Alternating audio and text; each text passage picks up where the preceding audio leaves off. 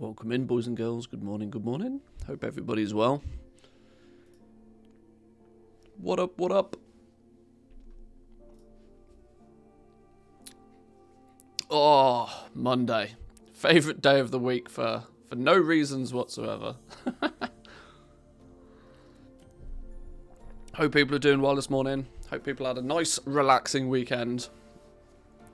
Or at least a fun one, all the same. Good morning to you. I should say good morning, good evening, good afternoon, wherever you may be, as I'm aware there are viewers from around the globe. 1%. How are we doing, Haddock? Welcome in. Good morning to you. I did a little bit of a cheeky little bit of cancel scanning yesterday, not for a huge amount of time, but it definitely paid off. Only an hour or two yesterday. I was watching the UFC. And I was just like passively between each round doing some cancel scanning. Now, it still only resulted in us, I don't think actually, when I look back at what we actually sold yesterday, it really made a huge amount of difference, which only goes to strengthen my logic of that just don't bother cancel scanning. If you're covering the cost of the crafted, the capital that you need to input to craft things already. If you've covered your costs in the past, anything that you sell once you've covered your costs is purely a bonus. That's at least how I look at it. So, all weekend on the auction house, 75 million liquid gold. Now waiting for 9.2. Hope it'll be live in a few weeks. There's some big numbers there. My guess, I've said this a few times, but my guess now for patch 9.2 is February the 22nd. There's the Arena World Championships. The Arena World Championship tournament starts on March the 18th. And so, in theory, how can you start the Arena World Championship if the new patch has not been launched yet? So my money's on the fact that we will have the new patch 9.2 drop a couple of weeks before. It's also rumored that there's a big announcement at some point this week from Blizzard, which could be one of, we're obviously on the assumption that it's going to be World of Warcraft related and that it's going to be the release date for the new patch. I'm still a little bit concerned because there's entire systems that we haven't seen on the PTR yet. The creation catalyst is something that we've not even seen at all, which is the feature that's going to allow you to take regular pieces of gear and upgrade them to tier set pieces of gear in patch 9.2 at the cost of Cosmic Flux. I also believe that we have not seen any sorts of material balancing for the new profession items, especially the new Vestige. The new Vestige looks very, very cheap. Not that I would be too concerned if it is very, very cheap, other than it potentially. I mean, let's put it this way: if the new Vestige is to stay as cheap as it is appearing right now, it would very, very quickly diminish the value of a lot of crafted gear, a lot of the legendaries, to the great annoyance of some people, because it would literally half the cost of every single legendary overnight. But I really don't think that's going to happen. The reason being is, if we look at the Vestige of the Eternals, this thing needing only 2 Pog Essence so far seems remarkably cheap. There's only 1 or 2 things that can happen with this. Either they zerg the amount of Progenitor Essentia needed through the roof, similar in style to what they did with Korthite crystals just before 9.1 launched. For the longest of time, you only needed a single Korthite crystal to make one of these. And then out of the blue, they said, right, no, actually, you need 40 of them. My feeling is that they're going to do something similar with the Progenitor Essentia, that it may only be showing 2 on the PTR right now, but at some point, they'll be like, right, boom, here you go. Here's like a stupidly high requirement of these things. At some point this week, I planned to do it last week. Never got round to doing it last week, unfortunately, though. At some point this week, we might try and take a look at it today. I want to get a farming druid over onto the PTR to start doing some herbalism and mining, just purely to try and test what the likelihood is of getting these Pog Essences, or at least try and start to put some numbers to, just how frequently you get these things. As it appears, through playing the PTR only a little bit at this point, it appears that the entire source for these is going to be through herbalism and mining. So I haven't seen these be a quest reward. I haven't seen these being a world quest reward. I haven't seen these at all on the PTR. Yet it does seem to indicate that at least the Cypher system has one of the nodes on the Cypher system is to increase the chance of getting these things when herbalism and mining. So, at least to increase something, there's got to be a chance there in the first place. But that's what we need to do today. Maybe not necessarily today, but at least some point this week. But a few things to get sorted first. Auction house stuff to get sorted first. Due to it being Monday, we usually take a little bit of a look at the Wowhead weekly wrap-up. The Warcraft Economy weekly wrap-up over on Wowhead. We do that most Mondays. So we got that to take a little bit of a look at. But let's do some simple auction housey stuff first. Whoa, that mailbox was super fast. 0 server latency apparently. I have still been buying more materials like an absolute crazy person. I'm starting to worry. I don't particularly like stockpiling materials, right? I don't particularly like stockpiling materials because it's very easy to go overboard. And when you buy materials and don't use them yet, you're heavily falsifying the supply and demand for any given item, which has knock-on effects eventually. Which is one of the big reasons why I don't particularly like stockpiling materials. But my stockpile lasts only 1 week anyway. Well, yeah, see, this is it, right? Any time I try to stockpile something, I then go and do a big restock and it all disappears anyway. So there's a few things that I definitely have enough of, and there's a few things that I have too much of. But at the same time, there's definitely still stuff that I don't have enough of. Korthite crystals being one, I definitely don't feel I've got anywhere near enough Korthite crystals, but For as long as they insist on being super duper expensive, it gets quite painful stocking up on too many of them. But let's get, oh my god, nearly 300 cancels. Ouch. That's not really what I was expecting, but sure. Maybe we'll get to our cancel throttle on this and then check some materials. I normally just like to let things expire, but I'll get distracted and then I'll forget about it. Some of these prices are wild again. What's going on here? Why is an Umberhide vest 114,000 gold? I mean, that is actually wild.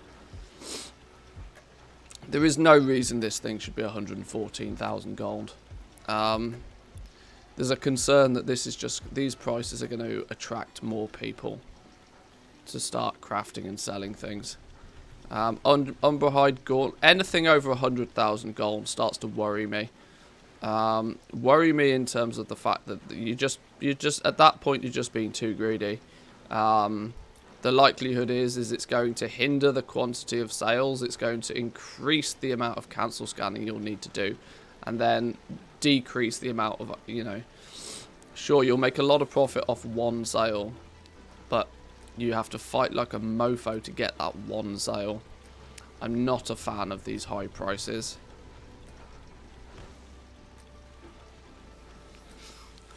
But it's because I can. I've got the advantage of that. I don't need the super high prices. If I make 10% profit on selling a rank 6, I am happy. It gives me the capital back to recraft that item and to do it again. 90k is the sweet spot. I tend to. There's definitely psychology involved with the second they go above 100k. I almost guarantee that people stop buying them once they go above 100k. Just because it's that psychological thing. You go from 6 figures to 7 figures. It's why everything in this, it's why things are priced at $9.99 and not $10. They're priced at $9.99 because it keeps it under that threshold. It's the same theory here. Anytime it goes above, now I'm sure if somebody really wants it, they'll still buy it, but I think it starts to, when it hits 6 figures, it really does start looking expensive, and there's a lot of it. Bone shatter gear as well. Bone shatter greaves. There is no way in God's earth, especially rank 5s. I need to do some effort on this. Double your money on bone shattered greaves at rank 5 is just not going to incentivize anybody to buy them. Your bone shattered greaves at rank 5 want to be considerably cheaper than your bone shattered greaves at rank 6, where currently they are basically the same price. You want the rank 5s to be significantly cheaper. Otherwise, somebody's going to buy the rank 6, and even if they don't have the mats, they'll go and do another Torghast run or two. Yeah, you've got to incentivize people to buy stuff. Price is a big, you know, with an item that's this expensive. An item that is this expensive in the first place, people are counting the pennies. Some people will straight up be priced out of having these higher rank legendaries. And that's not what you want.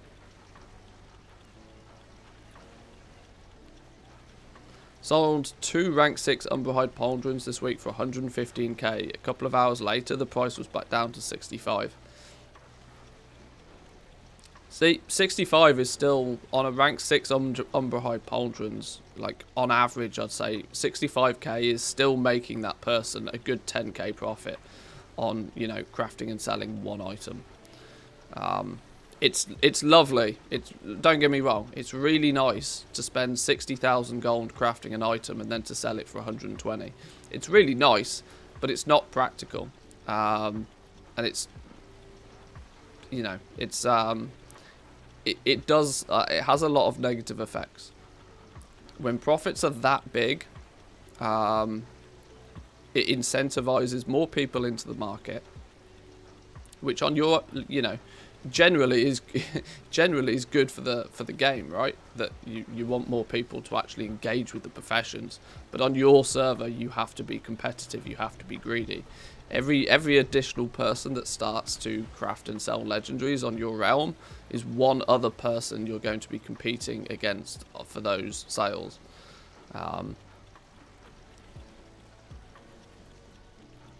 So yeah, I fully appreciate the irony that I spend most of my day, you know, suggesting people start crafting legendaries and teaching people how to do it, and, you know,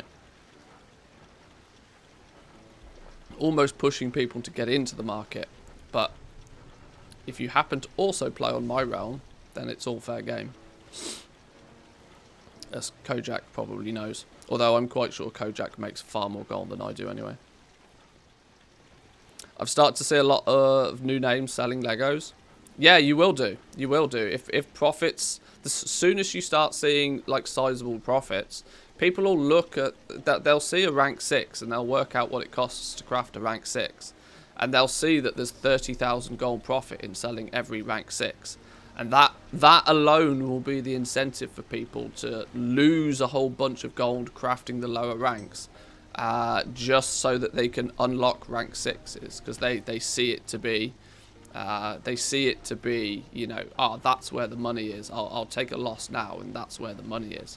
Now, if you keep the profits at a lower, you know, if you, like I said, if you craft something, it costs 50k and you sell it for 60k. In many scenarios, somebody would look at that and they'd go, well, do I really want to put 2 million gold in the bin? Purely to then make 10k profit on a rank 6. Most people probably wouldn't. And this is what you want to, on your realm, you want to be the greedy goblin and you want to be competitive. And this is why sometimes it's not necessarily a widely a widely believed thing, but the legendary market is its own mini game in itself. That you want the profits on rank 6 to be squeezed quite tight. Assuming you've covered the costs. Once you've covered the costs, you want to squeeze those profits to make it more difficult for everybody else. Because you really don't want more than a handful of people crafting and selling those rank 6s on your realm, if you can help it. Hey man, thanks for the content. You are very welcome. Kikomania, thank you, thank you. Tammy Trader, welcome in. Good morning to you. Nice to see you.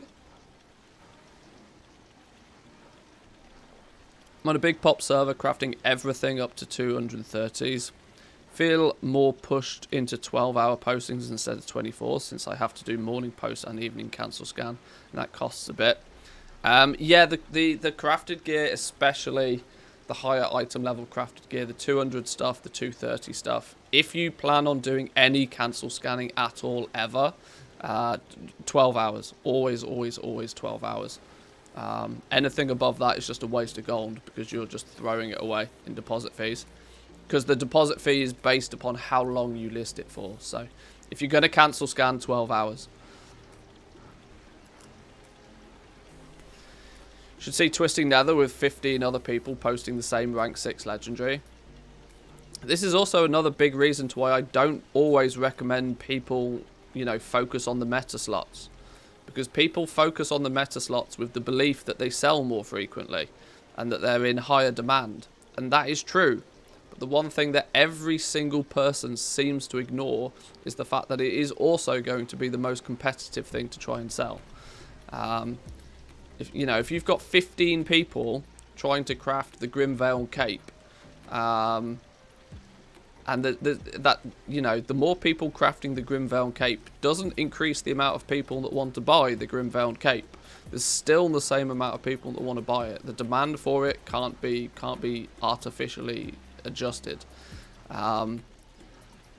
And then if 20 people decide that, oh well, the Grimvale Cape is the meta, it's the best one, I'm gonna level up that one because it's the cheapest and it's, the most popular one. Then they level it up and then they have such a hard time selling the items that they craft.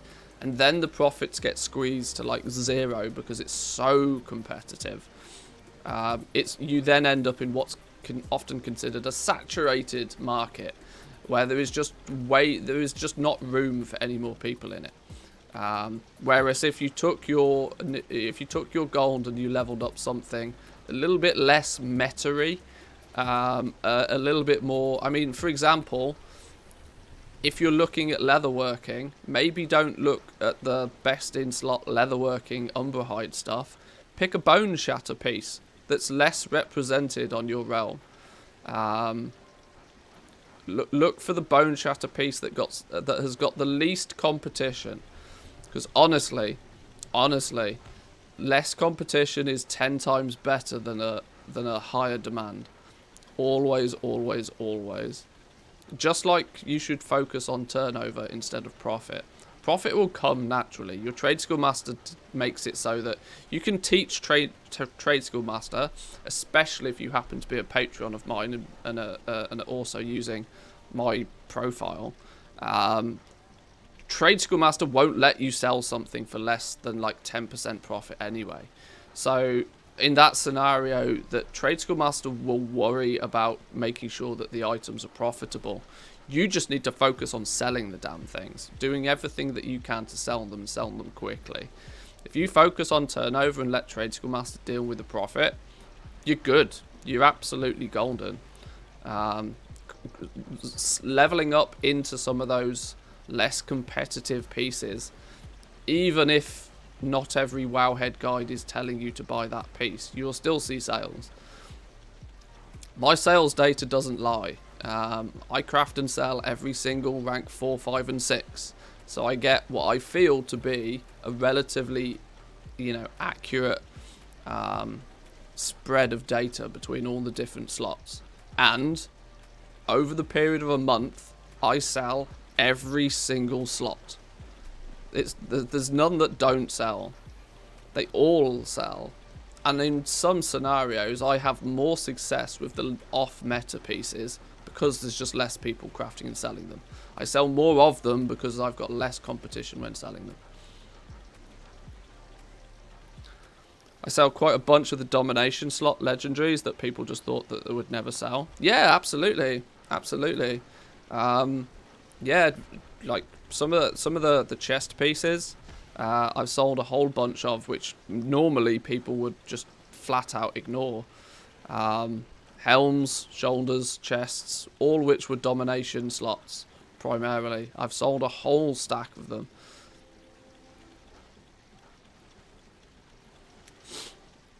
Gotcha, pick non-meta so Manthias has less competition on meta. I don't care so much about the what's meta and what's not. If I cared about what was meta and what's not, I wouldn't be crafting all of them. I'd be crafting just the meta. I honestly don't. I try to do what I do at scale, and laser focusing in on one item is not doing it at scale. I know you were memeing, but it's good to just reiterate. Will you be looking at the Blizzard Blue post from Saturday about the changes to unlocking double legendaries? You're referring to the fact that it's locked behind campaign progress rather than just a Zerg fest to revered. In that regard, yes. It's a good change, but it's an interesting change. It's one that they got a.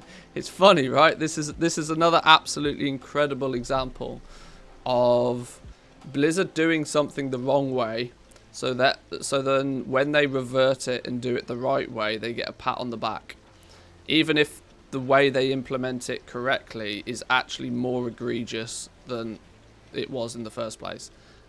It was quite interesting to see. Let me see if I can, while I'm busy doing this cancel scan, let me see if I can find the thread about it. It was quite funny.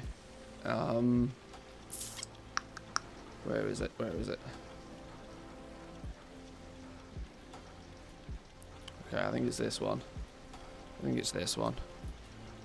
We'll take a little look at this real quick. So, there were some changes made. A couple of blue posts went out the other day Upcoming changes to the double legendary acquisition in patch 9.2. There's also as far as I can gather, there's some massive misconceptions about this as well. So Blizzard has posted their thoughts on the double legendaries in patch 9.2, covering some upcoming changes to the acquisition and why there's a delay in acquiring the double legendaries at all. We're going to first we're going to read what Blizzard said. Then we're going to read what Blizzard said. Then we're going to translate that into real talk, because these are PR. These are PR pieces. We'll read what Blizzard said. Then we'll translate it to what was actually true, and then we'll see what people are looking at it from it. So, the main summary of this is that legendaries are no longer going to require reputation. See, this is it. Double legendaries will no longer require reputation to unlock the legendary belt. Instead, unlocking it automatically at the end of Chapter 7. This is misleading. Congratulations, Wowhead. You are providing misleading information again. Yes. I mean, they've tried to emphasize it, but they haven't emphasized it enough, right? Double legendaries will no longer require reputation is not true. It is not true. It is only the fact that you don't need the reputation to unlock the legendary belt. You don't need reputation to unlock the legendary belt. If you wish to equip a second legendary on your ult, though, you will still need to do the reputation to unlock the memory. The memory is still reputation locked. The memory still requires revered reputation, and also. So this is an additional. This is something else that they've slapped on top of it. This isn't them stepping back and saying, you know what, guys, you were right. This is them adding to it. So previously, you only needed to get to revered. Now you need to get to revered, and you need to have completed the campaign, which in theory shouldn't be a problem. But it's still them turning around and fixing a problem by giving you more to do to achieve it, which nobody really noticed, which I thought was quite funny. But either way, the way this happens is that, you know, the first week of 9.2, we'll have the first 3 chapters to play through. The first 3 chapters are basically just an introduction, a bit of a tutorial mode for Zereth Mortis, introducing you to the Cypher system and whatever. So the first three chapters come in the first week. Heroic unlocks in week 2 when we get access to chapter 4. Week 3, Mythic unlocks, and we'll also have chapter 5. It's not going to be until week 3 of Mythic, so potentially we would assume anyway that by the time the Race to World First is over, people will be able to complete chapter 7, and then they will have access to the legendary belt. You know, that dumb level legendary belt that I've been suggesting that everybody ignore because it's dumb level. Sure, if it was free, great, but it's not even free. You still have to spend 2,500 cosmic flux on it.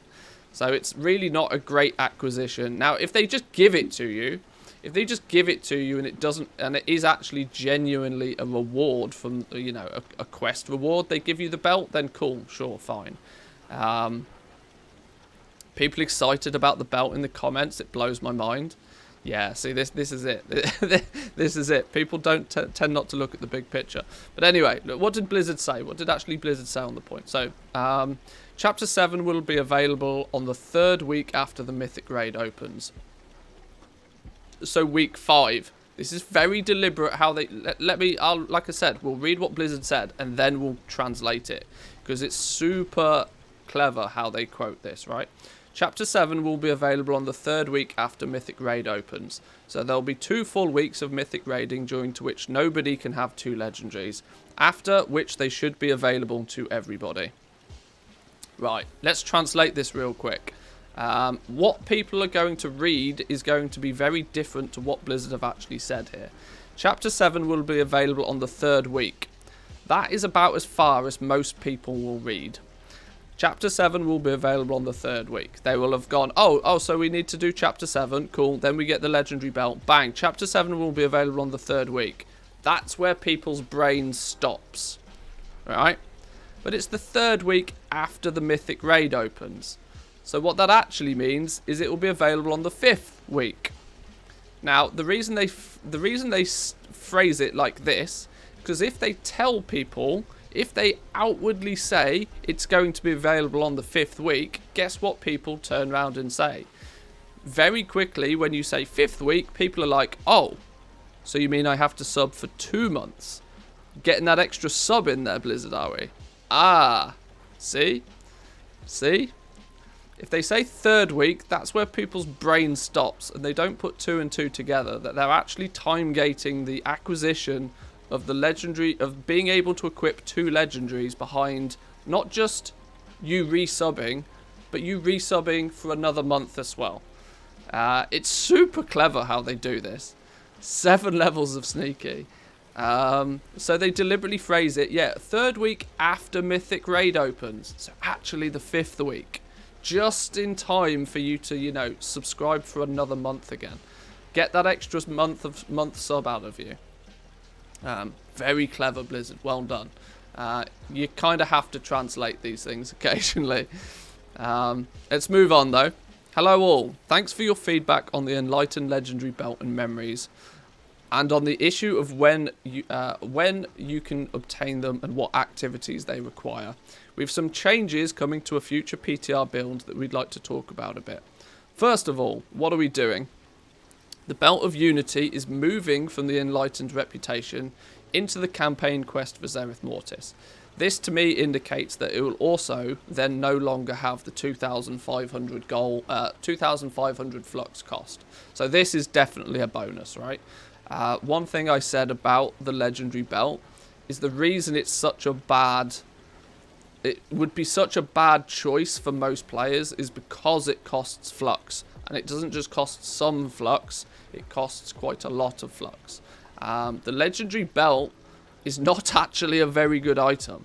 It's only 3 item levels higher than a rank 6 Legendary is right now.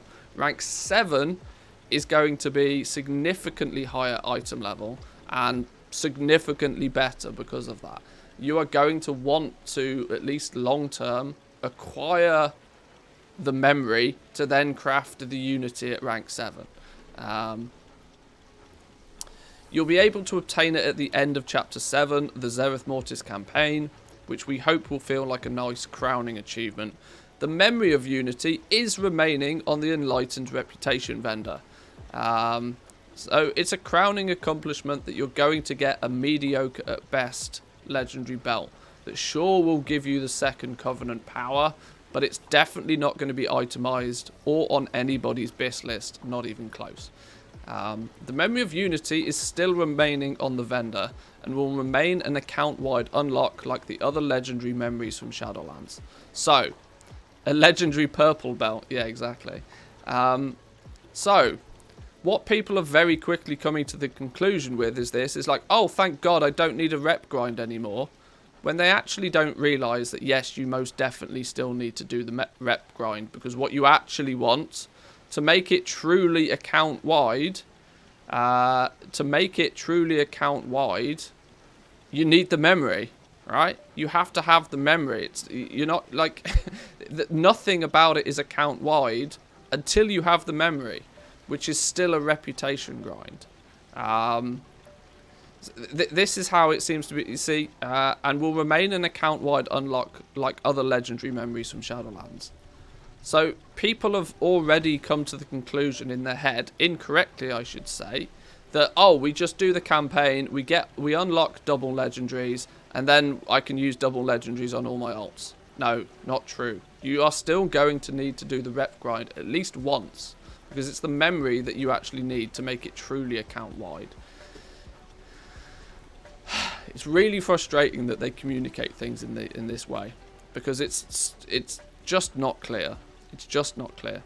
Anyway, the memory means that when your 2nd, 3rd or 10th character is ready to start Eternity's End, they'll be able to craft Enlightened Legendary right away.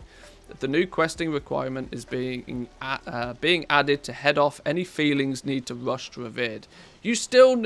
Yeah, you see? This is another PR piece. The new quest requirement is being added to head off the feeling of needing to rush ahead to Revered. Once again, that's where people's brain stops.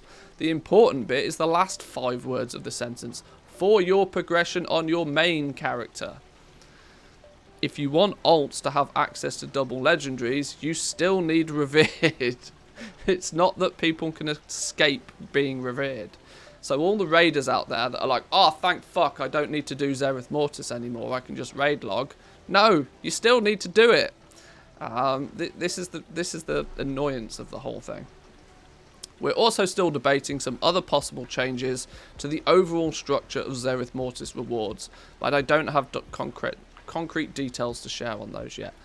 This interests me because I can't actually possibly work out what the hell they're talking about here.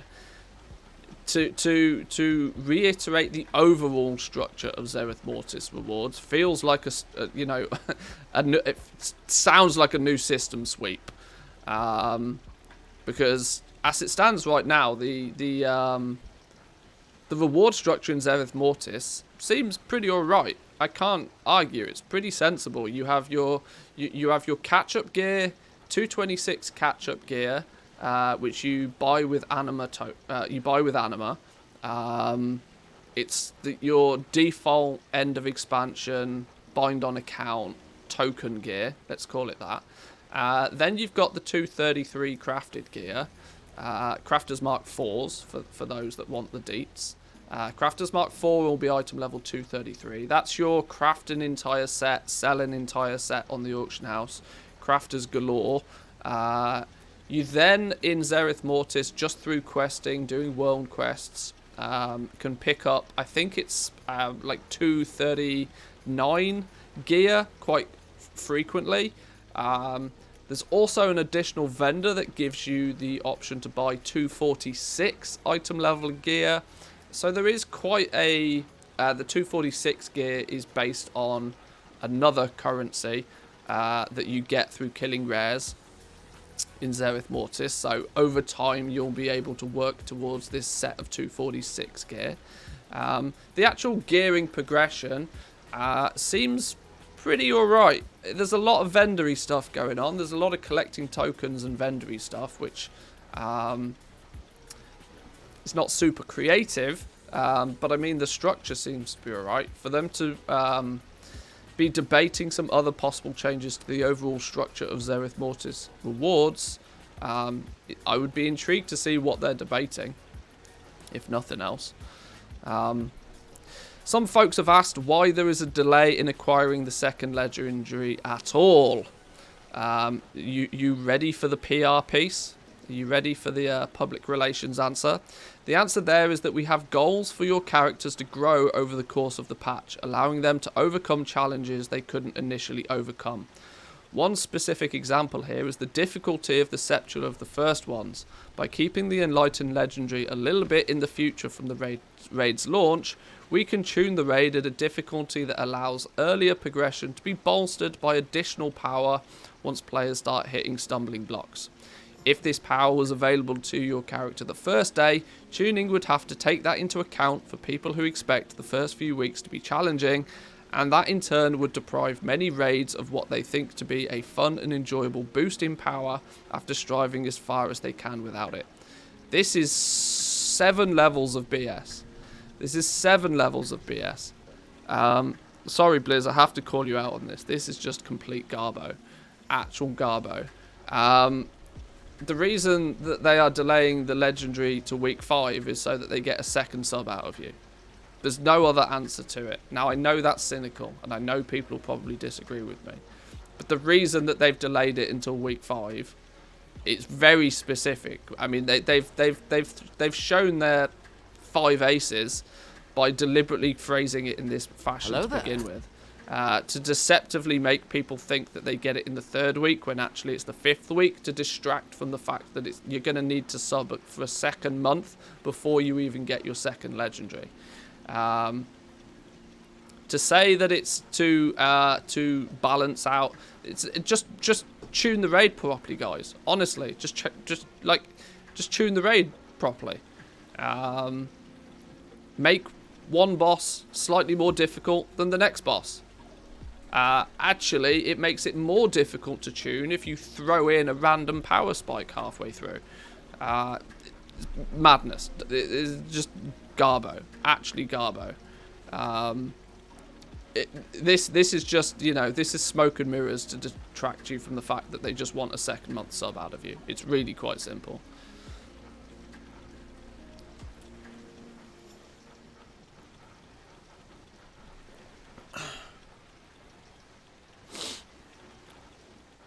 Tuning over time really hasn't been a problem before. ICC had a stacking buff. In MOP you could upgrade gear with Valor.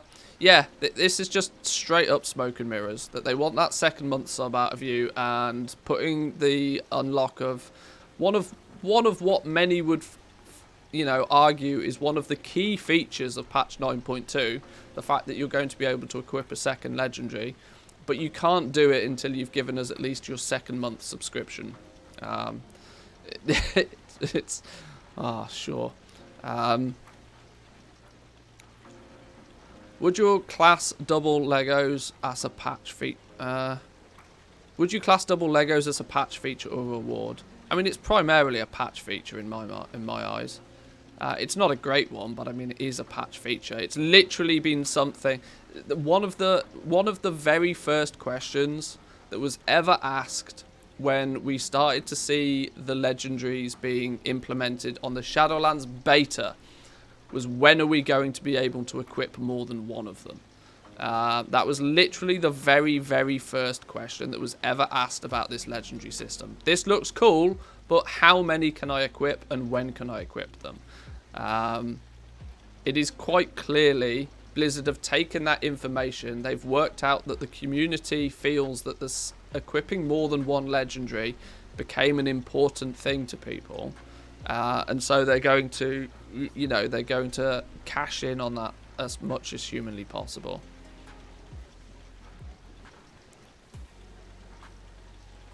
But yeah, I'm not going to read the comments because I'm very aware of what the comments will be.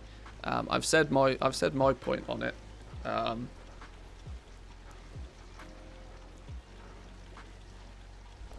Yeah. Almost every tier has that type of buff to the player or nerf to the raid. Yeah, they either just put a passive weekly debuff to the raid, which is equally not super duper creative, but I mean it does the same thing. Go for. I'm not reading the comments. Not even for the content. I know this is going to be one where the comments are going to trigger me, so I'm not going to do it. Not going to do it. But either way, in some regards, this is a good thing. It's a good thing because it takes off the pressure of having to zerg to revered. It takes the pressure off a little bit because it basically means you have 5 weeks to get to revered. It allows for you to. You're still going to have to be really quite active to get to revered in that amount of time. If everything stays in a similar fashion to as it is now, people have already calculated that to get to revered could quite easily take you like 25 days of actual, you know, 100% completed content. So it's still going to be quite tight. People are still going to need to be in Zereth Mortis, doing daily quests, farming up that reputation every day.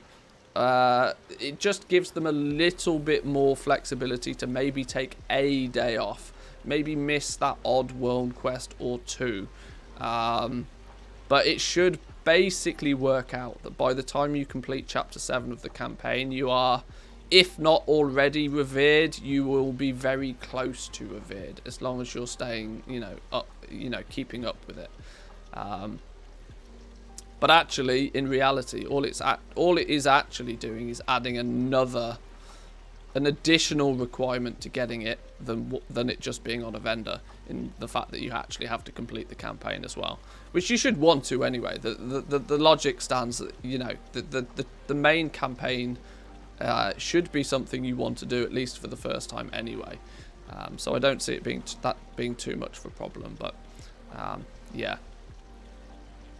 How does this reflect for goblins though? For those that are looking to craft and sell these rank 7 legendaries, the new rank 7 legendaries. Well, in my mind, what it does is it it puts a big emphasis on rank 6 still. It's going to mean that rank 6, we have basically what will be 5 weeks. Well, let me put it this way. The Tome of Origins is going to be unlocked in either Chapter 4 or Chapter 5. The order of the chapters isn't quite solidified on the PTR by the looks of things right now. We know that in either week 2 or week 3 we're going to get the ability to craft rank 7s. Now, crafting rank 7s doesn't mean shit until people have the ability to actually upgrade them. Now, people will probably be upgrading their current rank 6 to rank 7 at about this time. And then, of course, once week 5 rolls around, it's actually, you know, open season again for rank 7s. We're going to get 2 hits of it. As I've said for a while, people no longer have the necessity to just buy and upgrade 1 legendary. They're heavily incentivized to buy and upgrade 2 legendaries in this patch. So massive, massive news for goblins. But this is good because it spreads it out a little bit. People are going to upgrade there, and it's deterministic. We know that, you know, on week 5 reset, when people get access to this memory, there is going to be a monstrous amount of people that will be looking to buy a rank 7 base item to get their unity in the right slot at rank 7 and get it done. They'll have probably by that point already bought 1 rank 7 to upgrade their regular legendary, and they'll have done that in the first couple of weeks as soon as the rank 7 base items appear, and then they'll be trying to buy another one a couple of weeks later. So it does mean, though, that the first couple of weeks we're probably still going to see big demand for rank 6s, and you might even find that people will buy a rank 6 in preparation because people don't know how the system works. It's going to be very interesting times for a goblin selling high base item legendaries. I'm going to look forward to it a lot. Lots of cancel scanning, lots of profits, lots of big mailboxes. It should be good. This is why we see new names of goblins who haven't been in the market posting their rank 1 hell on so many slots, as they see big potential for this season. Yeah, I mean, it's you know, past history is, if past history is to go by, 9.0 launch was just monstrous for legendaries. Those that were able to start crafting and selling early days just did mega things. 9.1 we saw a huge boom in legendaries again. And this was all with people only really having the incentive of buying 1 legendary. Now people are incentivized to buy 2 high tier legendaries. So yeah, the sales are going to be just monstrous. But yes, I thought this was worth talking about a little bit for what I think was 10-15 minutes or so this morning, just to, you know, clear up the air a little bit. But we'll come back to Wowhead in a little while. I need to finish this cancel scan, and I need to get these legendaries relisted so we can move on. Saving his sanity today. Yeah. Reading comments on forum posts is usually a good way to give yourself a headache early in the morning.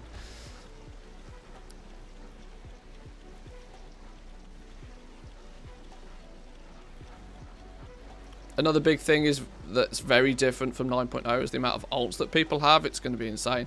Well, yeah, that's it. Even if you only look at the situation from a main character's perspective, a main character has one player's main character is incentivized to buy twice as many legendaries as they have in previous patches. But additionally, it's the last major patch of an expansion, which also means that people go a little bit alt crazy in the last patch.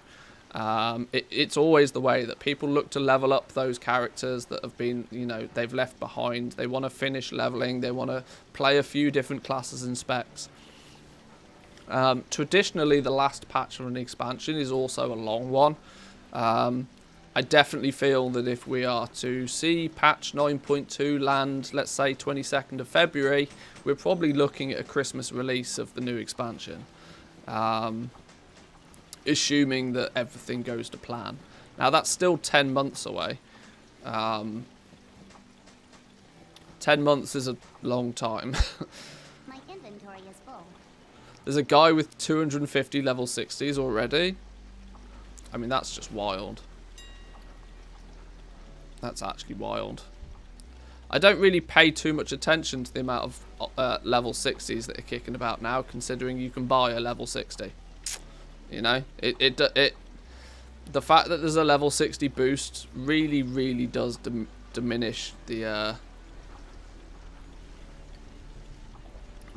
achievement of having lots of high level characters. You know, if the boost was 50, even if you had to boost to 50 and level 250 characters from 50 to 60, that would be an achievement. But yeah, the fact that you can just buy a max level character now is just meh. Sure. Because you can never discount the amount of money that some people have to spend on a video game.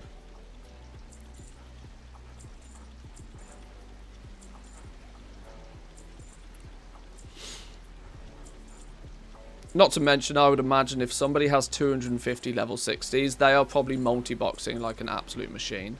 The likelihood, because otherwise, if you think about it, I don't think.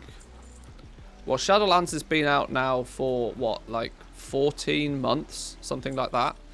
To get one level, even if you were leveling one level 60 every day, which is, you'd have to boost. And that, yeah, it's just, there's no way you can have 250 level 60s without multi-boxing. He's probably multi-boxing 8, 16, maybe even 32 accounts at a time. There's reasonably no other way to have done it.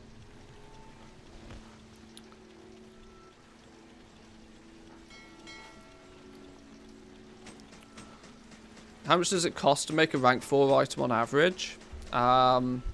There's not really an average. There's an average if you break it down to per profession. But like tailoring ones are pretty cheap. You can make a rank 4 tailoring item at a pretty, you know, low price. But a rank 4 leatherworking item, for example, is probably 2 or 3 times the crafting cost at rank 4.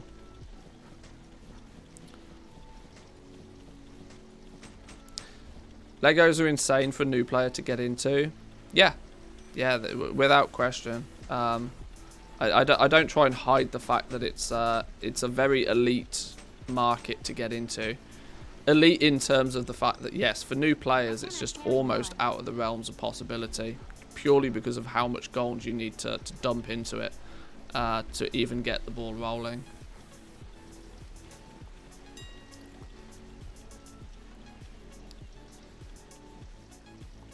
I mean, only a couple of days ago, we worked out that you probably need to take about 8 million gold and put it in the bin.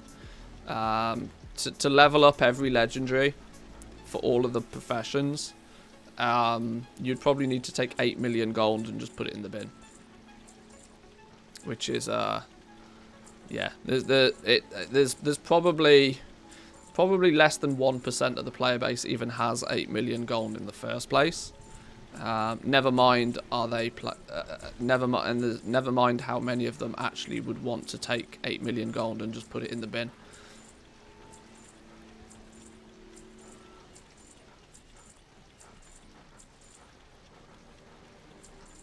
But if you want to, my suggestion is if you want to take a look at all of the prices yourself, jump onto my Discord, where you can get access to the Shadowlands cheat sheet. This has all of the professions broken down, so you can see like the leather. You can put in your realm's prices, and you can see just how much it's going to take to level everything up. So tailoring, for example, put in your prices. There's the damage. There's how much it's going to cost you to level. You know, it's all there.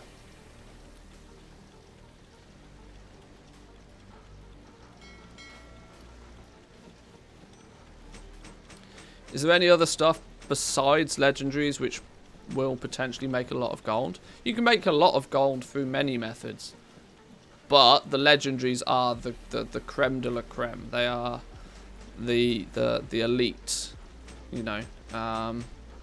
There's nothing in the game as powerful as legendaries. Not even close. Not even close.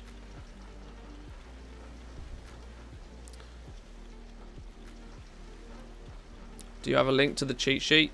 Yeah, it's linked in. It's linked in Discord. Jump into the Discord. The latest version of it's always pinned there. It's in the free resources section in the side. It's free for all.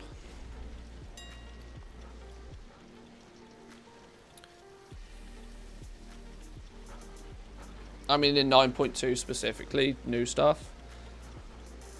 Yeah, so do I. Like, it's still true to say that, you know, legendaries is the ridiculous. You know, you can turn millions of gold into multi-millions of gold with legendaries. I mean, just general crafting though. You pick any of the professions. The gear crafting professions are doing relatively well in this expansion. So tailoring, leatherworking, blacksmithing. Even if you don't get into the legendary market, the catch-up gear is doing very, very well in this expansion. And there's going to be new versions of that in patch 9.2 as well.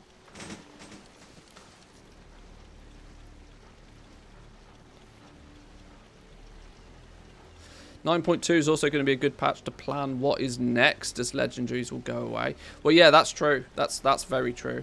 As soon as we get, you know, as soon as the hype of 9.2, you know, slows down, after the first couple of months of patch 9.2, that's when we'll start to see, right, well, what are our plans going forward? I am obviously going to cash cow on legendaries for as long as I can. Because I'd be stupid not to. It's a system that's so overpowered and so broken that I need to take advantage of it while it's there. And then, because, yes, you are right. The likelihood is that the second patch 10.0 lands, the entire legendary system just, you know, it's a market that will just disappear completely. But if you can milk 40-50 million gold out of it between now and patch 10.0, then it doesn't matter, does it? So it doesn't matter if it goes away. By that point, you'll probably be happy to see the back of it. I'd be happy if I'd be completely happy if the legendary market disappeared tomorrow. I make a lot of gold with it, but I despise it in terms of it's super dull. It's super boring. There's gold making was considerably more fun as and when there was, like, you know, choice of, you could do 3 things that were all sort of valuable to you. Going out and farming some stuff was kind of valuable. Doing a little bit of basic crafting was kind of valuable. Getting into, you know, there was many different markets previously that were all similar in their, you know, their opportunity for making gold. The problem is that everything that most people think of as a way to make gold in this game is, you know, you've got farming, you've got basic crafting, you've maybe got transmog farming, you've got pet selling, and then you've got Legos up here. It's just legendaries. The potential for legendaries is just so great that it makes it very difficult to focus on anything else. But yeah, once they go away, I'll be quite happy. I'll be quite happy when they disappear. But I'm gonna make as much gold from it as I possibly can until they disappear. Got 1 million gold. How can I invest this for 9.2? I wouldn't. I would sit on it. I'd hold on to your 1 million gold. We're seeing a whole bunch of new materials turning up in patch 9.2, and a bunch of new crafting stuff that's going to need those new materials. So I wouldn't invest that 1 million gold. I'd sit on it.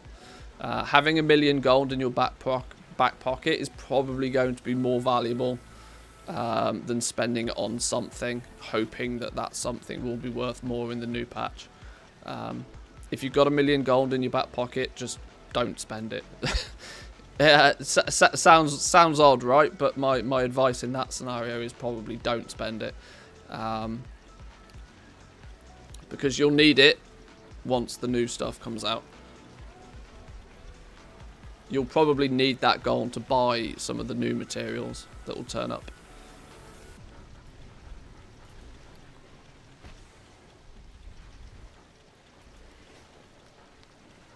Is there an overview to what's added to the new professions in 9.2, like new enchants or potions? There isn't any enchants or potions. There's some new so far. There's some new catch-up crafted gear. There's for the main gear crafting stuff, but everybody else doesn't really get anything. There hasn't been a huge amount of new stuff for crafters. If you happen to be a blacksmith, a tailor, a leather worker, or a Dawn crafter, you have some new crafted gear to be making, but outside of those professions there's basically nothing.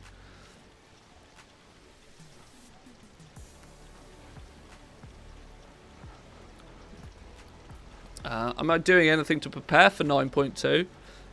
Yeah, any character that is crafting legendaries for me, I'm making sure that they've got the 9.1 campaign complete. I'm also just, you know, ticking off the boxes of 9.1, just making sure I've got, you know, I've got at least Honoured with Death's Advance. There's still enough time to, you know, slowly chip away at getting Renown 80. Not that I feel there's much need to be Renown 80 going into the next patch, but in case there's something, it's better to have it done than not. If you're inclined to do so, this is a good opportunity to maybe get your mission tables set up on your alts. Go and get the followers that you need. Start leveling them up. We haven't, at least I looked the other day, there doesn't seem to be any new missions for the mission table. But the mission tables, if you've got a bunch of alts, are still a lucrative way of making gold. This is downtime sort of at the moment. This is slow mode. This is the off-peak season. This is the time to just get some of that, you know, get your alts leveled up, get your professions leveled up, do some of the basic stuff, so then once 9.2 lands, you can just focus on the new stuff and take advantage of any new markets that are available, and you're not playing catch up at that point. Do you put any effort into gearing up the character to make the rep grind easier? Not really. You're going to be able to buy 226 gear with Anima, like the second Zereth Mortis opens. So, I mean that's basically the foundation. If you don't have 226 item level on your alts that are going to go through Zereth Mortis, you'll very, very easily be able to get to 226. I wouldn't gear up characters to make a rep grind easier, no, unless they are literally you know, if you've hit level 60 and you're still item level 85 or something, then yeah, you probably want to get some basic gear on them. But I see some missions coming up as 62 plus now. Is there new missions? There might have been. It's been a couple of days since I've looked. I don't think I've actually rechecked missions since the new PTR patch landed, so there might be. We're going to jump onto the PTR in a minute anyway, so we'll have a look.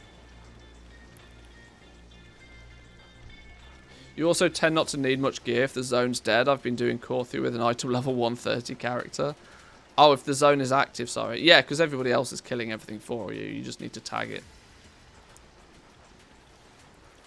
Okay, so I've got everything relisted over here. Let me check materials just real quick, see if there's anything that's catches my eye. There's a huge amount of shrouded cloth kicking about at the moment. There's some 121,000 shrouded cloth. Where did this come from? I've already got 32,000 of the stuff. I don't need any more. Desolate leather's getting cheap. Desolate leather's getting cheap. I mean, it's not out of the realm of possibility to start buying this once it drops below 3 gold 50. I've already got nearly 50,000 desolate leather already, though. I'm not particularly keen on getting my hands on too much more. Lay strike at 7 gold 80 is not super duper cheap. Soul dust at 15 still. Are you mad? Okay, sure. Oxane at 19 is still more than I really want to pay. Solanum at 20 is definitely more than I want to pay. Sinvir at 23, that's not a bad price for Sinvir on my realm, but it's still not what I'd consider cheap. Lightless Silk at 27. Is this Lightless Silk never going to get cheap? People just reposting it at this exact same price. I found our Desolate Leather supply. It's a bot in Ardenweld. Fun thing is I reported them and 2 weeks later I got a notification that somebody got banned. Yeah, there's clearly a couple of bots kicking about on this realm. Clearly. There's no way I can... I mean, I don't quite know what's going on here, but there seems to have been a Zerg of Lightless Silk quite recently. Phaedrum ore, there was also a Zerg of it that interestingly now seems to have disappeared. What happened to Phaedrum ore all of a sudden? Okay.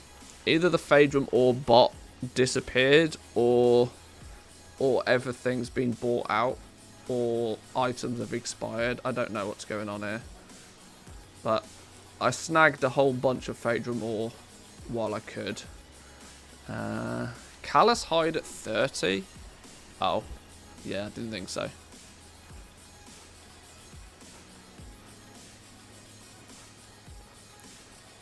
Is this Draenor? No, this is Sylvanas, which is still what I'd consider my home realm.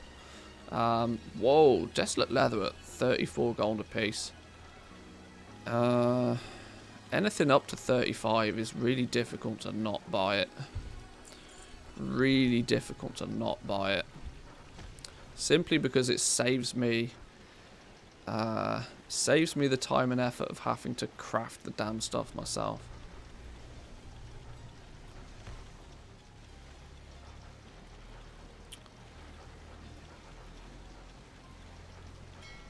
Where's all my Phaedrum ore?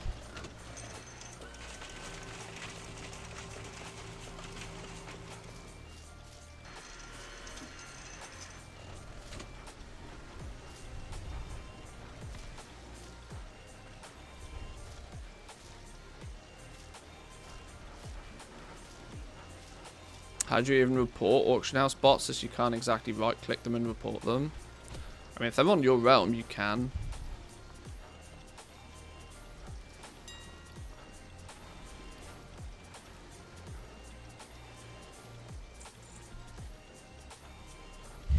That's a lot of Phaedrum. That's not even half of it. I think I've got about 75,000 Phaedrum at the moment. This is the thing, right? When you see an opportunity, you have to take it. How much have I got? 72,000 Phaedrum ore right now.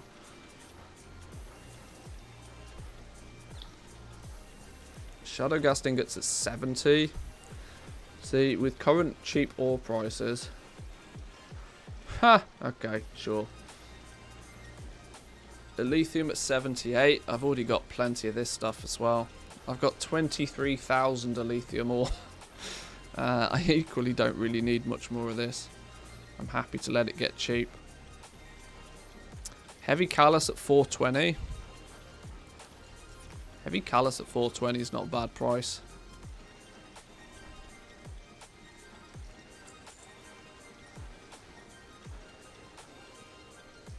Corthite crystals still nearly 900 gold a piece. Well, well, well. I've interestingly not been able to get my hands on any Corthite crystals, even remotely close to my... See, what appears to be happening now is people are starting to take their chances with Corthite crystals, posting them at, you know, 1,000 gold plus. Which, I mean, if I have to go there, I'll go there, but...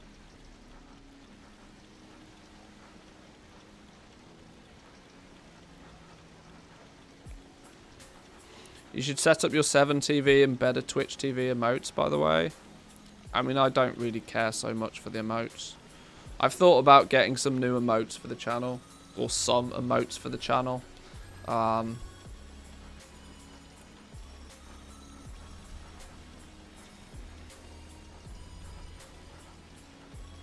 well there's our buying session out the way. How we doing? We're welcome in. Morning to you.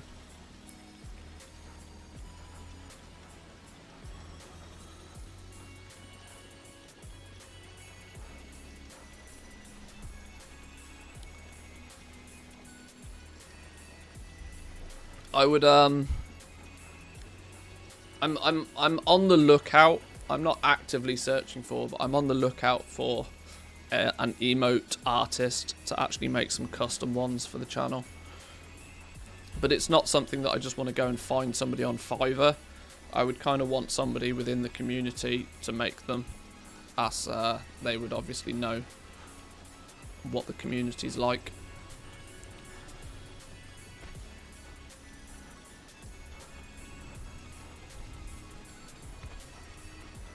Right, yeah, stop buying stuff. For the love of God, stop buying stuff. I think we're done with buying things now.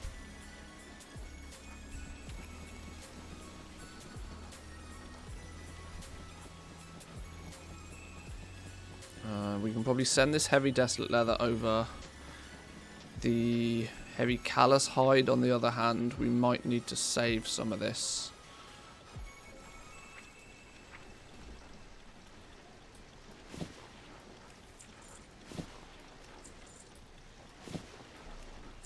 Meaning I'll probably, for now, just put it in the bank.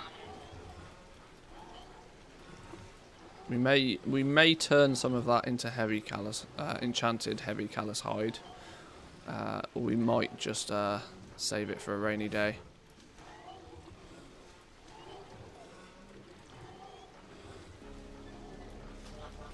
Right, there's that realm I think about done. Let's close that one out now.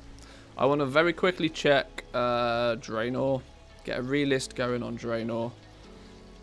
Then we can, then I might spend a little bit of time on the PTR today. I need to just keep up with the PTR. I need to do the basics over in Zereth Mortis just to, you know, keep on top of it. Now's the season to start, you know, putting more time and effort into the PTR. Because things are starting to, you know, take their final form. Very early days on the PTR, it tends to be, while it's somewhat interesting to see things early on, you can't really do much with the information, simply because you know full well it's going to change before it goes live anyway. It's, you know, playing the PTR in the very early days is good if you just want to get a sense for what the zone is like and you want to, you know, get your bearings with the patch. But it doesn't do me any benefits from a content creation point of view, which is why I've not spent much time over there yet. Note to self, remember to get Goblin Gliders. Goblin Gliders are always handy. In a zone without flying, yeah, Goblin Gliders are always handy. 40,000 gold of sales passively overnight on Draenor. We'll take that.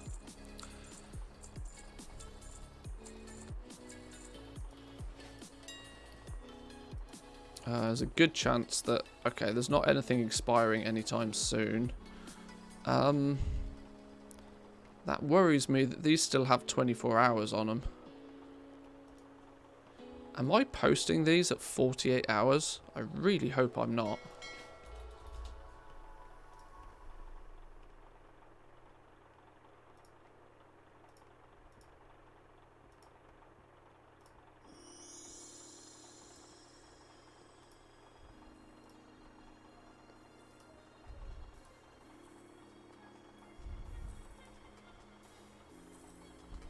Oh, God. Why have I been posting those for 48 hours?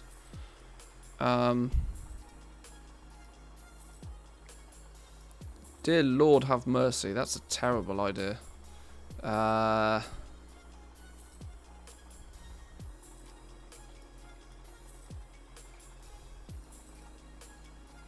Never, never, never do I want things crafted gear, especially being posted at 48 hours.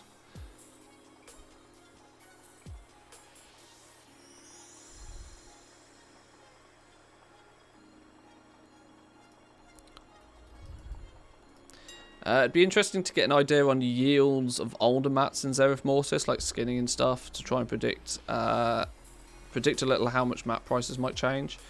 We did a little bit of skinning over on Zereth Mortis. This was a while ago now. We even found a hyperspawn, which worries me. A hyperspawn for skinning. It wasn't very lucrative for the new leather. But it was proving to be pretty lucrative for the current stuff. Panic dump leather. It's not panic dump leather mode just yet, but it's likely to. I mean, like I said, we'll take a little bit of a closer look once we feel that the zone is a little bit more final. But there was definitely a spot that we found for leatherworking that was going to. Be quite lucrative, I think. Maybe I should get the 100k an hour YouTube video ready for that spot. Get in there before the farming channels do. It's good to know, but some good farms are needed. Remember how much heavy callus peaked back at the start of 9.1. Yeah, the sheer quantity of leather that's going to be required. Because let's not forget, people are not just in the market for a single rank 7 base legendary this time. They're in the market for 2 of them, which is going to, even if it's slightly delayed between them wanting to buy the first one and the second one, the point still stands is that every single character in the game is incentivized to buy twice as many base legendaries this patch. That alone is going to heavily affect the demand for the leather from legendary crafters. I do also feel that heavy callus hide might take a spike in price again because of that. Just look how much of it you need to craft a single rank 4. Where is it? Let's go. Rank 4s, you need 12 enchanted heavy callus hide, so that's 24 heavy callus hide, plus you need 36 heavy callus hide to craft a single rank 4, and that's the cheap one. That's the arm guards. You look at something that's actually, you know, helm, legs, vest, which is arguably going to be closer to what the meta is dictating people buy. You're looking at 60 heavy callus hide to craft a single one. Which, in terms of leatherworking, in terms of skinning, 60 heavy callus hide is between 2 to 3 hours worth of work. Like, honestly, 2 to 3 hours of a farmer's work just to craft a single rank 4, or a 6, or a 7, because, you know, they're all based off rank 4s. Yeah, I think heavy callus hide is going to the moon again.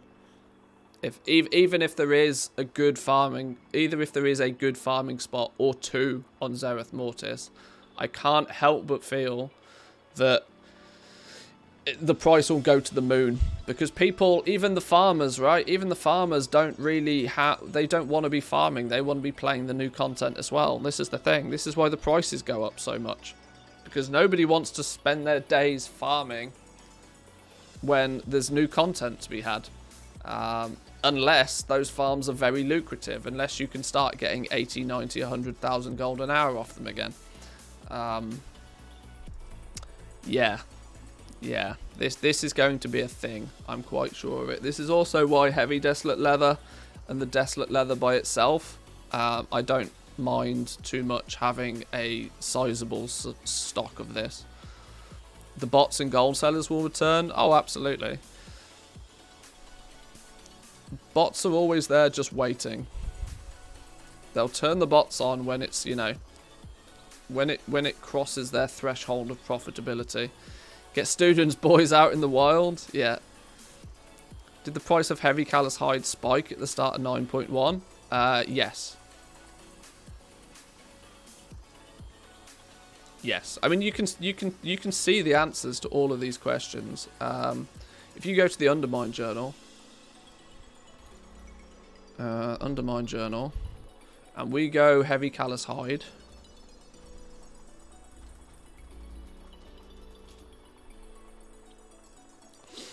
You can see the historical data for it. So if we go, where's region price?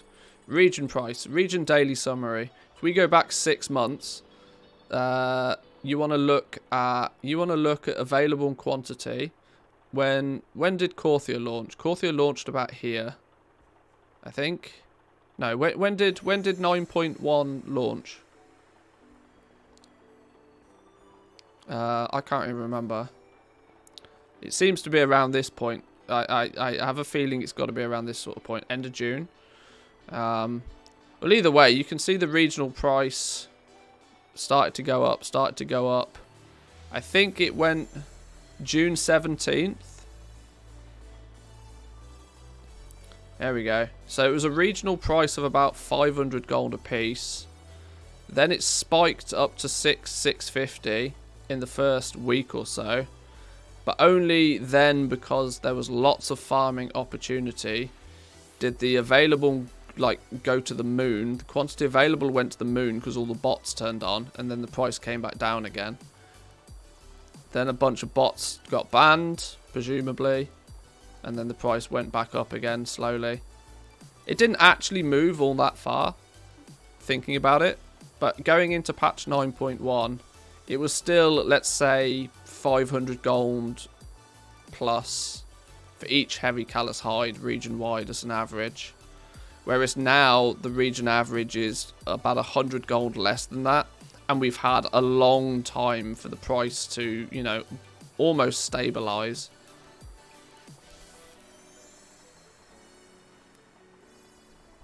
Second peak there was when the Legos kicked in.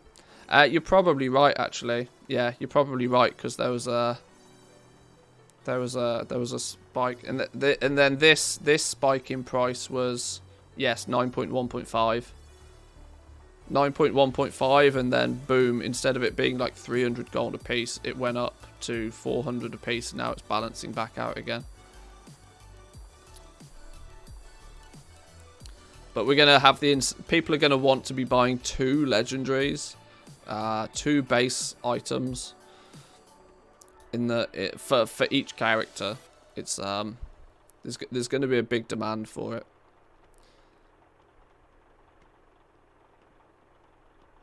And this is all you can do. You can only speculate based on, you know, perceived demand and perceived supply. If the demand is greater than the supply, the prices tend to rise. If the demand increases, but the amount of people farming it and the supply of it also increases, then the price doesn't go anywhere. This is why you have to look at the big picture. You got to know where those materials come from. You got to know who's buying those materials, and you got to know what are the end result for those materials as well. If I have 500k to spare, would you recommend getting into any legendary crafting right now? If so, which? No, 500k is not enough. No. Sorry, but no. You'd be much better off saving that 500k and looking to get into the Crafters markets early in patch 9.2.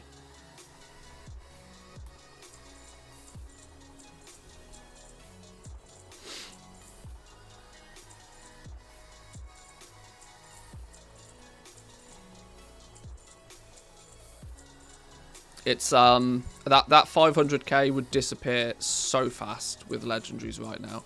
So fast.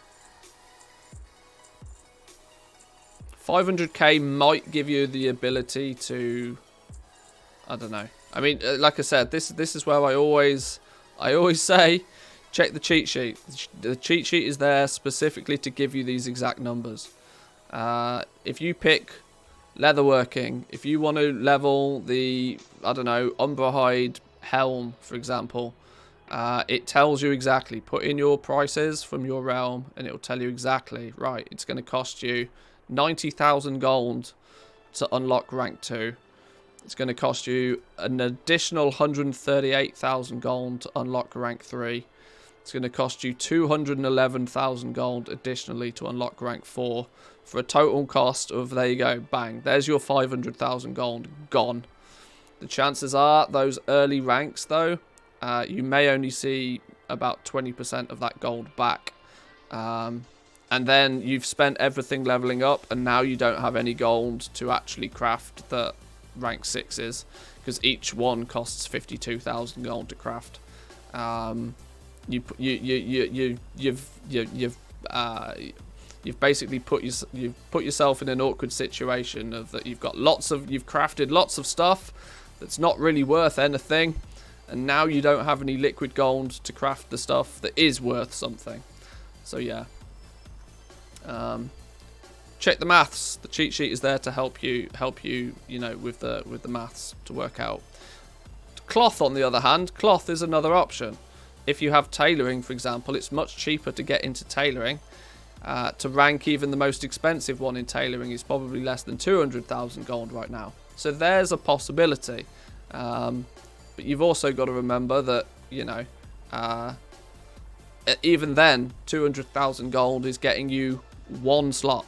You're putting all your eggs in one basket. It's, yeah, as much as I hate to admit it, it's not a gatekeeping thing in any way, shape or form. But as far as the legendary market is concerned, 500,000 gold is not a lot of gold. The barrier to entry is literally that. It is gold. If you have lots of it and want to turn lots of it into a lot more, you can do it. But you need lots of it to begin with. Unless you're farming on the mats yourself, but that would take a lot of hours. You would be very careful with that. Because if you're valuing the materials at the same rate as what you would be selling them for, you might as well just sell the materials. Like, be careful with that. That's borderline. I farmed it so it's free, which isn't a thing.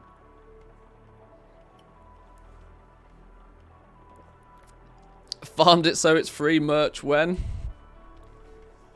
I don't know. I've been skeptical to get into the merch business because it's most of the time I far too frequently see content creators promote a bunch of merch and it's just trash.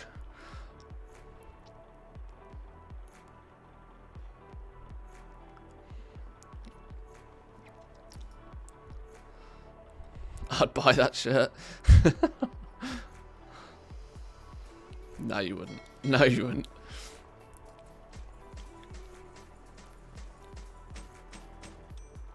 Which slot is best to get to rank 4? Helm, legs, or vest? Couldn't tell you. There is no best. There is no best. You need to understand a little bit more than just the slot. You know, how much competition is there on your realm to sell those items? How much time are you willing to invest in selling the items after you've crafted them? It's very difficult to say what's the best. One of the three is probably in greater demand. I would assume you can probably work that out. But just because something's in demand doesn't necessarily mean it's, you know, it becomes the best. Just like, for example, the Grimveil Cloak is the example I give very frequently to people. The Grimveil Cloak is the meta slot for many, many people. Currently, has been for quite a while. But it's also one of the lowest margin and the most widely available and crafted legendaries. So, there's pros and cons. Big pros and cons.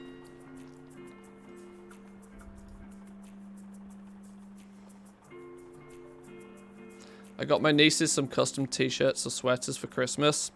Some of the design sites are so sophisticated these days, it's really easy to create your own stuff.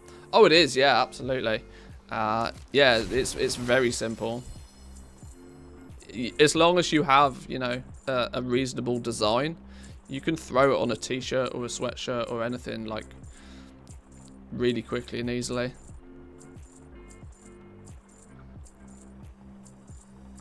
Isn't your approach with crafting every single one you're essentially paying to know what sells? To a degree, yeah.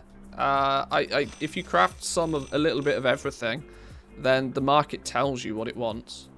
Once you've covered the cost of creating those items in the first place, you're literally just recrafting what sells, and you're taking the profit off the top. But the issue is like, for example, on my main realm right now, I have, if I was to never sell another legendary on my main realm, I would lose out on about 20 million gold of inventory.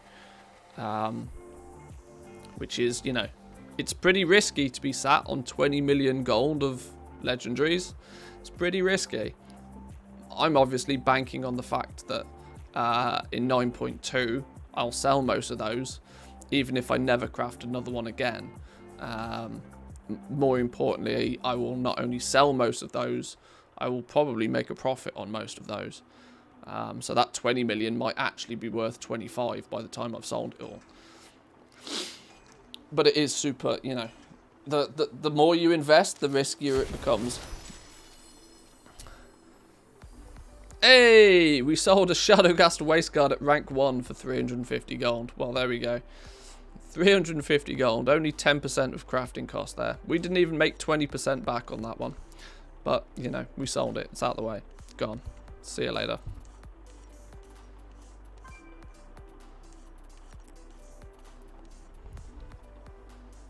I think that's Draenor pretty much done and dusted as well. There wasn't so much to do. We're back up to nearly 200k over here.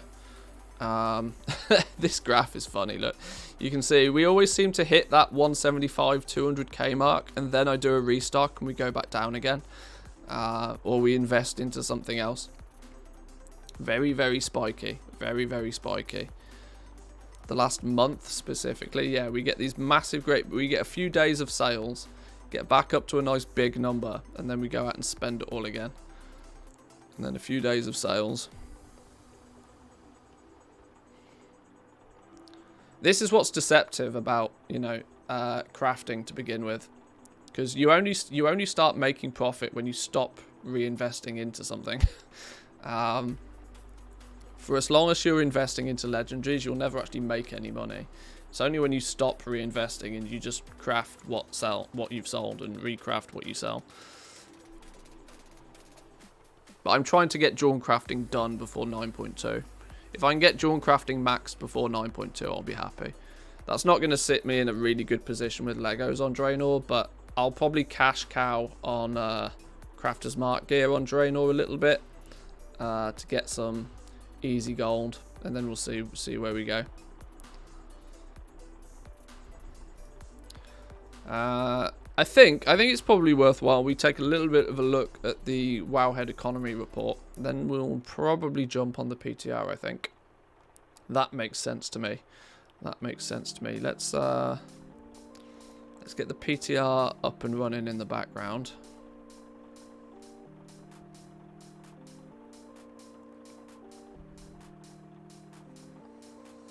I might go grab a drink real quick before we start this, actually, because my coffee's cold. And as much as I like coffee, lukewarm coffee is not my thing. Smooth George, play an ad. That's very sensible. I actually should. You're right. I'm going to before we get into this, then let's where's it? Here we go. I'll throw the link in chat for you guys. We'll dive into this in a minute. Right, yeah, I'm going to go grab a drink real quick. Occupy yourselves for a few minutes, and then we'll have a little bit of a read through this and see if we can discuss and speculate a little bit on this. I'll be back in 2.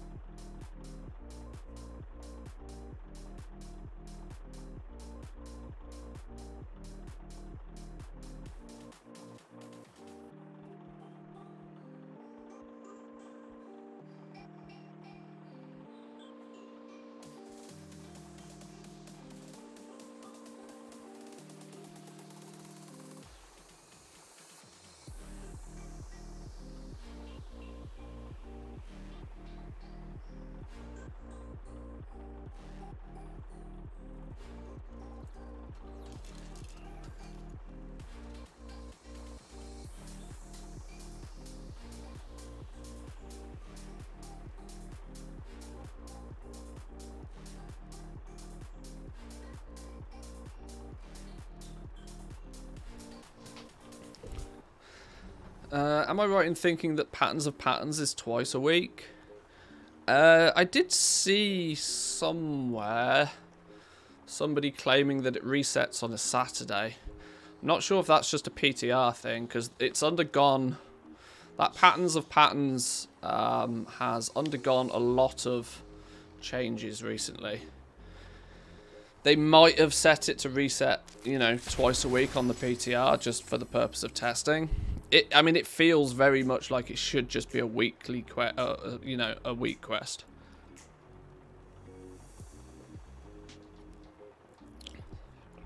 I can't really think of many times where we've had... I mean, we have dailies or we have weeklies. I can't really think of many times where we've had a quest of that nature reset twice in a week. Before, I mean, that's not to say that they wouldn't do it. It just feels, it feels very much like it's resetting twice on the PTR just because it's a testing platform. It feels like it will probably end up just being a weekly.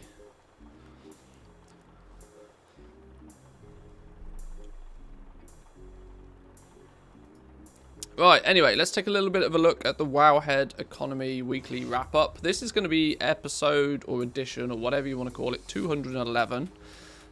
Before we dive too deep into it, we always give a bit of a shout out to Samadan. He takes the time and the effort on a Sunday to put this little report together for us, pulling in some of, you know, the week's, the week that has just gone, that week's information. So, what's our table of contents then?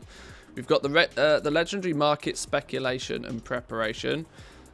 We've already talked about this a little bit today, but it's going to be quite good to go into it and see other people's viewpoints on this. There's the realm connections and the Brutosaur black market auction house discussion.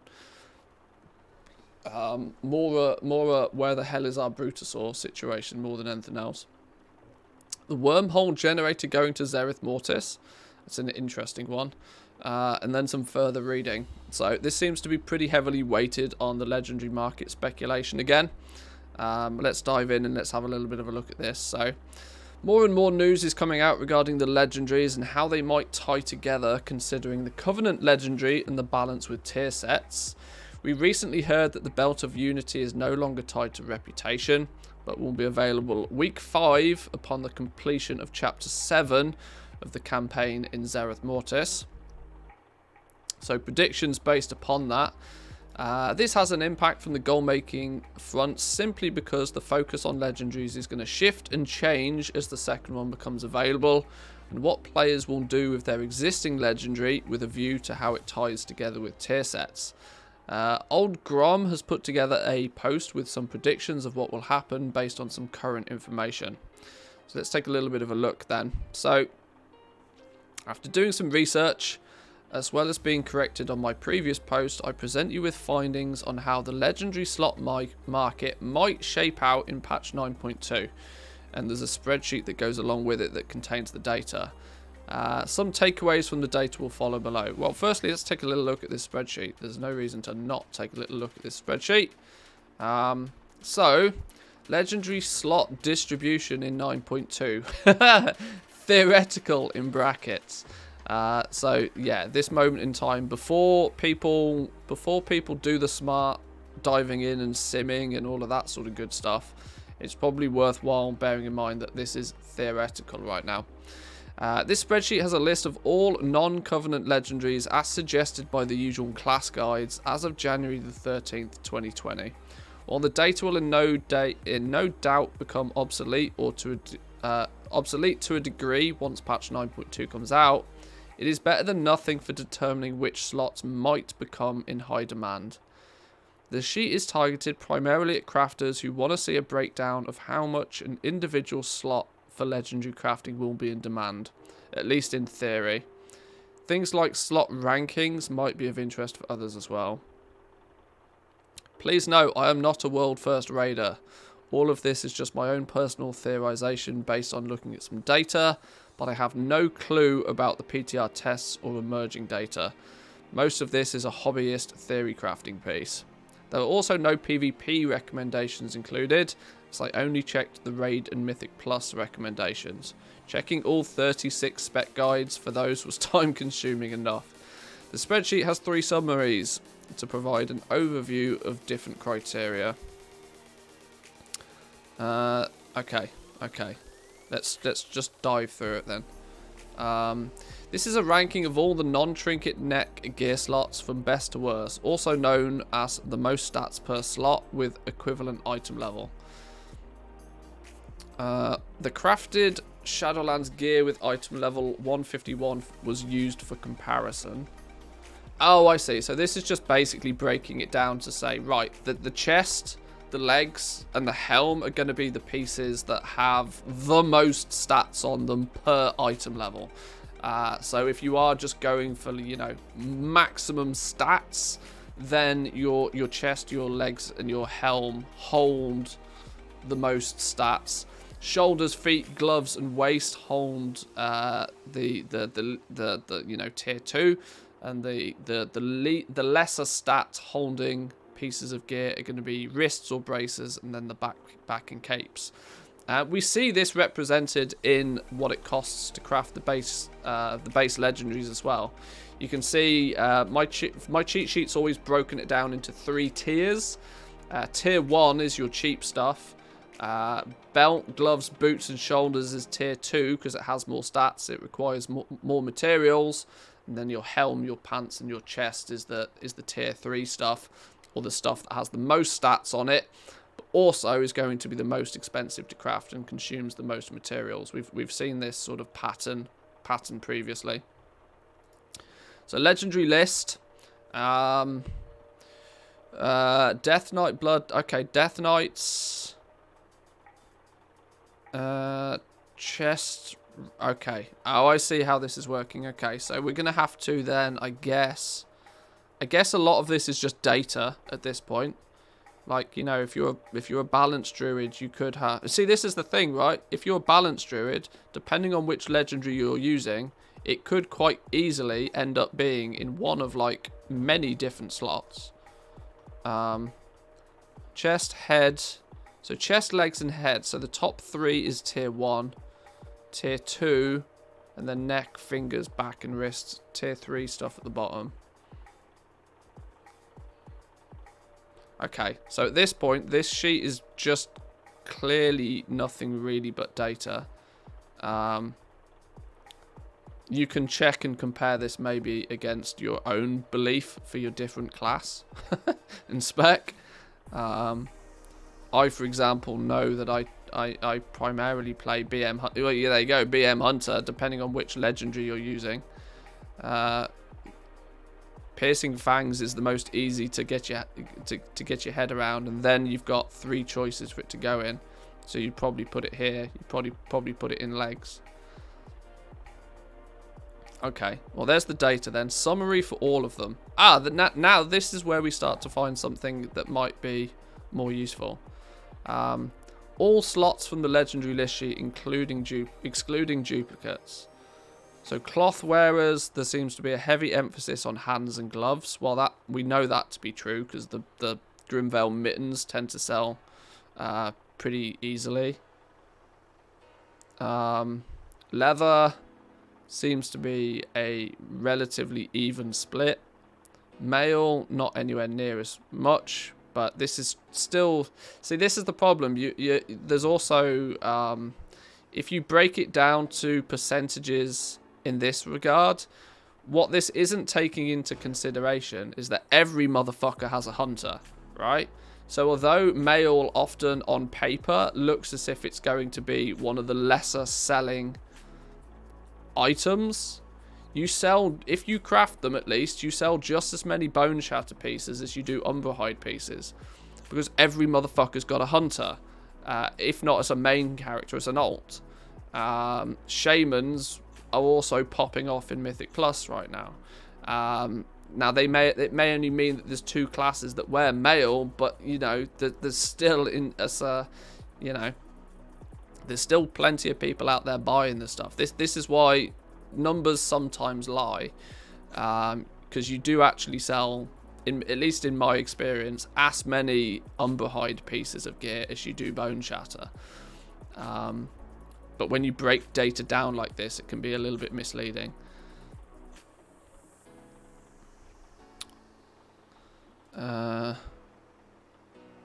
All chest piece and then belt.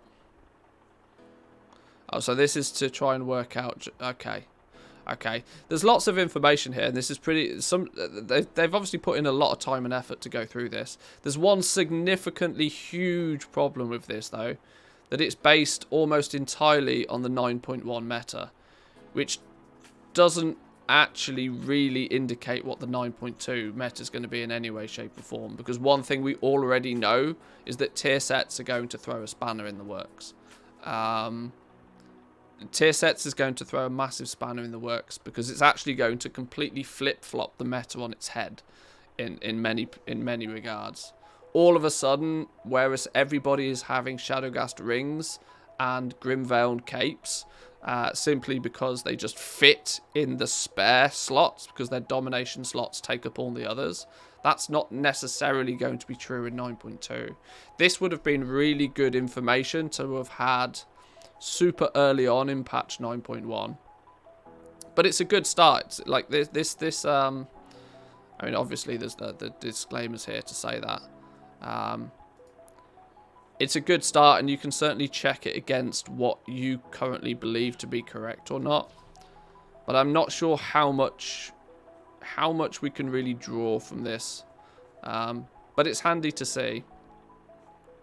Let's see what conclusions were made, though, initially then. So first off, it's currently unclear whether the Memory of Unity rune carving power creates a legendary item that has a different unique equipped attribute than any other legendary or not. If it doesn't, then the purchasable belt remains the only way to have double... Oh, that's guff, ignore that.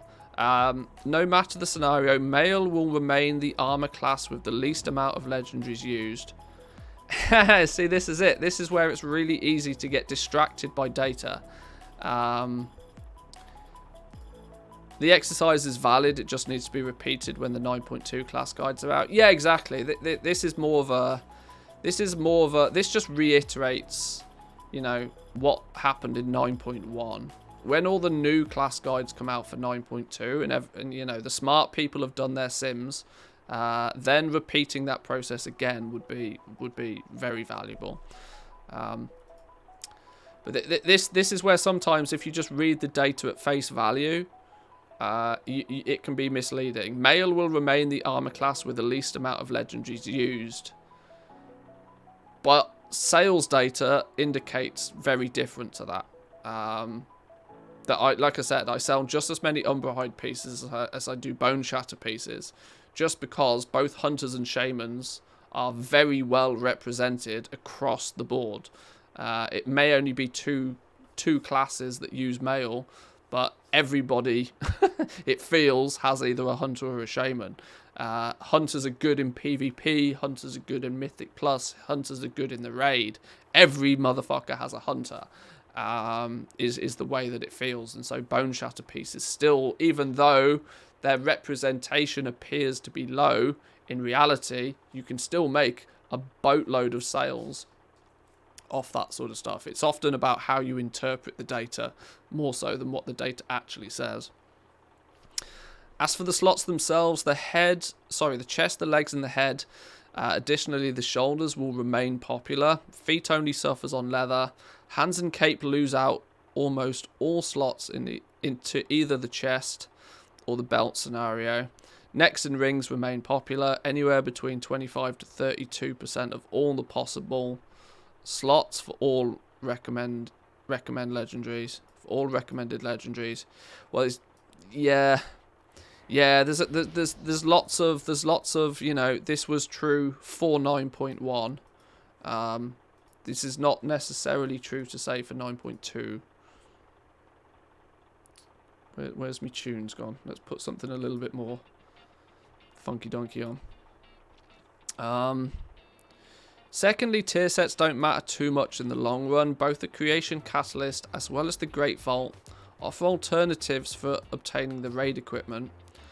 Only 4 out of the 5 slots are required to activate the effect, meaning players can go for the highest stat slot with at least 1 legendary straight away. Slowly get their tier set 4 pieces afterwards.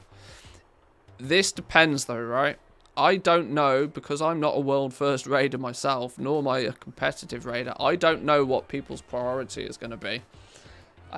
This is where you have to let the smart people be smart.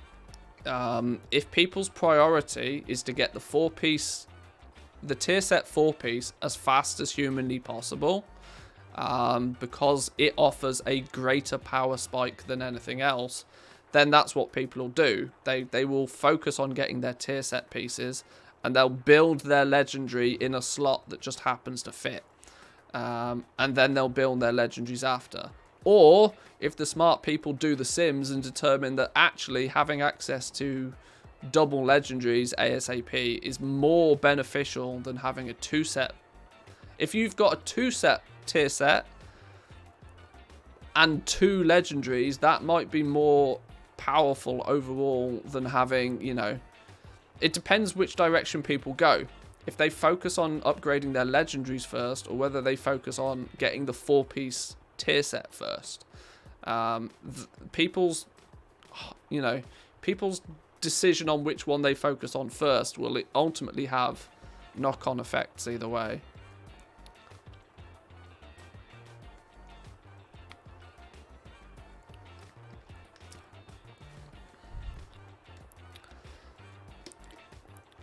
Some tier sets might be stronger than others.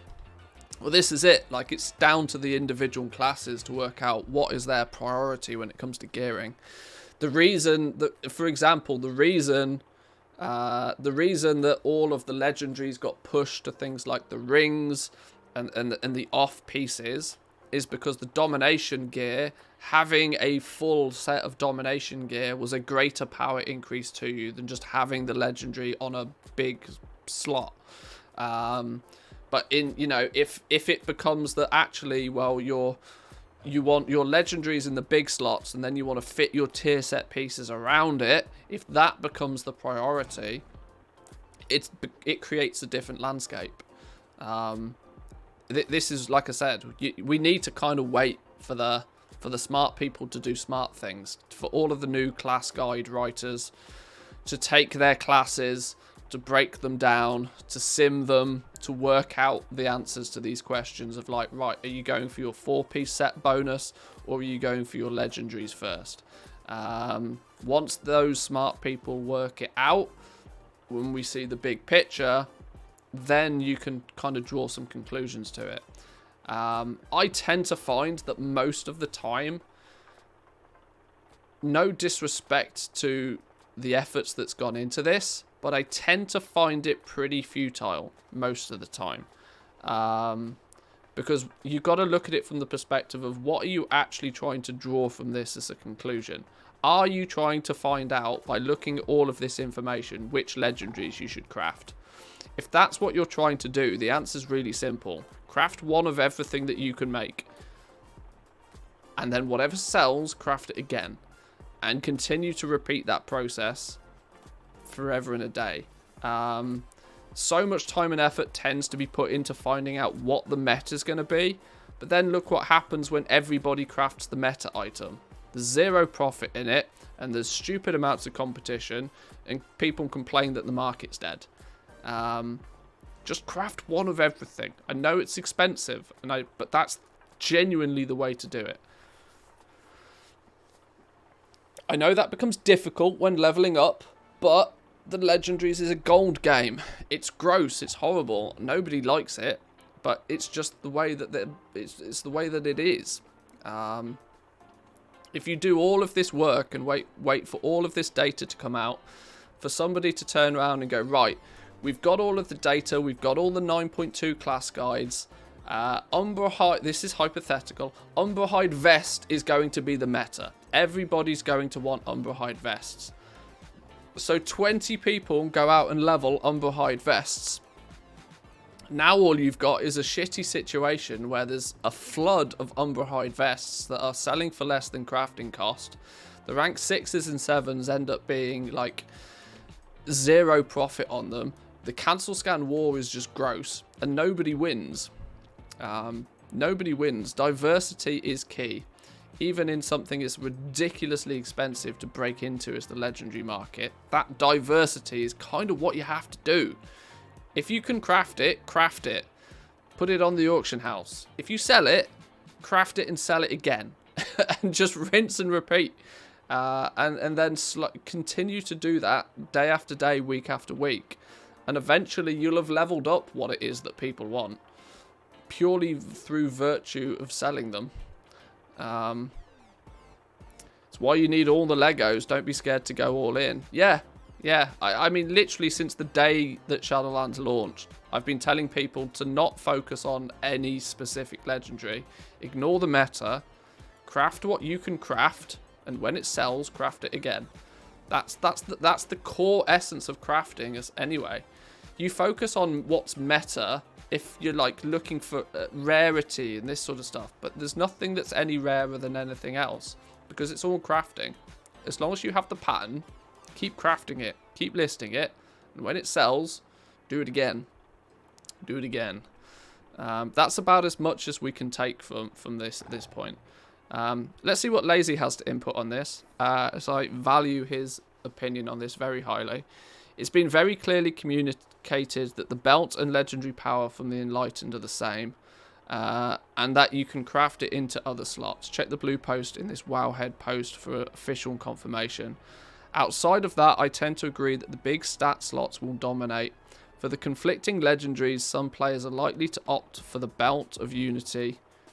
Opt for the belt for the Unity legendary, depending on how much they value their Cosmic Flux, versus the Soul Cinders or the gold required for a rank 6. Yeah. So, yeah, in summary, that if Cosmic Flux becomes the bottleneck, which it actually doesn't look as if it will be, which is quite interesting, but if Cosmic Flux is the bottleneck, people are not going to want to waste their Cosmic Flux. They're going to want to put it to good use and only good use until they end up with so much of it that they can just burn it willy-nilly. But this probably means is that they'll put high value on efficiently spending their Cosmic Flux. And efficiently spending it on a basic freebie lower item level belt is probably not the way to go. They'll probably want to put it into a good legendary. There's some pretty solid arguments, and chances are high that the high stat slots are going to be the ones in demand. For the more casual player, the Belt of Unity is likely to be used by many just purely out of convenience, and then the other legendary will be whichever is recommended the best in slot, or whatever the player has spare after filling the tier set bonus that fits into the helm, shoulders, chest, gauntlets and legs. In an ideal world, the savvy gold maker will have access to every slot already. If not, then focusing on the legs, chest or helm would be a good start. Like I said previously, it would be a good start, but don't put all of your eggs in just these baskets. Sure, if you have enough gold to power level something and you're itching to spend your gold on something, the legs, the chest and the helm slots are not bad options, but don't invest so heavily in these that you then don't have enough gold to craft the other ones as well. If this should be your priority, but not the only thing that you do. I guess that's how I'd sort of reiterate on top of this, really. Yes, focus here, but don't only focus here. Make sure you spread your wings a little bit, craft a little bit of everything, and then recraft what sells. To bring us back onto the other aspects of what we can do now to get ready, there is the matter of the Vestige of the Eternal, which currently requires the Crown of the Wills questline, which is currently the 5th chapter of the Zereth Mortis campaign. And Samadan's kindly linked a video of mine from last week where we talked about this in a bit of detail. The TLDR, for those that may not have seen this video, is quite simple. You basically are going to want to complete what is at the moment the 5th chapter. that will give you the Tome of Eternal. It will be a reward from that quest. If you've got your legendary, if you've got your professions in order and you've unlocked the legendaries, you'll be able to pick this up from the quest reward after completing the Crown of the Wills chapter of the campaign. Then you'll be able to go ham crafting rank 7s. Or, sorry, at least then you'll have access to the +3 vestige. That doesn't necessarily mean you'll actually be able to craft rank 7s.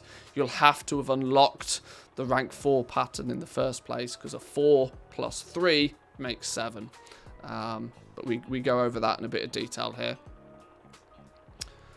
There's a chance your crafter's going to need to have completed the previous campaigns to unlock this far into the Zereth Mortis campaign. We don't know for sure, but for safety, I'd recommend completing the current campaign on every legendary crafting alt. I'm really glad Samadan highlighted this, quite simply because it's what I've been screaming from the rooftops.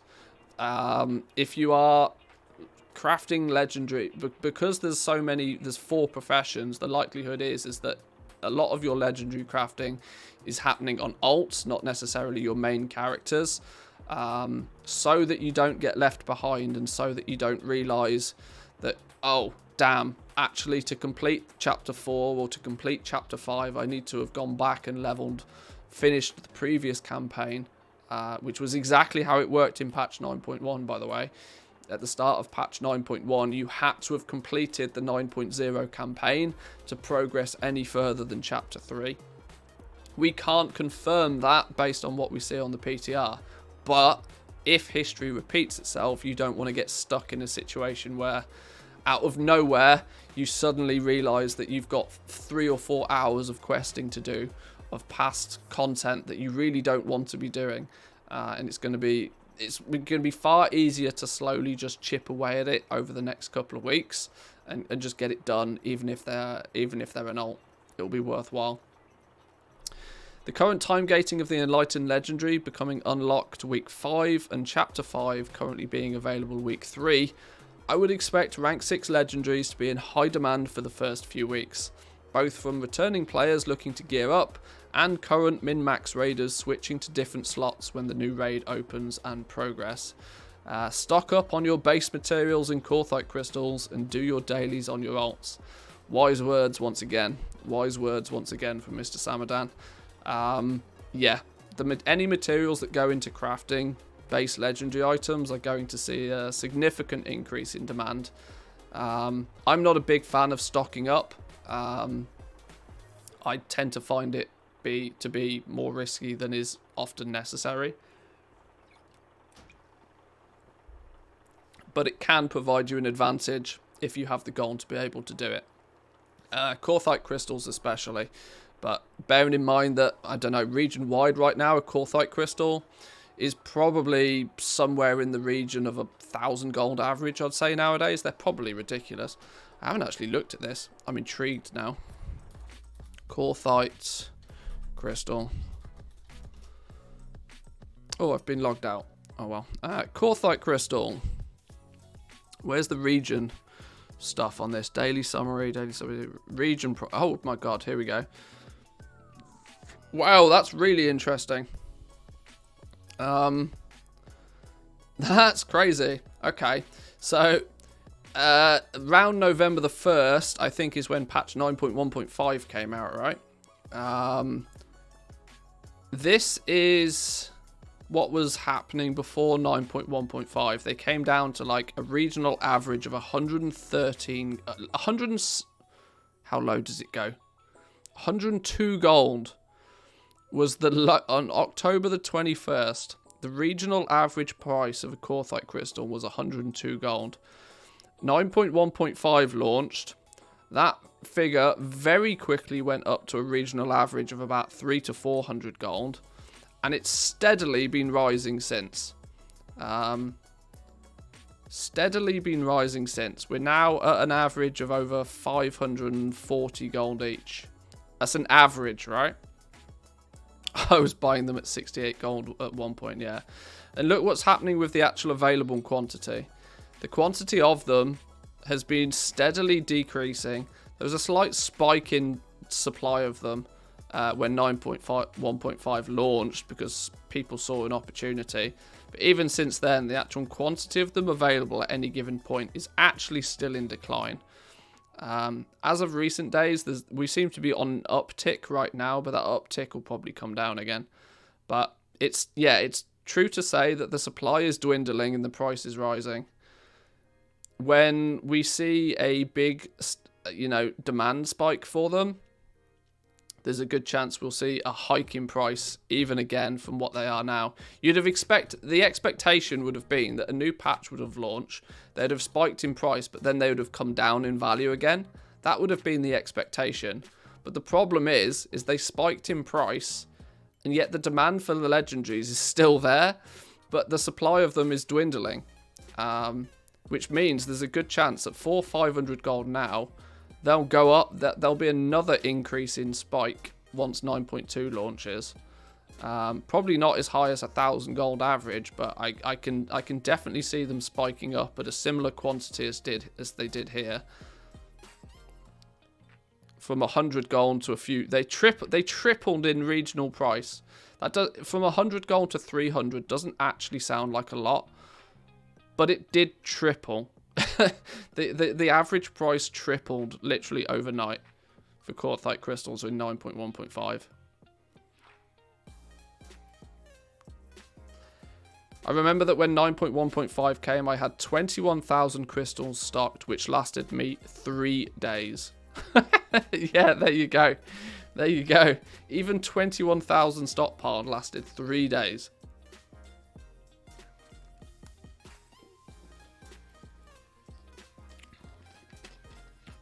Outrageous.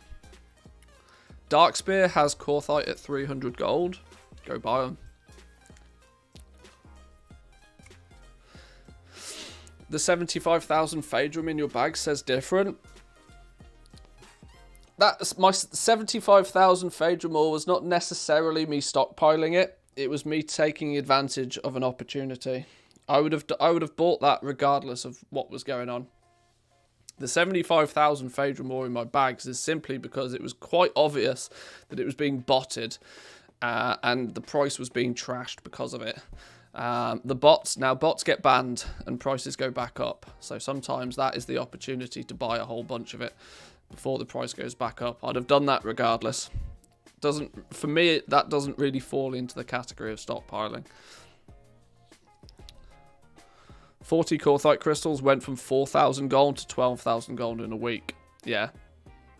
Well, this is it. It doesn't look, on the graph, it doesn't look like a lot. But when you think of it in relative terms, the price tripled in 9.1.5. And it's not gone below that since. It tripled in price and it stayed there. Not only did it stay there, it's also consistently going up again. All whilst the supply is coming down and down and down. And in this period of time, you look at the red line here, the red line indicating the current supply, and we can see the available quantity is going down. This is due to less and less and less and less people in Korthia. Now, currently, Korthia is still current content, and so there is still some people there. In patch 9.1.5, guess how many people there are going to be in Korthia? A big fat stinky 0. Nobody's going to be in Korthia. They're all going to be in Zereth Mortis. So this supply, this available quantity, is probably going to drop off a cliff. And especially if the price hikes in value, the only thing that will keep this red line at least somewhere similar to where it is now is if the price spikes. If the price spikes from 500 gold to 1,000 gold region-wide, then people will go back to Korthia specifically to farm the Quartzite crystals. It'll be worth their time to just go and do Korthia anyway. But it's the likelihood is that the available quantity will take a nosedive soon as 9.2 launches, because Korthia will no longer be the current zone. Look at the realm spread too. All the high pops are at the top end, which is pretty rare. Yeah, this is a very rare thing to happen. If you've got up here, you've got Tauren Mill, which is one of the biggest realms, still has the highest quantity, but equally holds one of the highest prices. Storm Scale is here as well. Sylvanas, my realm. Ironically, my realm is actually one of the most expensive realms currently. That's because I'm still buying a lot of them. But I'm buying a lot of them because I'm still selling a lot of rank 6s. I'm not buying them. I don't have a huge stockpile. I have maybe a week's worth of stock. It's not a lot. What else? Who else have you got here? You've got Kazakh right here as well. Not so many on Kazakh, but, you know, once again, one of the higher prices. Ravencrest.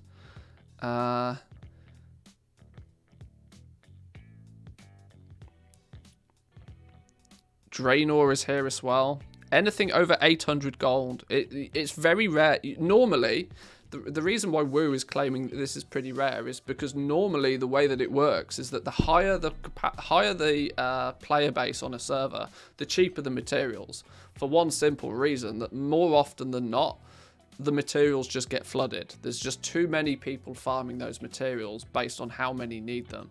But the Korthite crystal is the bottleneck. It's the limiting factor between people being able to craft or not craft these legendaries. And for as long as there's still demand for them, people still need the Korthite crystals.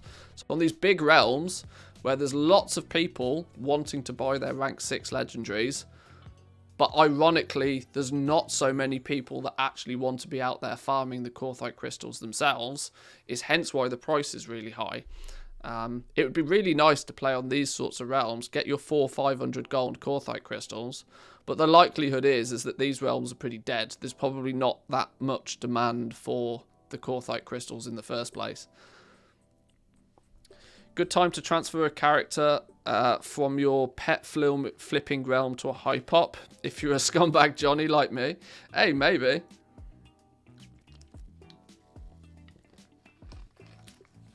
Probably very true.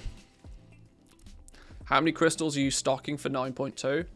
I don't have the choice to stock them because they don't exist. They're already the bottleneck for me. I can't stockpile crystals because they don't exist. I can barely buy enough stock. I can barely buy enough crystals to restock the legendaries that I sell. So yeah, stocking them is not even an option. I just know full well that rank 6s are going to double in price in patch 9.2 because the supply of Korthite crystals will dry up, and the only way for crafters to get the Korthite crystals is to pay the premium. Any chance they'll increase crystal drops? No. No. I mean, there's no. Not really. Not really. Blizzard won't be paying any attention to what's going on there.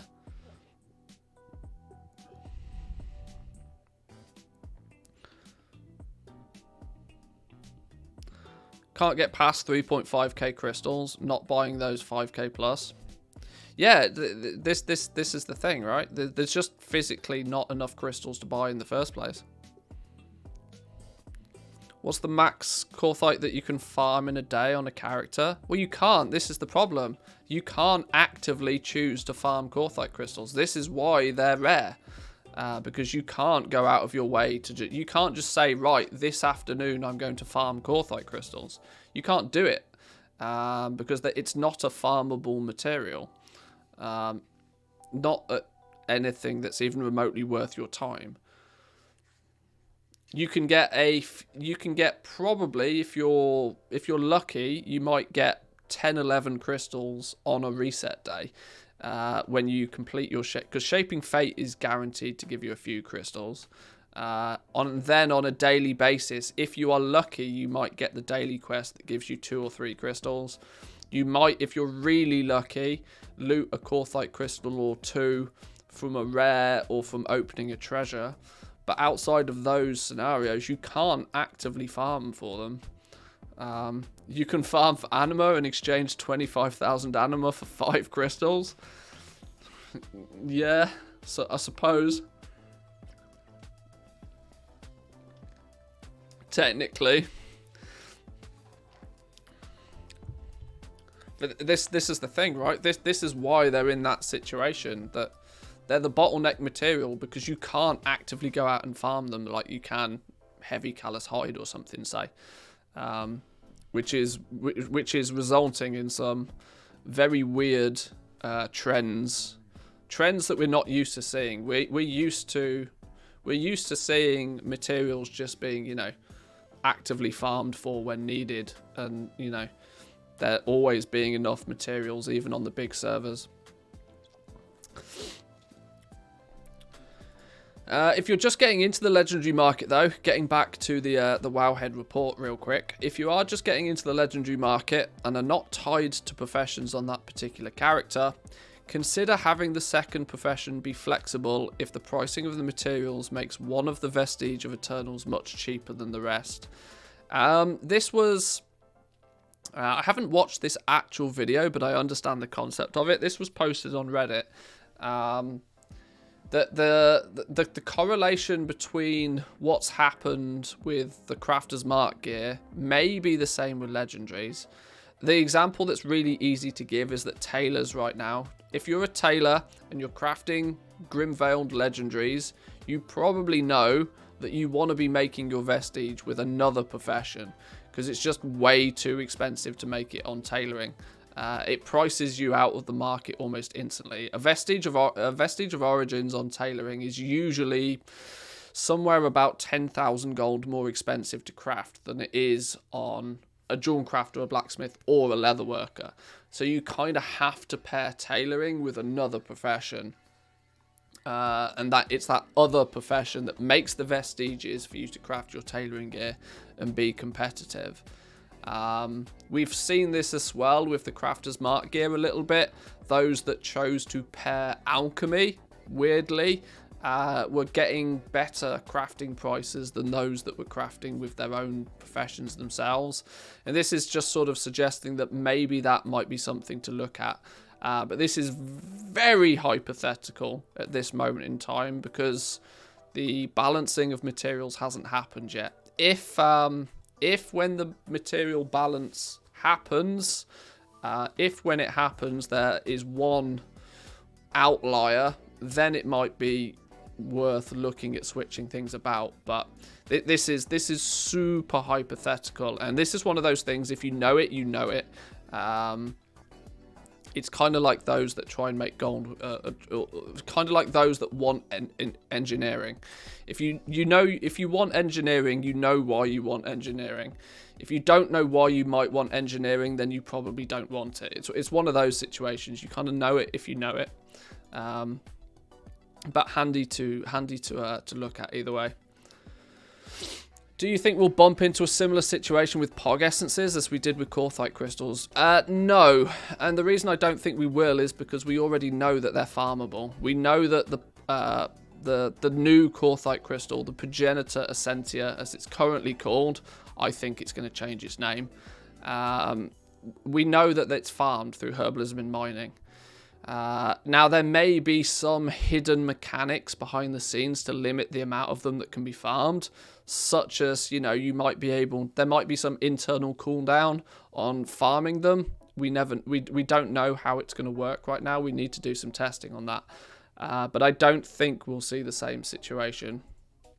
Korthite crystals you literally cannot actively farm for, which has meant that they're the bottleneck material and has meant that the price has done some loopy-doopy things.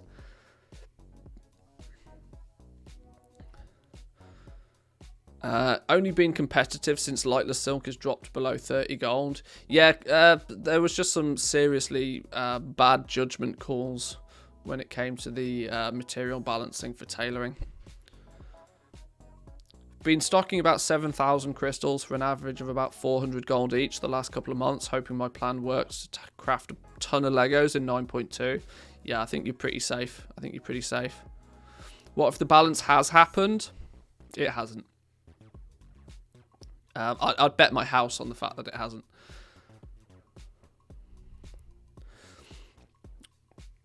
K-Check started pumping out gold-making vids, though. He's pretty good, worth giving him a sub. Oh, yeah, definitely. He's worthwhile checking out his videos. He's done a couple of interesting ones recently. He's had a few highlighted. Definitely worth checking out for sure. The final point on legendaries is very important. This is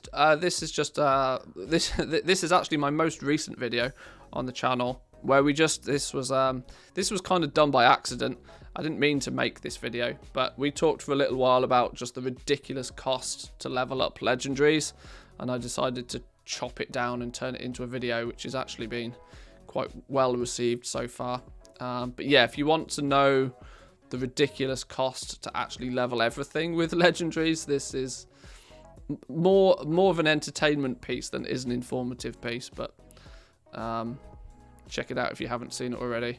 So in summary then, regarding the legendaries, the Unlighted recipe and the rank 7 recipe are going to be time gated to week 5 and week 3 respectively, as far as it currently stands on the PTR.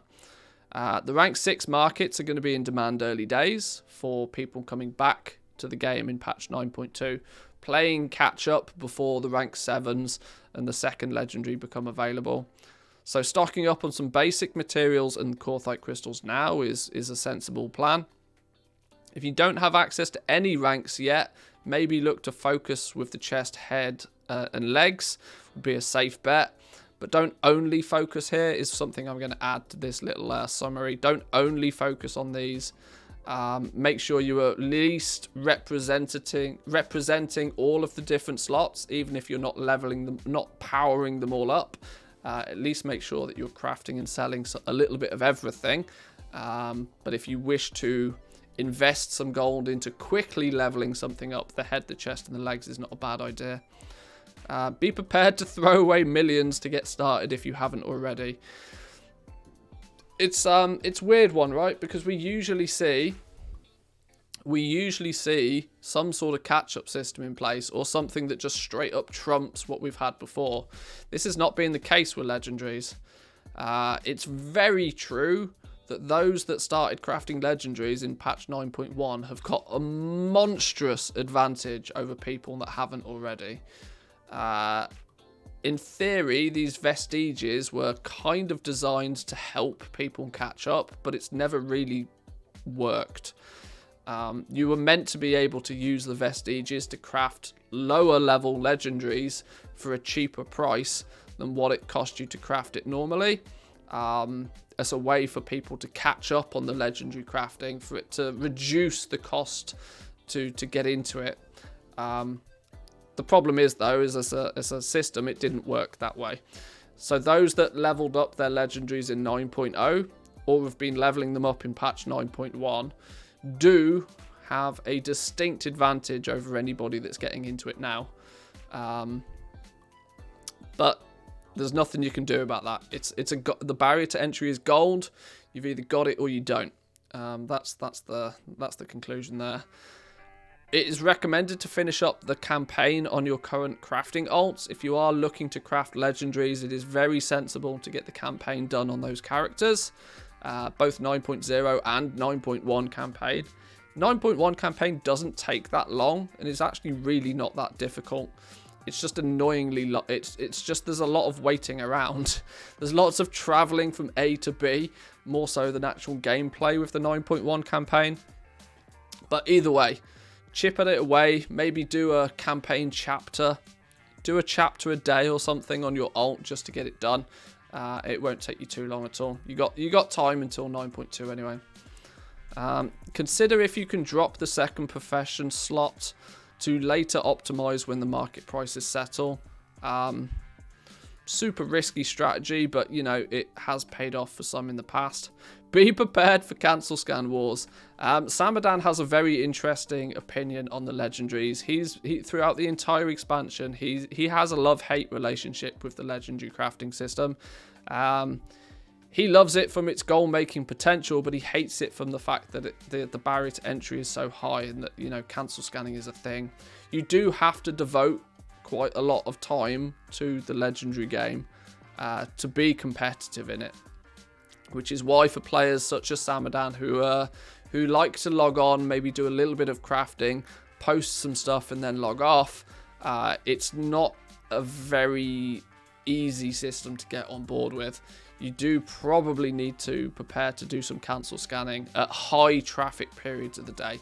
So, you know, just before people go raiding in the evening is a good time to do it. Just after people finish their raid is also quite a good time to do some cancel scanning. It's their hours of the day where you tend to find there be a lot of buyers out there looking to buy things. Doing cancel scans at 10 o'clock in the morning is almost pointless because there's nobody out there buying anything anyway. Doesn't matter if you're at the front of the queue if there's nobody there buying the stuff. Of course, you can never fully work out exactly when somebody's going to buy something.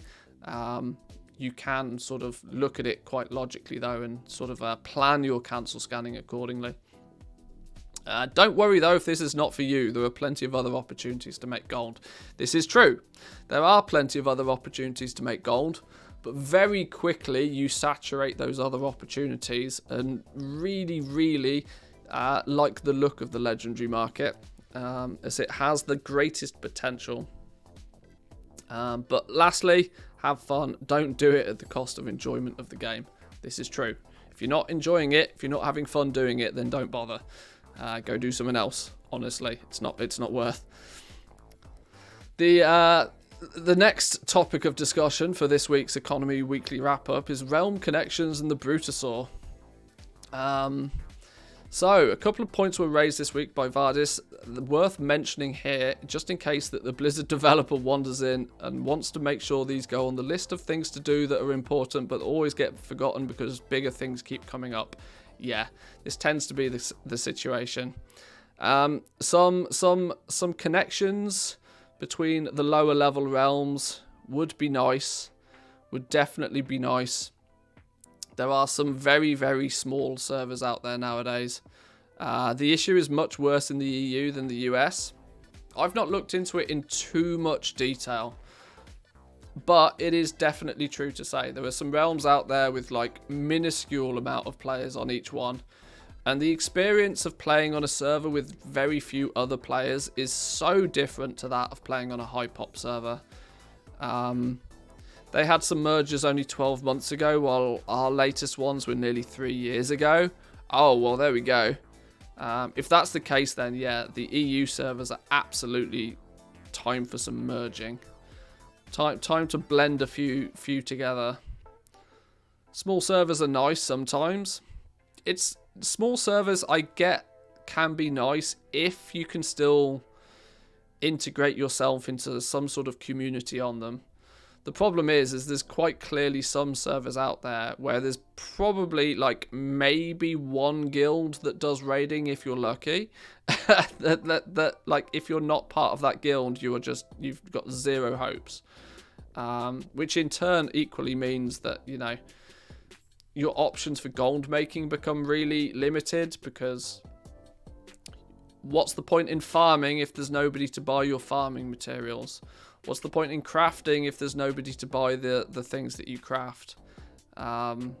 Sure, you can probably collect transmog and collect farm for pets and mounts and stuff, but only for a personal gain. There's huge chunks of the game that are just you're instantly boarded off from being able to access on the low pop realms.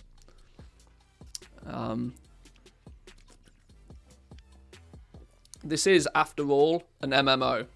It's a massively multiplayer online game. If you get rid of the massively bit and you get rid of the multiplayer bit, you've taken quite a big chunk of what the game's, you know, core philosophy is away. You can say that you could provide all the server with Legos. I mean, some days I feel like I'm doing that on a medium to high pop realm anyway.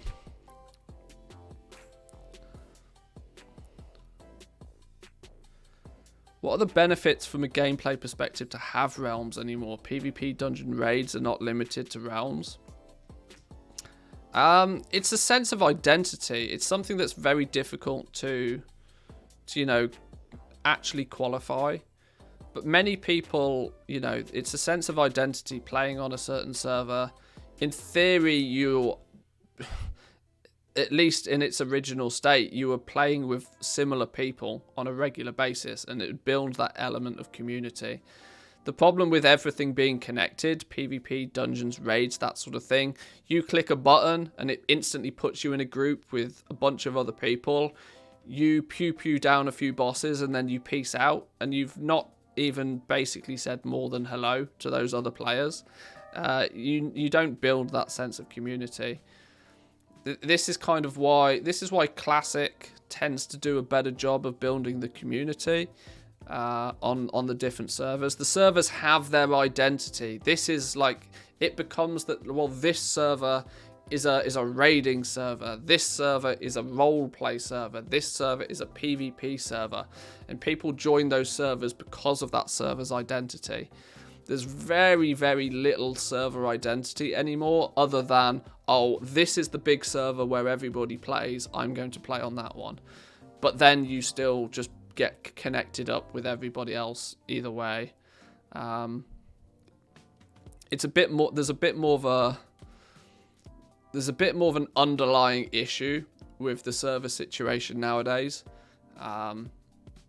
But that's a topic of conversation for another day.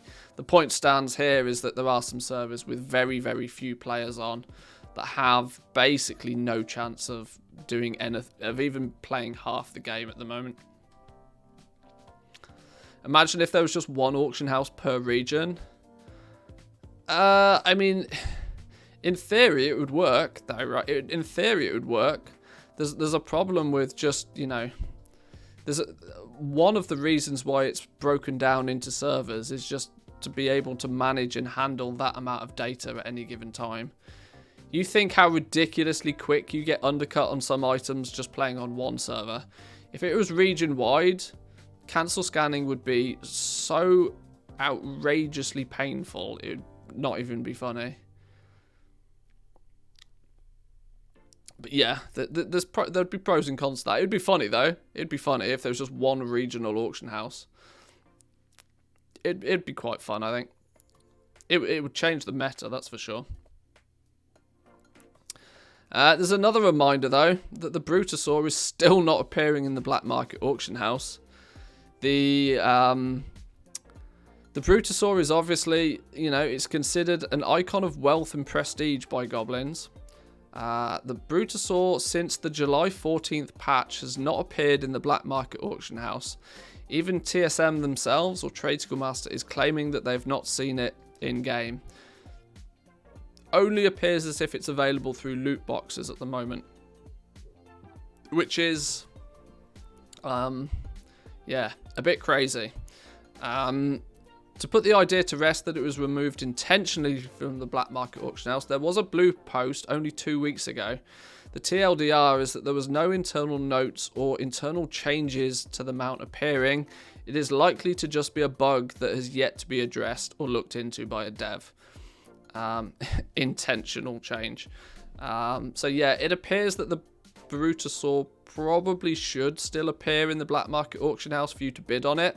But for whatever reason at the moment it's not. So if it gets fixed and it turns up in the black market auction house again, I would be very happy to see some sort of proof of such. I would love to see a confirmation screenshot that it's even inside the container. You can kind of assume that it is, because there's a is there not an achievement or something? I'm quite sure there's an achievement. In fact, you can go, I think this is where data for Azeroth comes into play again. I think you can actually track, in fact, if we go browse collections, browse mounts, and we go for, what's it actually called? Caravan Brutosaur or something. Mighty Caravan Brutosaur. Obtained by less than 5% of the players.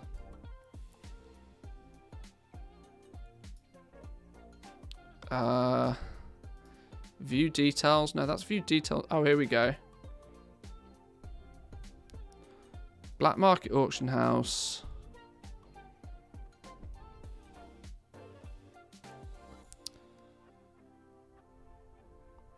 So here we go. Last seen, you can see here, January the 19th. So literally only less than a week ago is the most recent date that data for Azeroth detected a player obtaining this item. So this is this is not really what you'd go as far as to consider proof, but this does indicate that it's still coming out of the containers. It's likely that somebody there's only two possibilities here, right? The only two possibilities of this happening is that somebody bought it in BFA but never learned it, which I think is super, super, super mega unlikely, or this is somebody opening it from a container and then Data for Azeroth tracking the fact that they acquired it. So it seems to be that, yes, it is, you know, or they never updated their account. There's a few scenarios, but the likelihood is that somebody got it out of a container not so long ago.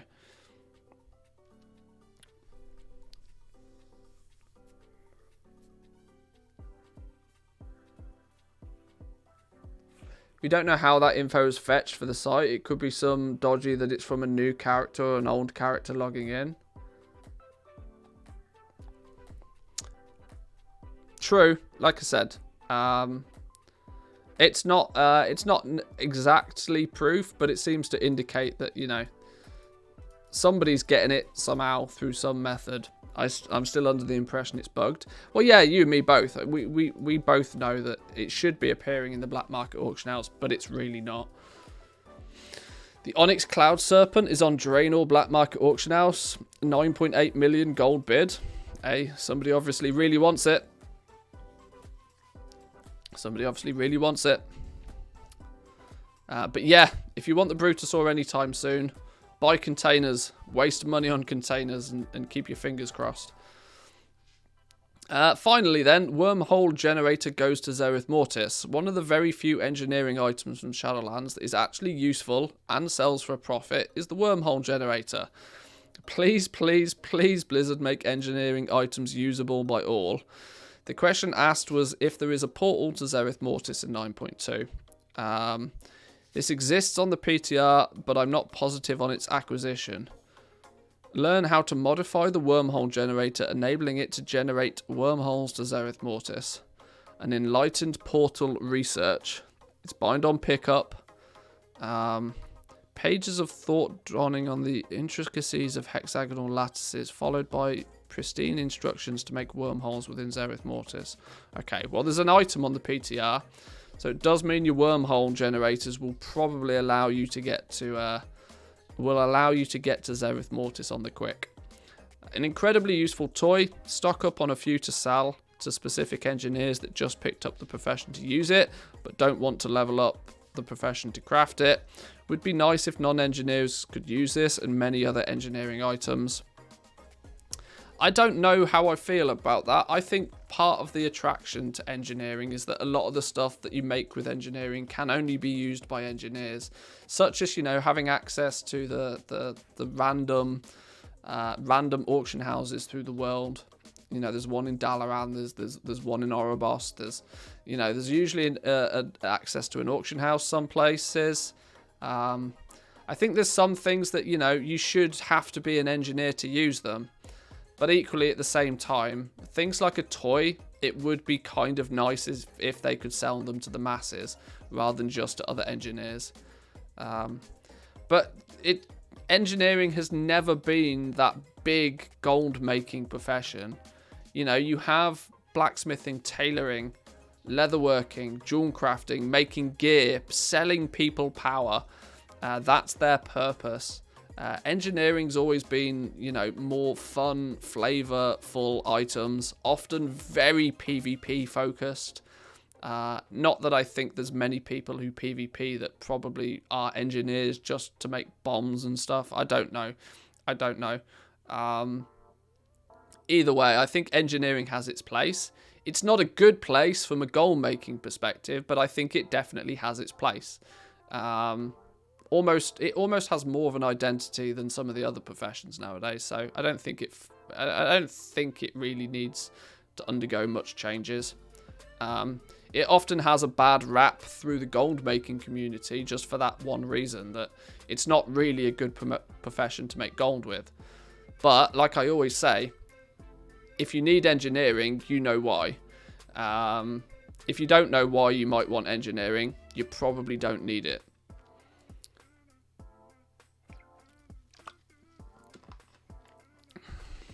I would love to be able to have more than two professions. Well, yeah, and that, for sure, and that. But there we go, boys and girls. That was this week's Wowhead Economy Weekly Wrap-Up. If you want to do some more further reading, if you want to do a little bit more digging, you can always check out the WoW Economy subreddit, which is the source for a lot of this information that comes on this report each week. Or there's the accompanying Discord server. A good place to go if you ever have any TSM related issues as well. It's not only is it the WoW Economy Discord, it also doubles up as the TSM support Discord as well. Of course, there's also my Discord if you wish to jump in there for TSM support from time to time as well. But thank you once again to Samadan for putting the little report together. Make sure you go say hi to Samadan. Thank him for his time and effort over on his Twitch channel, his YouTube, or maybe say hi to him on Twitter, whatever. I'm going to take a quick bathroom break for 2 minutes, boys and girls. Then we might read the comments, and then we might play on the PTR for a little bit. We'll see. Occupy yourselves for a few minutes, boys and girls. I'll be back in 2.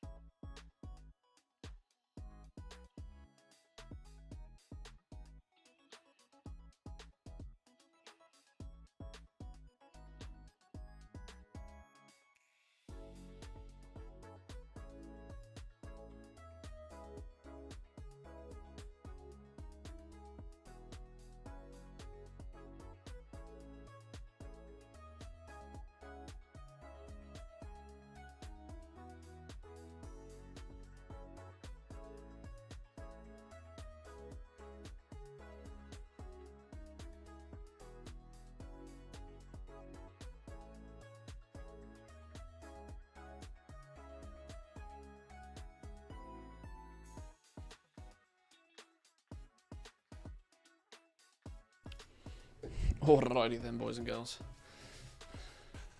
Play an ad never works. I did press the ad button. I did press the ad. Some of you might have got one. I don't know. Probably not. Twitch doesn't play ads. Twitch is terrible at selling ads. So do we dare read the comments? We should read the comments. I got ads. Oh, there we go. See, somebody does. Let's take a little bit of a look then. What have we got here then? I feel honoured to see yet another post of mine being covered on Wowhead. However, the real heroes are the class writers. Oh, this is old Grom. This is the dude that put the spreadsheet together. Okay. Imagine doing all the testing by yourself. I just collated it all and put it in a list. Looking forward to the 9.2 guides. Will be interesting to see how many legendaries will rise and fall or remain the same in the recommendations. This is it. Until we get the 9.2 patch, 9.2 class guides, the definitive 9.2 class guides will be when, if you really insist on focusing on just a slot or two, then you'll know which ones to go for. Why would you need to stock up on Corthite? Why would rank 6 legendaries be in demand? Because for a couple of weeks they'll still be the big one. They will equally also probably be significantly cheaper than rank 7s will be to begin with. And not everybody has millions and millions of gold to spend on legendaries. Who knows? Who knows? I would expect rank 6 legendaries to be in high demand the first few weeks, both from returning players looking to gear up and current min-max raiders switching to different slots as the raid opens and progresses. How influential that is going to be remains to be seen, but I'd concur it'd follow the same trough of new patch equals expensive stuff. Can't do no harm to stock up on a few rank 6s if you have the liberty to do so and are not in any need of the gold right away. Pretty true. Pretty true. New patch equals expensive stuff is usually the way that things work. Twitch has decided I'm a degenerate gambler and all I get is gambling site ads these days. See, you watch Trainwrecks once. You watch Trainwrecks once and look what happens.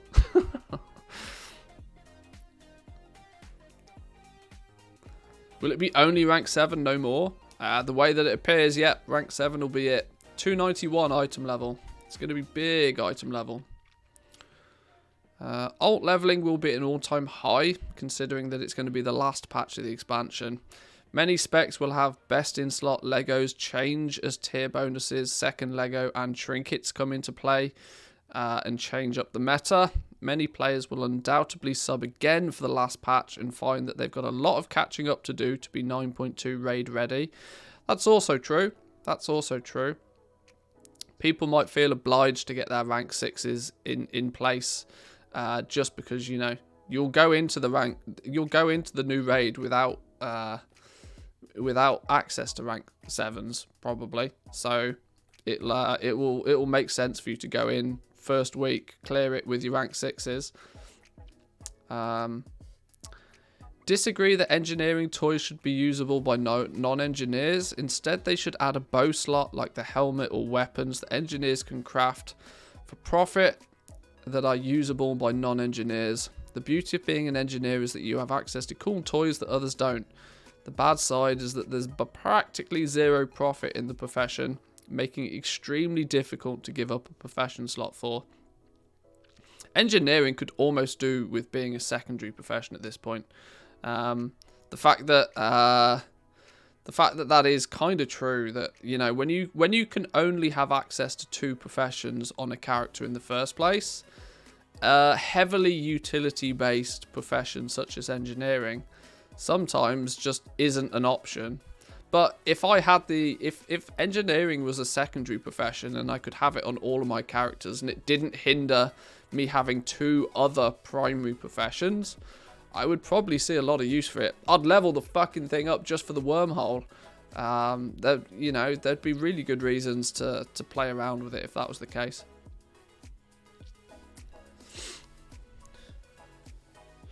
Did you see how the materials like fish are likely to fare? There's the new fish and there's the new meat, but at this moment in time, they only really seem to go into the new feast, which even the new feast feels a bit weird because it's not necessarily a feast as we're used to seeing a feast. I almost want to do a video on the new feast, singling it out because it's very different to what we've seen before. Somebody has to turn up with a pot, a cooking pot. They place a cooking pot down, and then everybody else has to fill it with meat and fish. And once enough meat and fish have been added to it, then everybody gets a buff. New Feast doesn't give any more in stats. I've not looked into it in too much detail. But it's interesting how it's more of a group effort this time. Also, the pot is quite expensive. 200 gold from a vendor, from what I saw. That doesn't feel too expensive for a feast. And unless something's changed.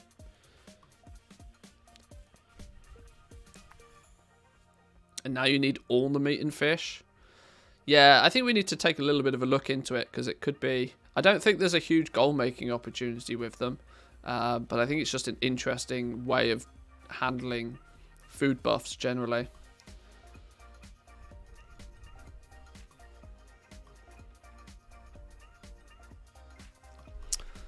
Oh, here we go. Somebody disagree. Okay, completely disagree on your disagree. If engineering made utility toys that everybody could use, then the profession would become profitable. As the utility toys would now have a market outside only of those that can craft them themselves. Exactly like the Looterang that sold for a decent amount back in WoD, and auto hammers, as it was so useful for everybody. +1 to seeing the restriction on use for engineering toys being removed. Only the creation of them, which makes so much realistic sense. Like, can you imagine if in real life big tech companies only made things that other engineers and other super smart people could use, and not the average guy or gal? Their profits would be pretty slim too, I'd imagine.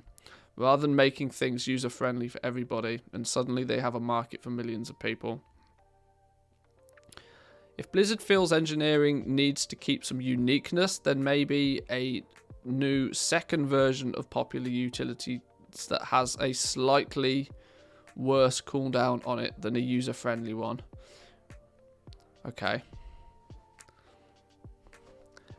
I mean, there's I think engineering's pretty much as good as it needs to be. If you want the utility that engineering offers, you have to be an engineer. It's kind of a thing. Still a bit salty on the nerfing of the Looterang. It was highly useful. Has it been nerfed though? I don't think it's been nerfed. I don't think the Looterang got nerfed per se. More so, it just requires you to be engineering level 70 or something to use it, doesn't it? They just upped the profession skill to use it. Could use it everywhere, then restricted it to Outlands. Are we talking about a different one then?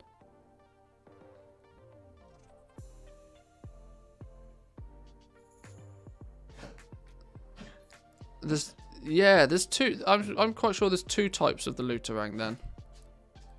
One of them still works, but I think one of them still works, but requires you to be, I want to say Cataclysm 70 or something. Okay, well there wasn't any triggering comments that time. Makes a change. Makes a change. Let's jump on onto the PTR for a bit. What is my dog doing? Are you chilling, dogs? What's up? She's still not particularly well. She's got doggy flu. She's got a cough. Alright, let's go run around Zereth Mortis for a bit, see if we can spot anything different. See if we can spot something different. It might not be a bad idea. This druid, actually, we've got skinning on this one. I need to drag this druid over again to do some herbing and mining. I might look at doing that. Let's go copy character. Let's go European.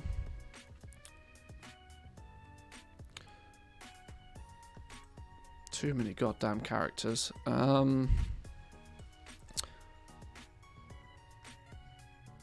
You are a druid with herbalism and mining.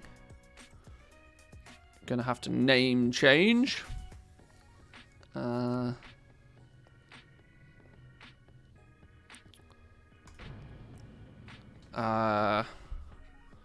Pog Essence.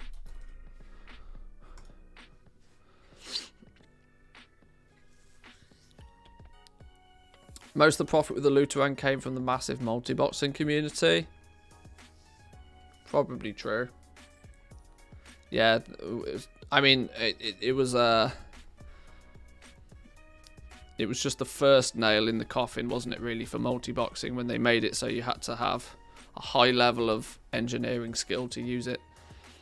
Ultimately, they then squished multi-boxing even harder, so it became, you know, a non-issue eventually. But Walker, the time has come to resume our pursuit of the jailer. I await you in Ouroboros.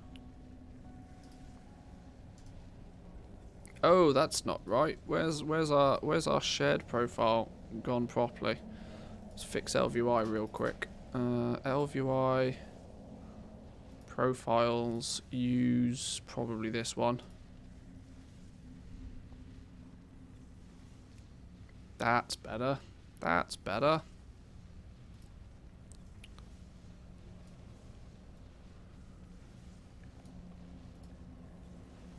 Right. Okay. So this is our herbalist and miner. Yeah, herbing mining maxed out currently with Why does flying never work for me on the PTR? Is it just my account? For reference, is it just my account, or is it like, because for some reason I can never fly on the PTR. It doesn't matter which character, it doesn't matter what I do, I never seem to be able to get flying to work. Really annoying.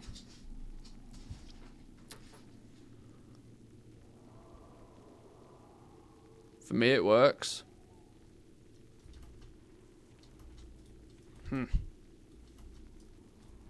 Works for me. Did you copy account data? I have no idea. Hang on. Hang on.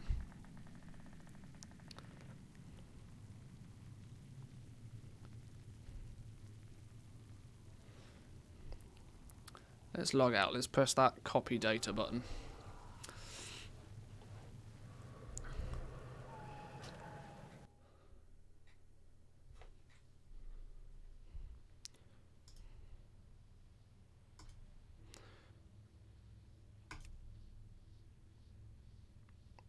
Right. Now let's try.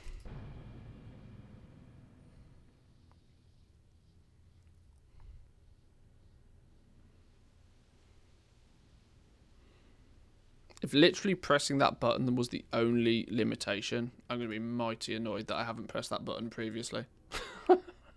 Can you imagine? Professional streamer, boys and girls. Does it sound like a good idea to buy level 6 legendaries to resell them in 9.2? Because somebody keeps buying my rank 6s.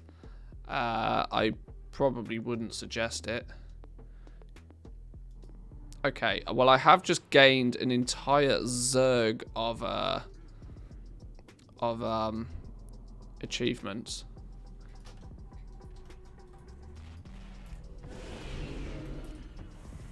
But no, flying was apparently still not one of them.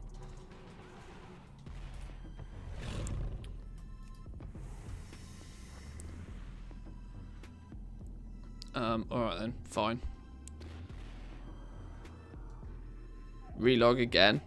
Are you sure? Do we just want to do an exit game and load it back up again? Alright, I'll trust you. Let's try.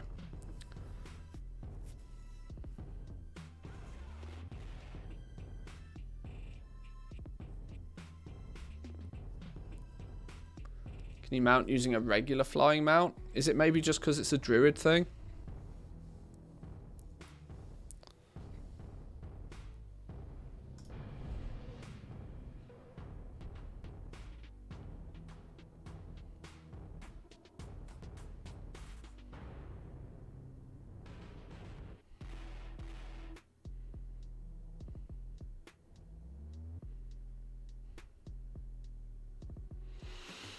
We'll figure it out.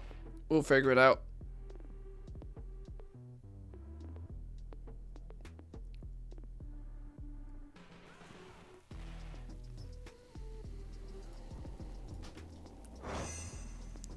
Let's try an actual proper flying mount.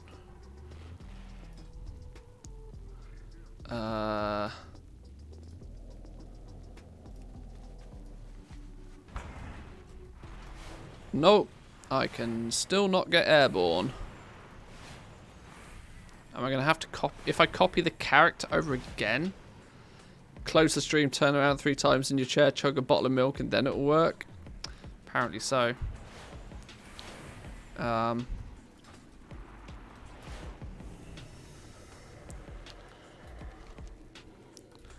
Okay. My Hearthstone is set over here because this is my black market auction house character for the most part, because I don't do any farming. Right.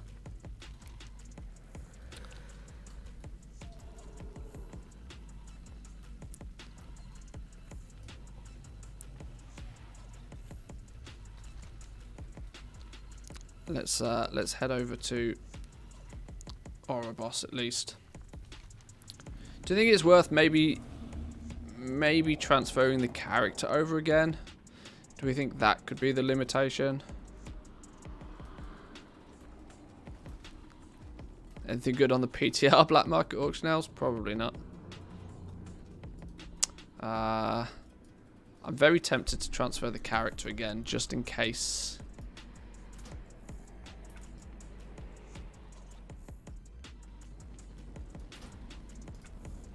Maybe let's transfer the cat. In fact, let me try this hunter then real quick.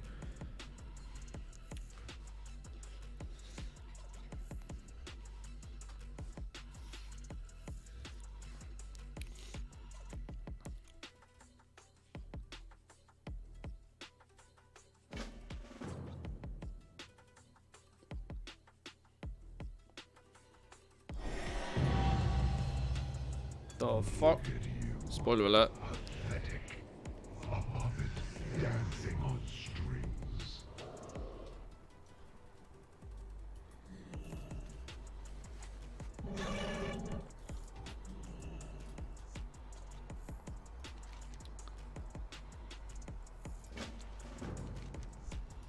I don't want all those quests. Okay. I'm not going to be able to fly here anyway. Let's take a run back to... You have not collected this mount? What do you mean I've not collected this mount? Yes, I definitely do have a spectral tiger. What do you mean I haven't collected this mount? What's going on? Have I just balked my entire... What is... Legitimately, what is going on?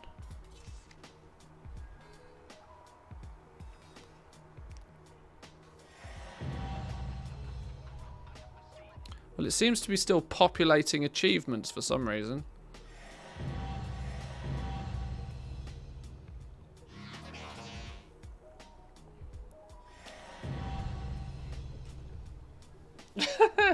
This is how you get achievements, boys and girls. Check if you have the Pathfinder achievement. I just saw the BFA one popping up.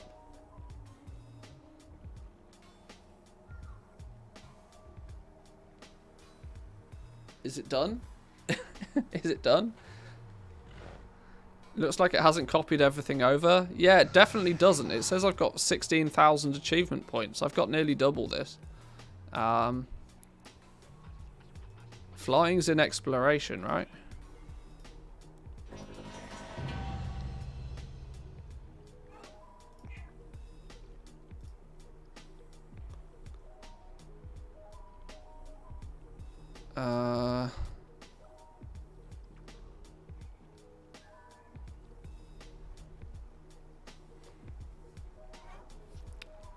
Just search for it in the search bar.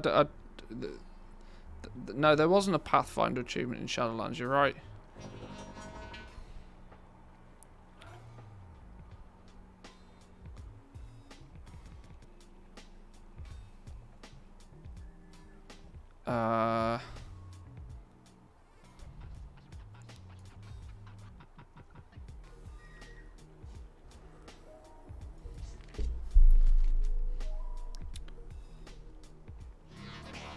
Continue the campaign by accepting the quest patterns with patterns. I think this character's, though, probably just balked. One thing I know from testing on the PTR on a regular basis is that it gets to the point where the character is just fucked. Because there's so many changes made to the game and you've progressed in areas that it shouldn't progress. You kind of, every time there's a new PTR patch, almost should transfer a brand new character over and start again. Because they do just get completely fucked.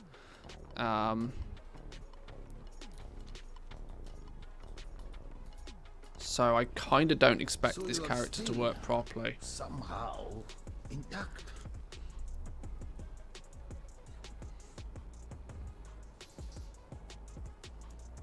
I'm just trying to spot changes now. Seek the gift of perception. I don't have a target.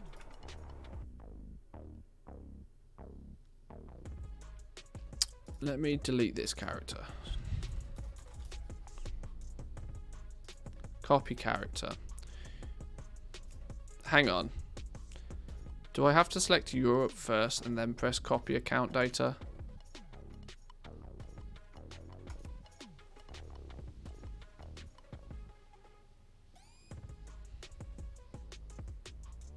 Now we copy the character over.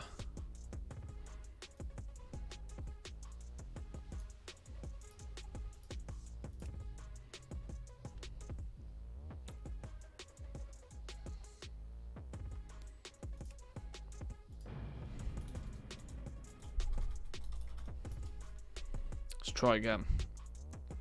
Let's try again.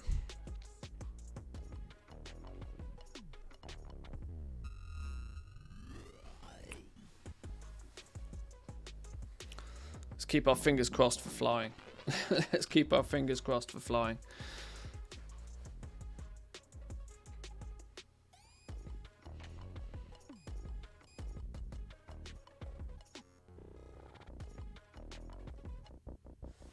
Get ready to skip cutscenes, actually. More, Walker. The time has come to resume our pursuit Okay. of the jailer. I await you in Ouroboros. Hey! Now we can fly! Fuck yeah! There we go. It's all about pressing the right buttons.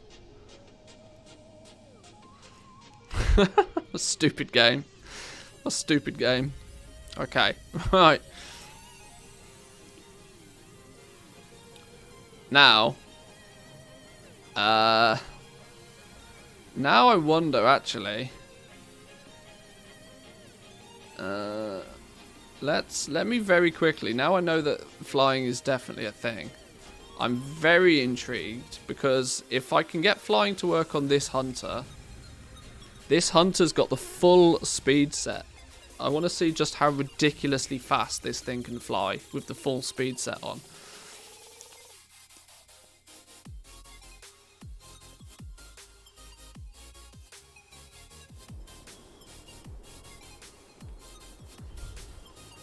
Ah, my spectral tiger's back.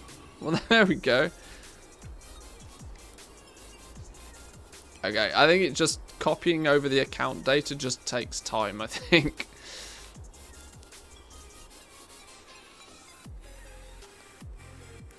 Where's LVI gone? Add-ons, LVI. Is it smart to have two different legendary crafting professions on one character? Is it possible to craft the Vestige of Origins with blacksmithing and using it on tailoring? Yes. Not only is it smart, it's actually advised.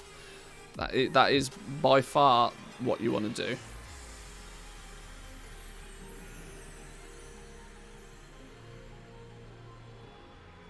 Flying with full speed set is like 500 or something %. This is what I was thinking. We've crafted a full speed set on this character. Where is it? Let's equip it. So we run at 143%. When mounted, we go 320% because every single piece of this gear is a Crafter's Mark IV with the plus speed enchant on it. So we're getting 62 speed for every item, and then increase mount speed by 10% while in Shadowlands. And that is on every single one of our pieces of gear. every single piece of gear that can have it. I think. Did I make sure it's on every one? Yeah. Yeah.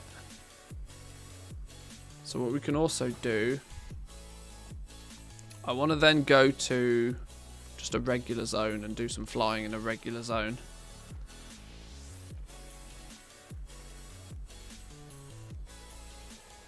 The Arbiter sees all truths. Just go Bastion real quick for no reason than just because we can.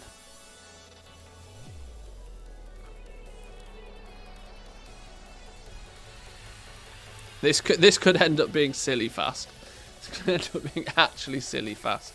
If flying speed is also a bonus. Which is going to mean that what we're going to have to do on that druid, right? We're going to have to craft a full speed set for that druid, and then we're going to go do farming. And we're going to see just how ridiculously we can fly and farm. None of this multi-boxing business. We're just going to fly around at light speed.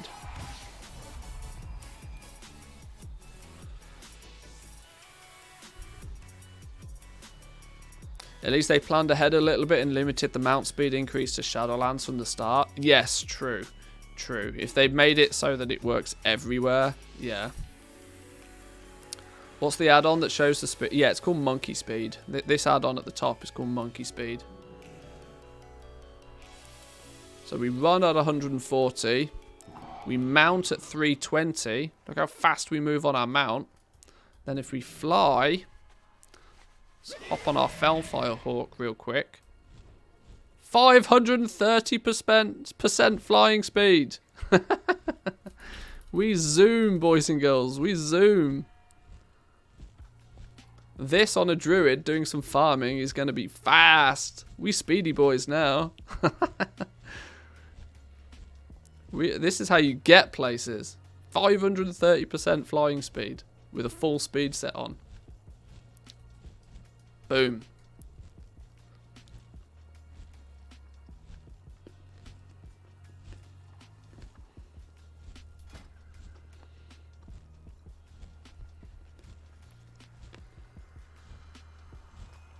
So let's think about this. What do I need to craft for my... I need to make a full set for my druid. Speed set druid build.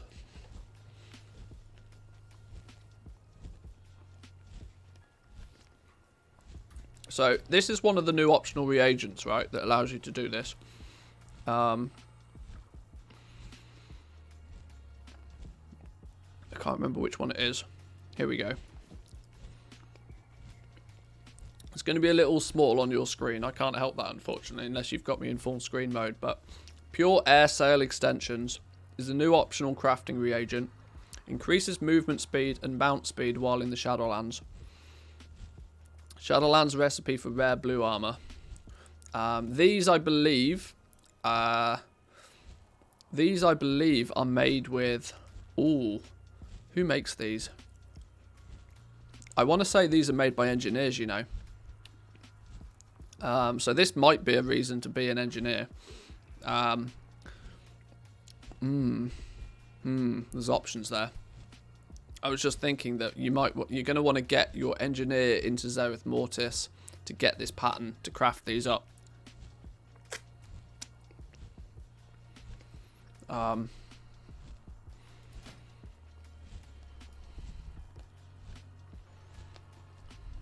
There's to refresh people on this, there's 8 of these new optional reagents. Let me sort my bags. I've got them all in my bags already.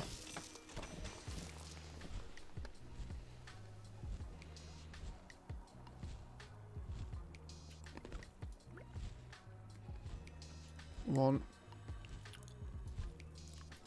Hang on, what's going on?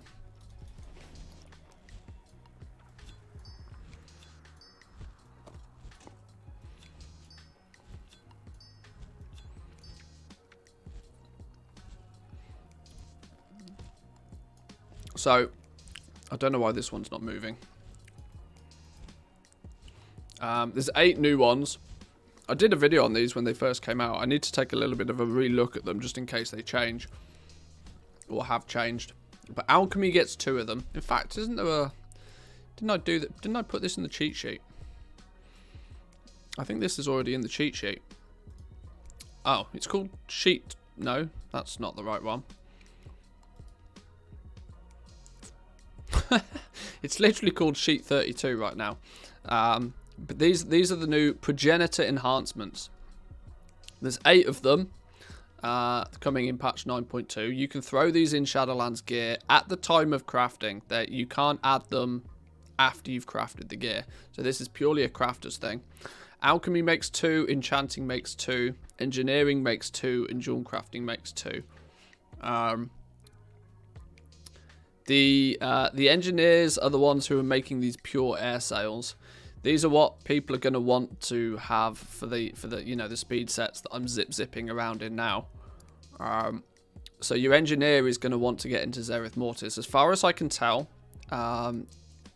all 8 of these drop off different rares out in Zereth Mortis. So if you have one of these professions, you're going to want to get that character into Zereth Mortis. You're going to want to kill that rare until you can get this thing to drop. And then you'll probably just craft these up and sell these on the auction house, I would imagine. Crafters will probably buy these off the auction house. Can they be auctioned, actually? I can't see why they wouldn't be auctioned, as I feel they work similar to that of, like, Relics of the Past. Hopefully... I mean, I've not checked that, you know. Now we know we go super zoom fast mode. That's quite amusing. Let me just real quick see if these can be auction housed.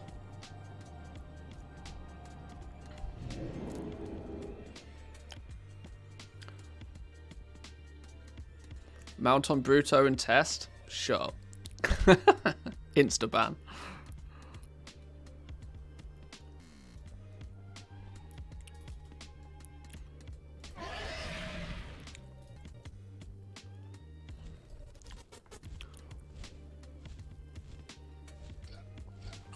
Oh, I've just remembered I have portal gear to Stormwind. I should have just used that.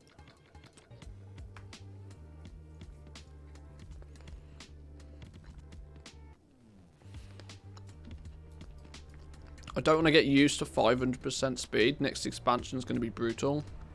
Well, that's true. Can you imagine they pull another Moor situation out on us? Going from 500% flying speed to walking again.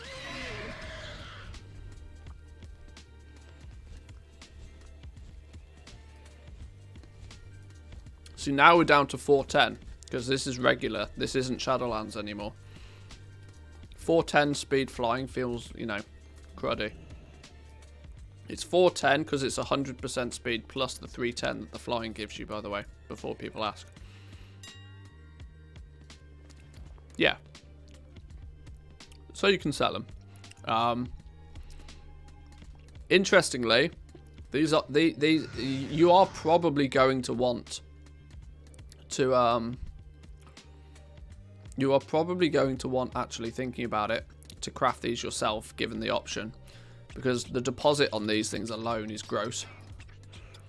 3 gold 75 is the deposit for one of these, just off the bat. So these are like gem level expensive to post. But yeah. So material-wise, they're not super duper mega expensive. It's difficult to quite comprehend just the price of some of these because they are using the new materials. So first flower goes into the alchemy ones, obviously. Silken proto-fiber goes into the enchanting ones. Pagenium ore, the new ore, goes into the enchanting one as well. Jewel crafting's ones use Pogor, vendor mats, and then... Hey, this one uses Anger's Eyes. But it stacks your secondary stats, stacking up to 10. Why would you want to stack your secondary stats when you could stack your primary stats? Oroblast, Umbriel, Malleable Wire. So 2 gold 50. So 25 gold for these. Plus whatever 6 times 6 times 7 point something, 42.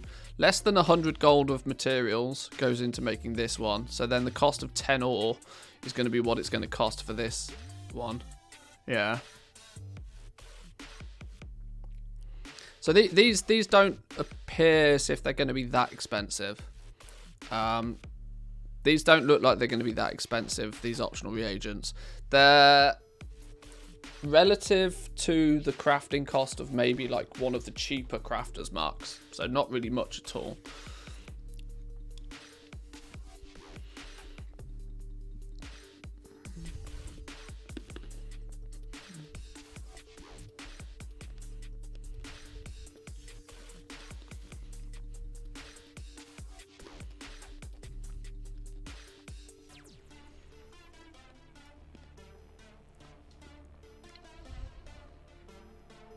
Current speed sets relies on stacking secondary stats, so maybe there's some good synergy there.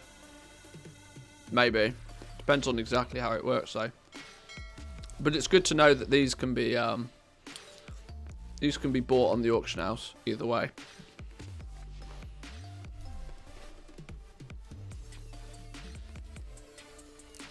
Okay. We need to I need to make a full set of these to send over to the druid.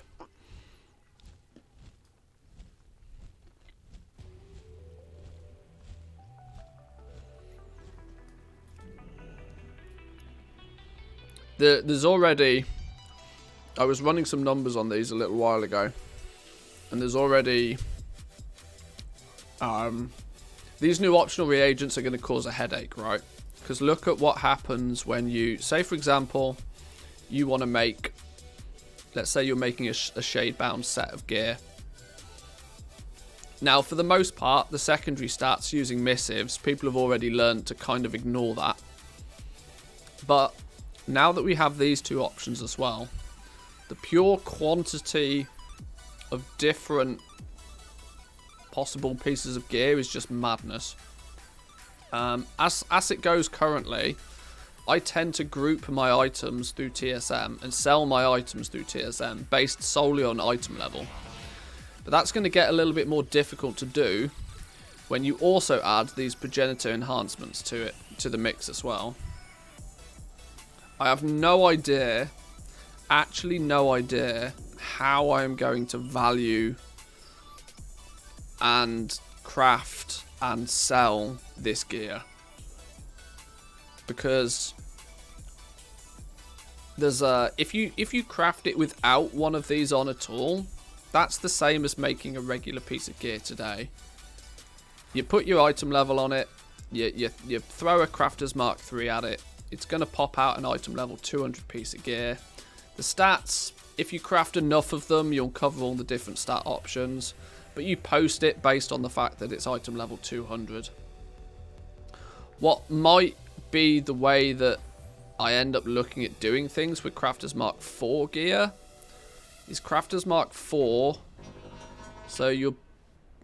The problem is the way TSM works. You have to make a choice with TSM, and it's a choice I don't want to have to make, and let me explain why. Because with Trade School Master, you can basically, you got 3 options, right?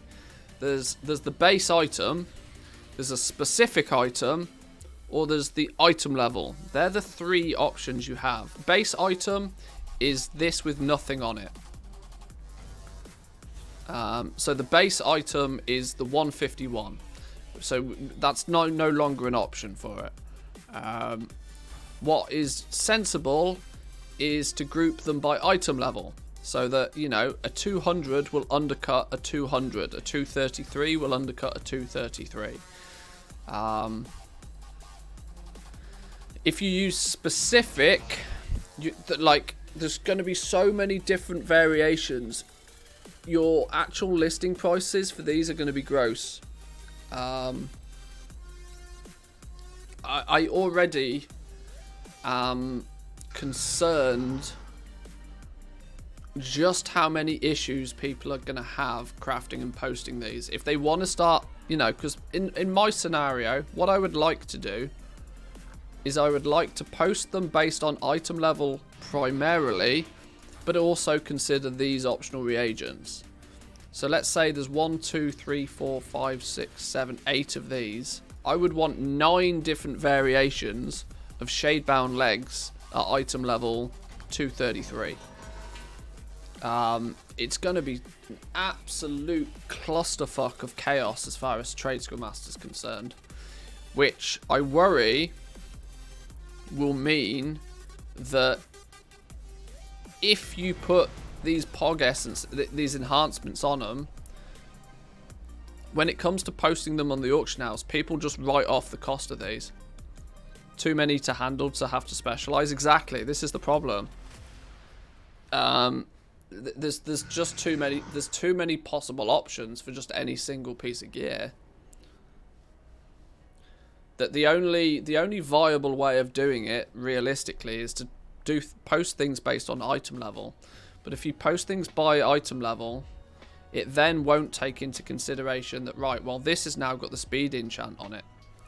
It will still post a 233 under any other 233, which is a weird situation, right? Because it's going to completely crush the value of these as a bonus instantly, just because of how Trade Skill Master works. Because whether it's got one of these bonuses on it or not, people are going to undercut it, assuming that it hasn't got one on it at all. It's going to be a real logistical nightmare to deal with Trade Skill Master. The thing to do is to make sure that you're making at least enough profit on this to cover the cost of these. But then you also have the complication of how the fucking hell do you tell Trade Skill Master to craft these? It's going to be a logistical nightmare to handle all of these. One that I'm not looking forward to. One that I will probably engage with when the market is new and it's fresh, and I'll do it somewhat manually, and I'll do it whilst there's so much profit in there that I don't care about the extra effort. But as soon as the margins get skinnier, yeah, this is gonna the valuation of these items is going to be difficult. And I haven't... once again, this is another example of where there just will not be an elegant solution to this. Because Trade Skill Master, unless there's some serious change behind the scenes at TSM to take advantage of these... I don't even think the TSM dev team know that these things exist yet, to be honest. I would love for somebody to prove me wrong on that, but... I do worry that this is just going to be a dead market instantly. Not through any reason of them not adding value to it. I mean, adding these pure air sail extensions in the hands of the right player is going to be super valuable. The problem is the tool that we use to manage our auctions, being Trade Skill Master, will not support these properly. Which is going to make grouping and selling and crafting these things an absolute logistical nightmare. How you're going to keep track of which ones you have in stock and which ones you don't, I have no idea. I think it's going to be pure... Either it's going to be pen and paper job, manually tracking stuff again. Blizzard nerf Trade Skill Master with these. In a way.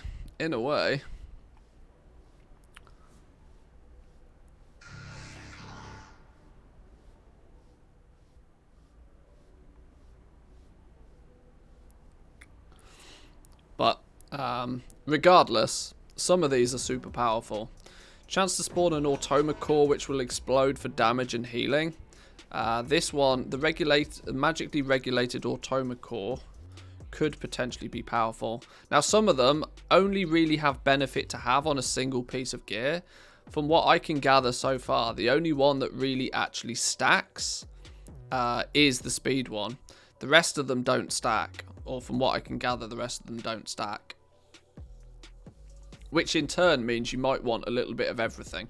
You might want one piece of gear with one, another piece of gear with another piece of gear with another, because you have, what is it, 1, 2, 3, 4, 5, 6, 7, 8. A complete set is 8 pieces, and there's conveniently 8 optional reagents.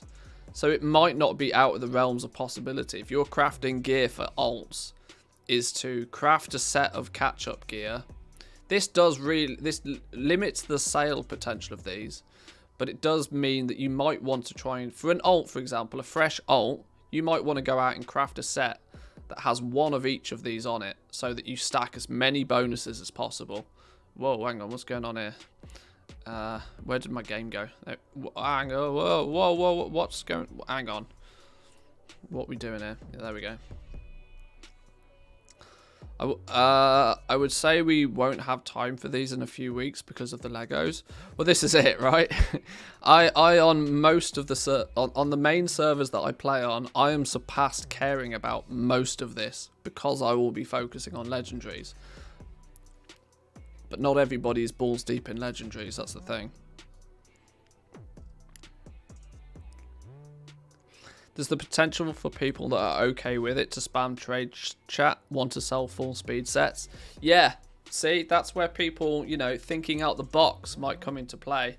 Those that want to just, you know, sell an entire speed set might have a good option for, you know, just trade chat hollering.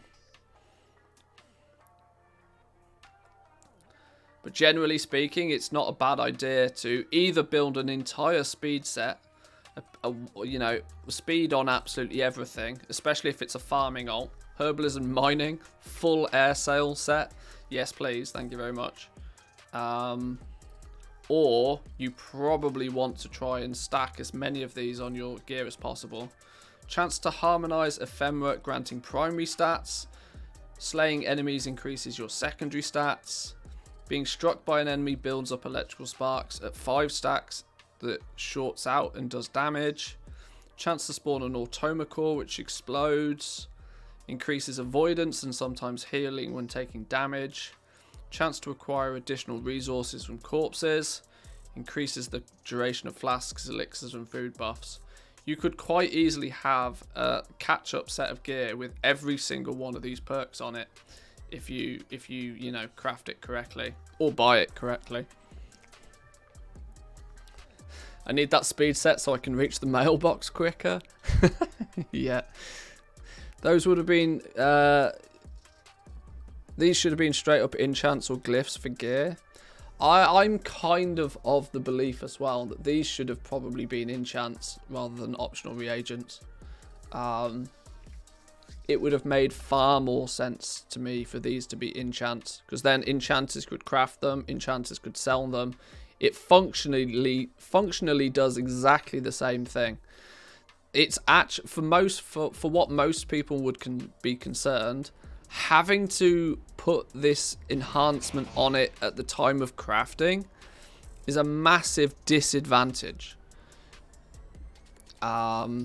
A disadvantage that doesn't need to be there in a world where we have a profession called enchanting, you know?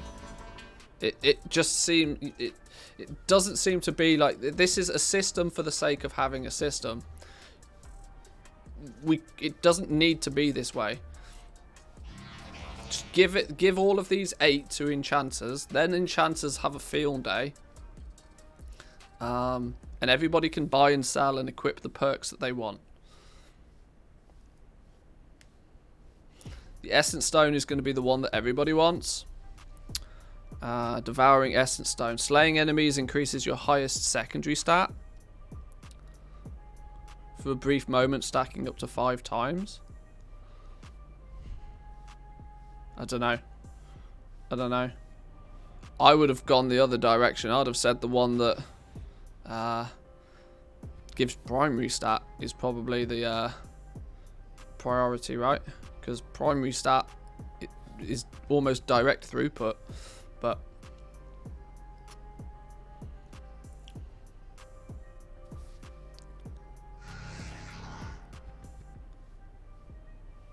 it stacks 5 times per piece of gear.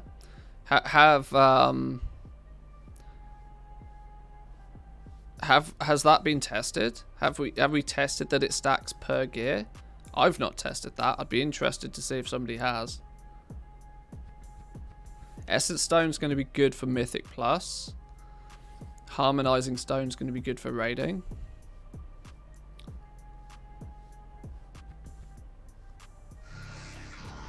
This is where I need to yeah, we need to do some detailed testing on this. I need to keep transferring characters over with materials to just craft all of these things. If we go to Ouroboros, can we... Is the material vendor, like, doing its job properly nowadays? No, that's Borealis. I still do that. I still accidentally end up in Borealis half the time. Soul Breezy has interesting videos on 9.2 gearing. I'm more intrigued about whether like somebody's actually physically tested it or whether they're just assuming that that's the case. How good can they be? Aren't those going to be on crafted gear that will be low item level? You see, this is another thing, right? It doesn't matter how powerful they are. You're not going to be able to stack them on anything more than 233 gear, which is going to be, you know, trash tier level gear pretty much. This is why a speed set for a Gathering Druid, where your item level doesn't matter, yes please, all day long. But for anybody else, it's questionable just how useful they're going to be. Even though this is a speed set though, we can still for sure have a better weapon. Should we go rifle or should we go crossbow? I want the crossbow.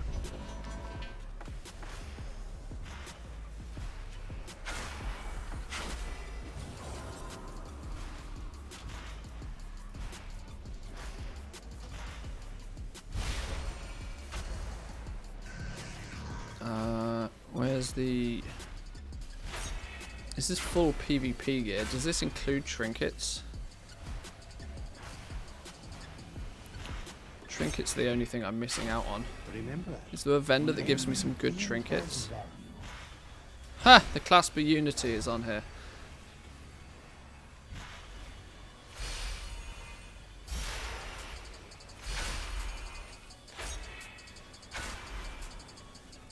Cypher gear and the new socket gear will also matter on what pieces of Lego people will buy, mainly for alt gearing. Possibly. Totally off topic, but is your hunter pet tame from the 9.2 the snake looking one? Yeah, it is. Yeah, it's one of the new. It's a new thing in the new zone.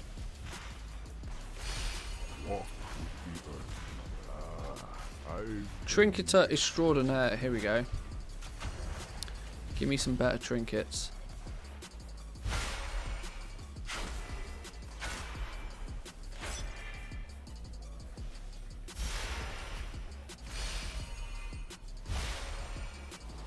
I mean, sure, whatever. It doesn't really matter.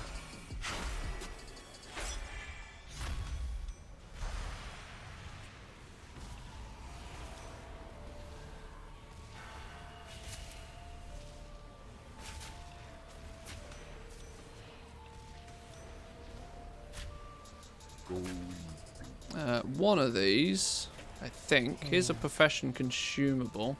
Here's the empty kettles, look. So, set out a kettle of stone soup ready to fill with delicious ingredients.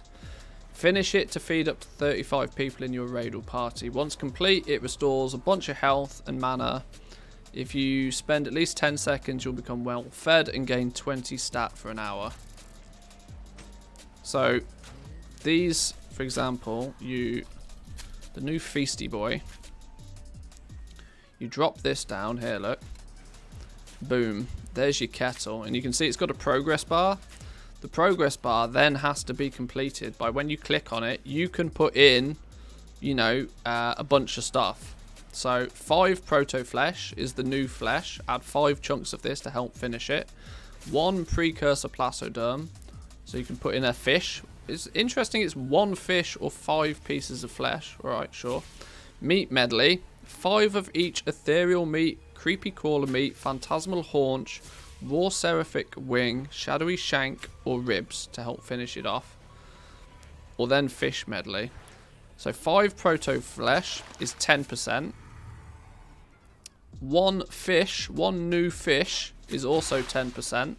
So that means the flesh is worth only 20% of that of a fish. Meat medley, 5 of the old world meats is also worth 10%. So what this does is this has normalized the value of the old meats. So you don't care what the old meat is. You're just going to buy the cheapest one. You're just going to quite literally buy the cheapest meat. And I would assume one of each lost soul, iridescent amberjack, silver gill pike, pocked goldfish, or at least, yeah, one of the fishes.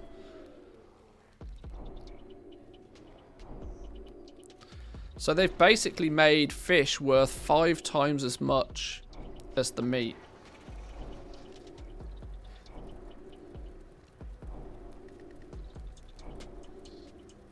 Oh, hang on. Add 5 each of ethereal creep. Do you have to have all of the old meats? Do you have to have 5 of all of them? That's hard to tell. Add 5 each of ethereal meat, creepy crawler meat, phantasmal haunch, raw seraphic wing, shadowy shank, and tenebrous ribs to help finish the suit. Oh, damn. Yeah, it's 5 of all. It's and, not or. Yeah, you're right. So you need 5 of each of the meats for 10%. Or 5 of the new fish. Wow, okay. That makes the proto flesh worth like 5 times more than any of the existing meats. Delete meats from the bag to test. The problem is it's going to use all of the stuff that's in my guild as well. Hang on, that's the wrong door. That's the wrong door. Where's the guild gone? Fuck you, Ouroboros, and your stupid circular everything looks the same. That way, okay.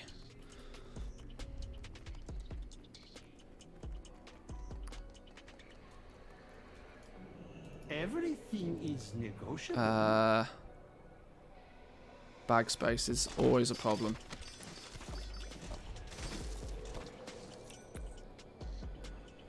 Ribs, shanks, haunch, ethereal.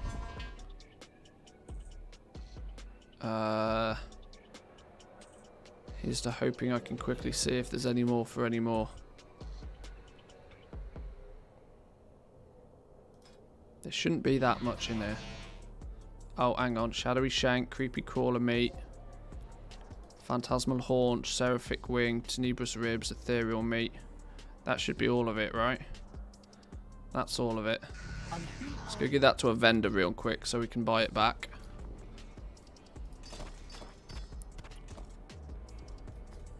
How may I assist? So let's go. Where is it here? 1. Oh, now I can't sell the ribs for some reason because it's. Hang on.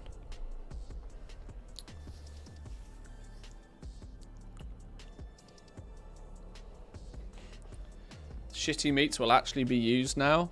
Yeah, because people are going to need an equal quantity of all of the meats just for the feasts.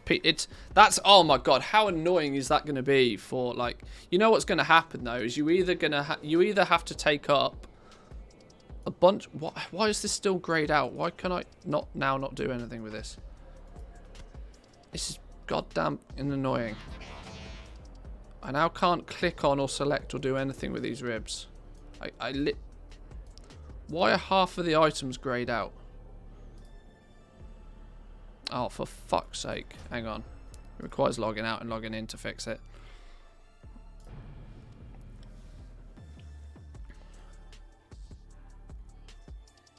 It will probably mean that you either have to use 5 times the bag space and use old meats, or, you know what raiders tend to like to do? They tend to like to take the path of least resistance. So they're just going to buy the new meat, and they're going to buy a stack of the new meat.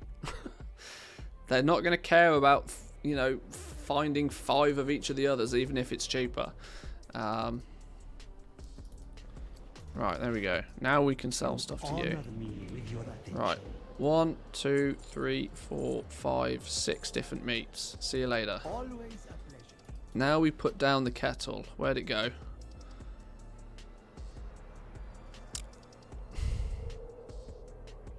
Where's it gone? Is it this thing? No. Is it even called kettle? I don't even know what I'm searching for to search for it. That's really fucking annoying. Where is it? Here we go. Empty kettle of stone soup. It's this thing.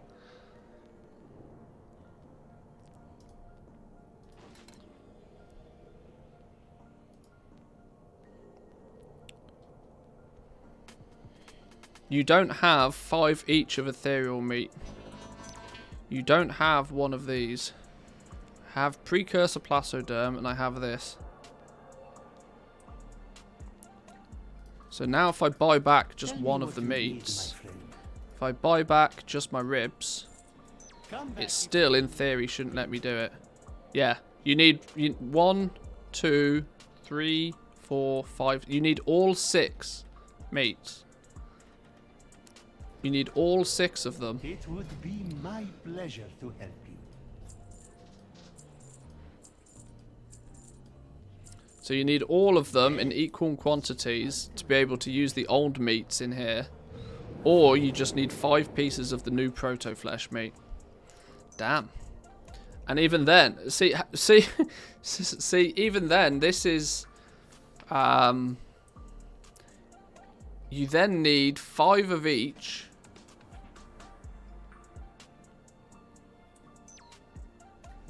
Fish all the way, boys and girls. Fish all the way. You need 10 precursor plastoderm to complete this. 10 precursor plastoderm. Or like a bajillion meats or fish from the past stuff. Fishing, here I come. Yeah, just fish in Zereth Mortis for 10 minutes. And there's your stack of fish. Job done. Unless, of course, the precursor plastoderm's a bitch to fish up. Which, I'm sorry, I'm willing to do quite a lot of testing, but one thing I'm not willing to test is fishing in the new zone. Fishing in the new zone can suck a dick. 20 stats equals the same as the old one. Probably just easier to use old feasts. Yeah, quite possibly. Imagine you slap this down and you get to 90% progress and nobody's got any materials left. How fucking annoyed is everybody gonna be when they've dumped all their materials in and it gets to 90% progress? When somebody could have just slapped down one of the old school feasts. If they won't buff the stats from the feast, the guilds will just use the old ones. Yeah, that seems to be pretty much the unanimous opinion on that. Doesn't seem worth the hassle for a raid group. 200 gold vendor cost, then having to keep meat, fish around in the bags for the same 20 stats. Yeah, you just go to the auction house and buy the regular feasts, wouldn't you? Yep. Or just like you always used to do, you'd wait for that one guy in the guild to drop down a feast and then don't worry about it at all ever. Everybody has that feast guy, right? In their Mythic Plus or their raids. Everybody has the feast guy.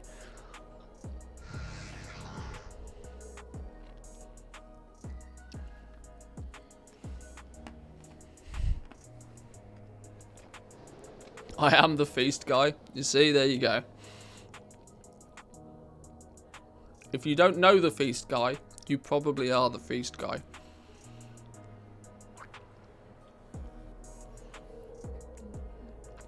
A solution to a problem that nobody had. See, once again, it's a system for the sake of having a system. If it's not broke, don't fix it.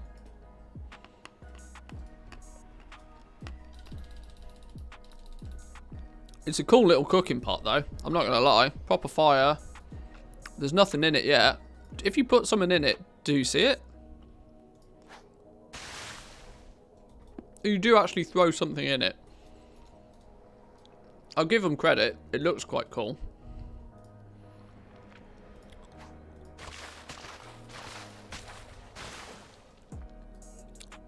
It doesn't seem to change the animation though.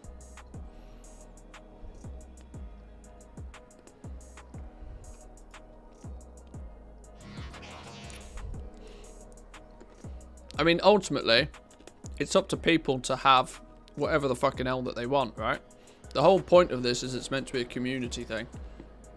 Somebody places down the kettle, and everybody throws their meat in it until it's full, and then everybody gets the buff.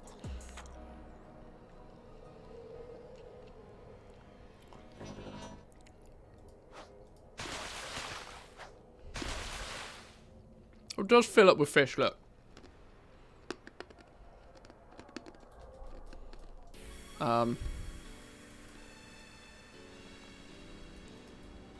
Okay, now it just disappears. Okay, so it doesn't even work. It doesn't even work. Straight up scammed. Scamazed. It literally just stole my fish and ran away.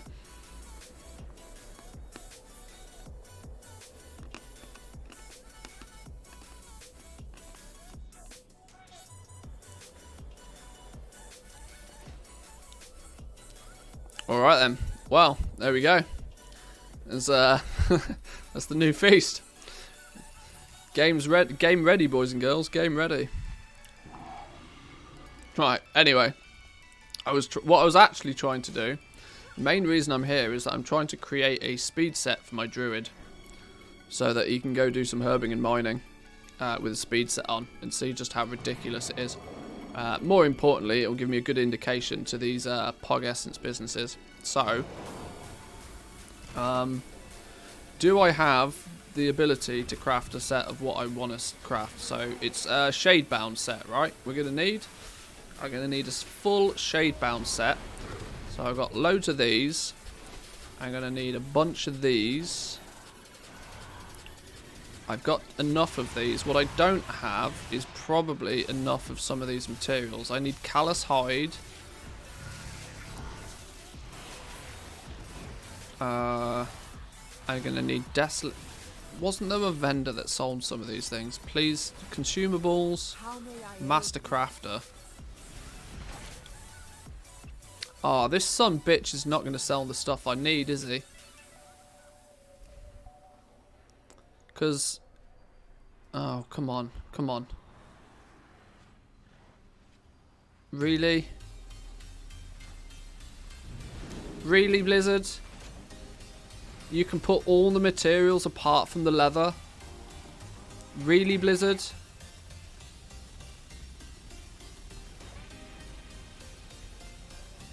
You can't even get your test platform correct, Blizzard. Holy shit.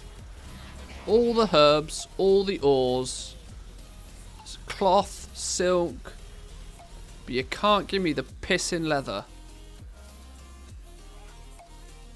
Outrageous behaviour. Oh, okay. Is it? Oh, okay. For fuck's sake. I need a boatload of desolate leather and a boatload of callous hide. Okay, there's an easy fix to this. There's an easy fix. If I transfer my druid, my hunter over again, he's got 1 million items in his mailbox already.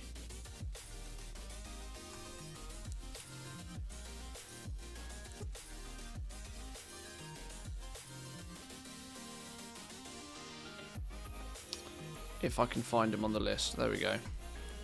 Copy you over again. Give you a new name.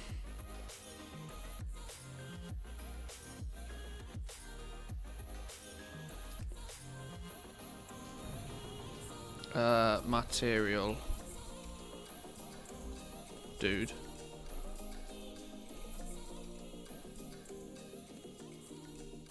Does mail transfer? I don't know. I hope so. I don't know. We'll find out. Steve the Hunter. What, Steve?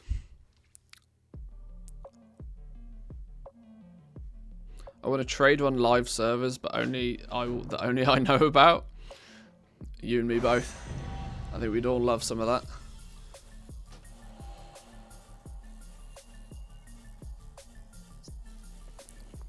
Oh. Mail doesn't trade over. Okay. Okay. Hang on, apparently I've got loads of it in the bank. Apparently I've got loads of it in the bank.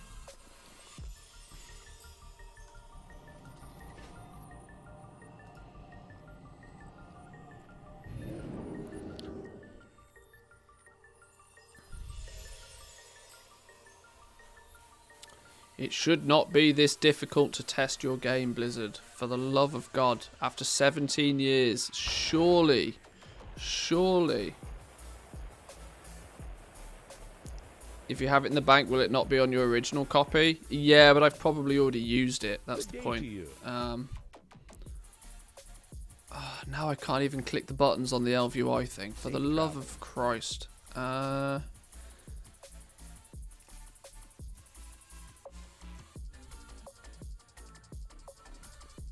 You need something? There we go. There we go. Right.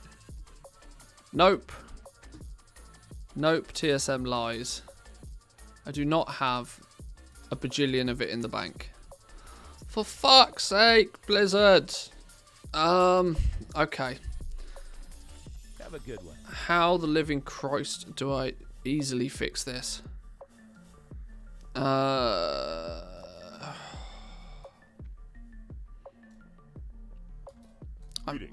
Okay. For the Alliance. Where's... okay, delete this character. You're fucking useless to me now.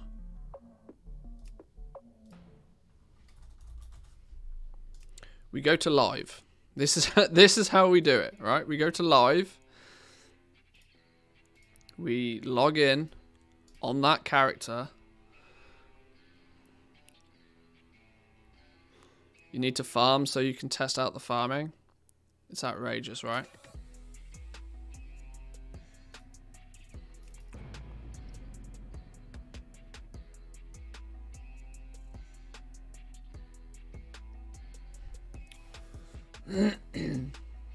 Not defending Blizz, but test environment in companies are kind of something they have but not actively it's one of those, right? If you want people to test your game, at least give people the tools to test it properly.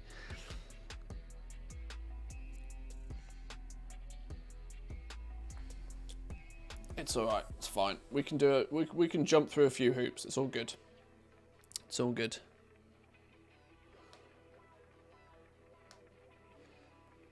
I'd love to see prospecting the new ore testing again. The first time the ratios were pretty broken. You're right, actually. They were complete cuckoo the first time. It feels like there is absolutely zero reason to prospect the new ore.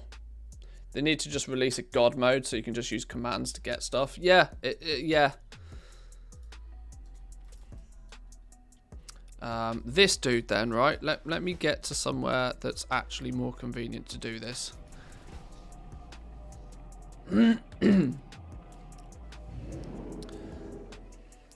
Even missing leather is still technically progress, yes. I can't complain too heavily, but it seems incredibly annoying that all of the materials, apart from the exact material that I need, it's like literally every herb, every ore, everything apart from exactly the materials I need, which is desolate leather and callous hide.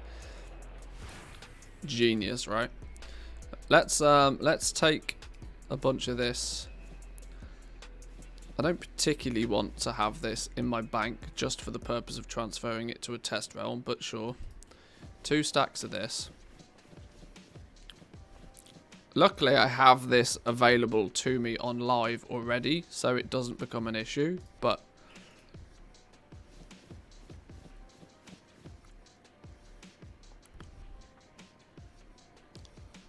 do I have any more callous hide? I do.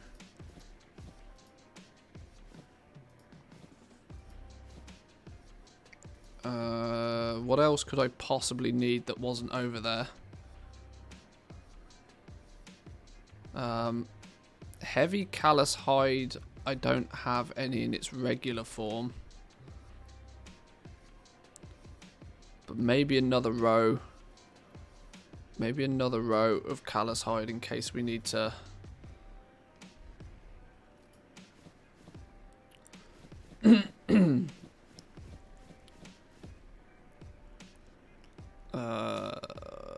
and maybe a row of pallid bones just to be safe.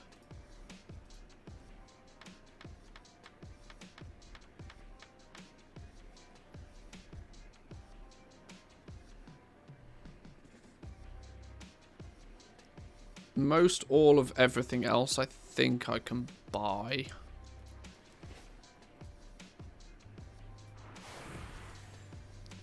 The auction house on the test realm is dead. Well, yeah, of course it is. No, nobody's pissing about with the auction house on a test realm.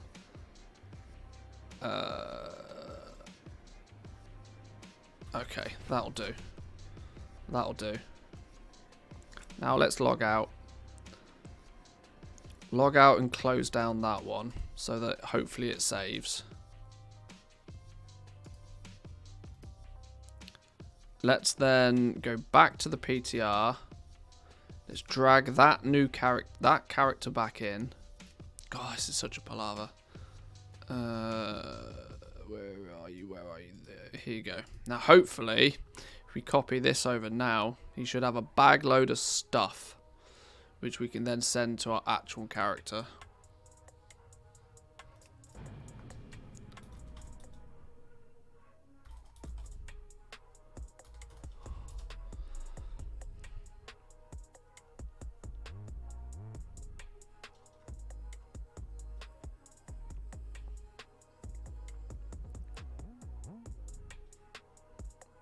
We'll get there. We'll get there. It's all good. Hot damn. We've been streaming 4 hours already. No wonder I'm hungry. Okay. This might be preparation today. We might have to go and do some farming tomorrow. I wasn't expecting this whole... My God. In fact, I don't need to do any of that.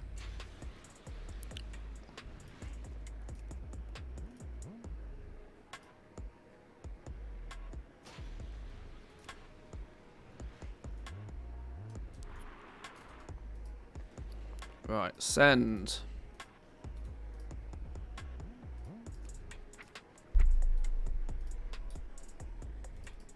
Oh, I don't have postal, of course. Okay.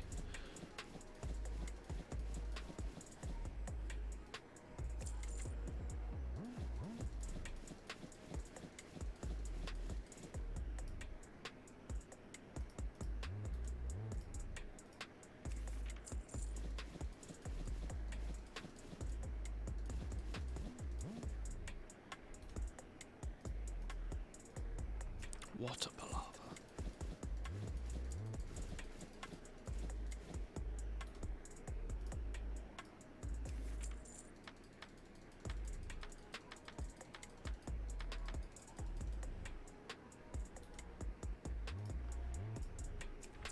Right, that at the very least should, in theory, still a theory, give us enough gear to make a full leather speed set for our druid.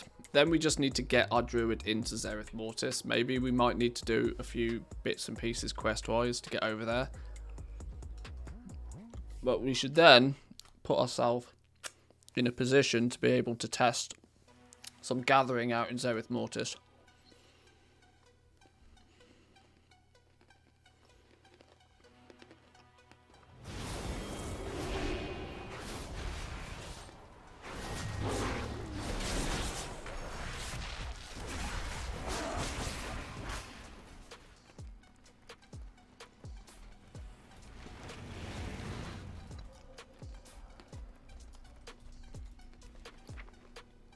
Boom. Okay, materials.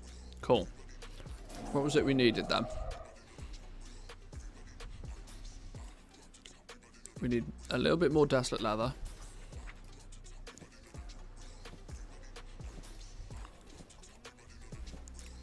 We need...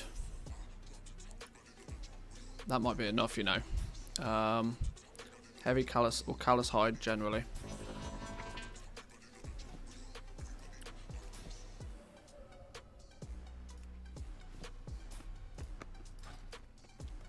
Is that going to be enough to make the complete set?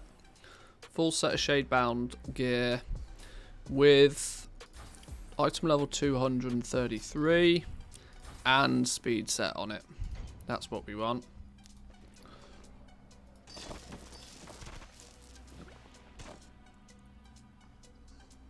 Right, create, go. Boom. Okay, pauldrons, 233. Pure air sails, go. Vest at 233 with pure air sails, go.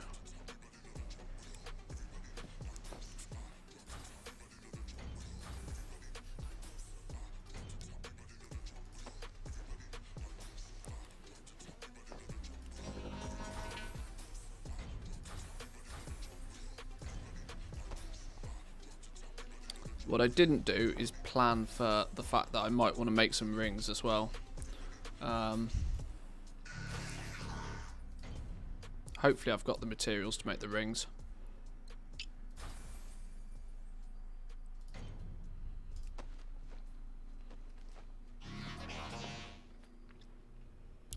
Treads.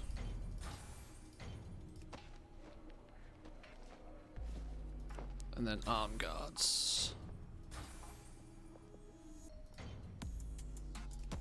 Right, so that's the main set. I need 2 rings.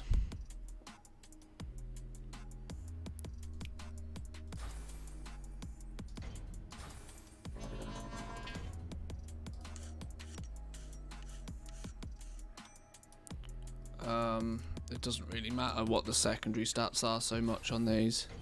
Pure air sails 233. Then we need a necklace at... Oh, I'm out of those air sail things. I need to go buy some more of those air sail things. Where's the vendor? Imagine they forget to remove the vendor. Yeah, that would cause chaos.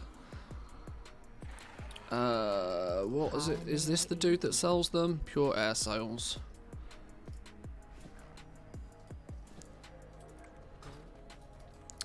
So, and then a neck at neck at the higher item level of whatever I can craft.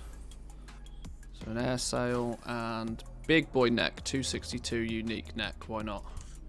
Go. Right, there's our druid set. There's our druid set. Now I have the problem if I can't remember what the flipping hell I call the druid. Nor can I find a mailbox. Wanna buy a mailbox in Oribos, please. Here we go. What did I call the druid?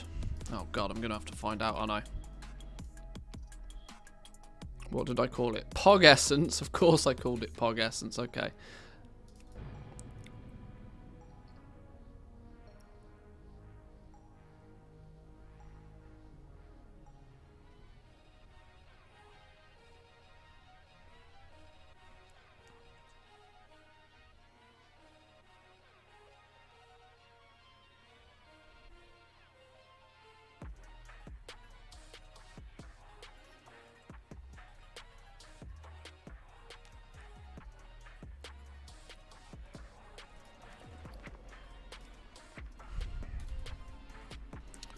One, 2, 3, 4, 5, 6, 7, 8, 9, 10, 11 crafted pieces of gear.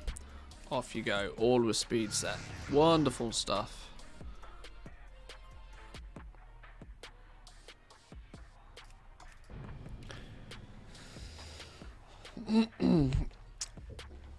Morning, coming back after a year's break.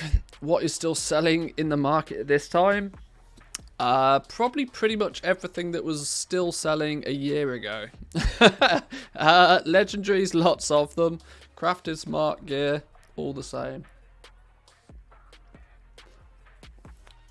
Bags, so many bags, that's true.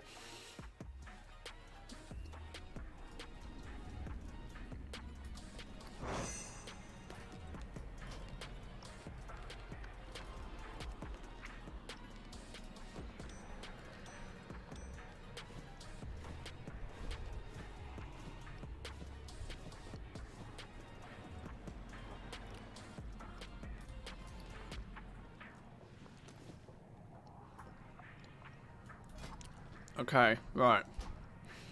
Time to bump our speed up quite considerably. 262 neck. 233 ring. Second 233 ring. 233 wrists. 233 boots. 233 something else.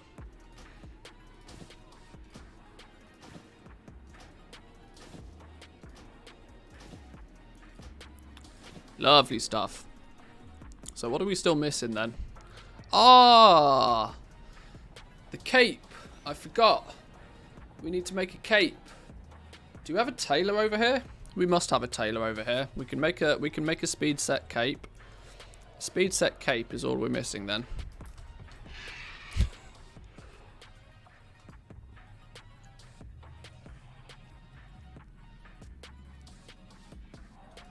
Why are we still at 410?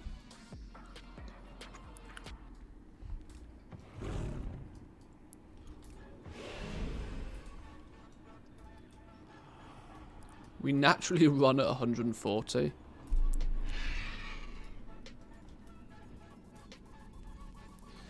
Doesn't work in travel form. That's interesting. It's very interesting. Instant flight form is, that's weird. I wonder if that's just a bug. Works in cat form.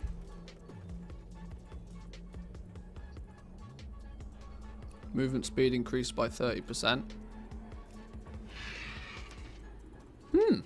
Interesting. Annoying, but interesting. Travel form, flight form are not technically mounts. I mean, that's going to cause frustration. Alright, well, it levels the playing field, I suppose, if you are going to have to, even on your druid, use a proper mount.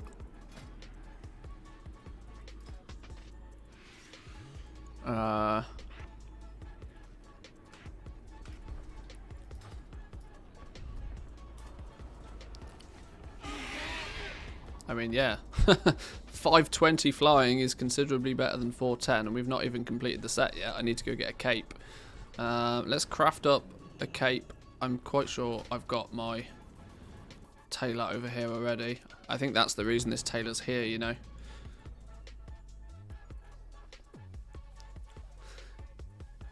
This is where you hit I'd like to report a bug button.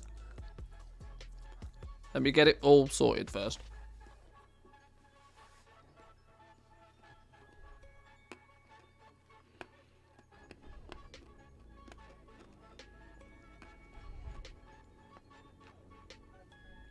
Sky Golem's incoming. It's true, you know.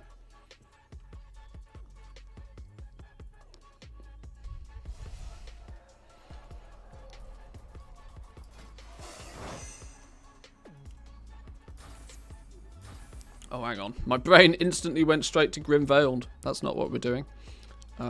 Shadow Lace Cloak. Oh! Hello?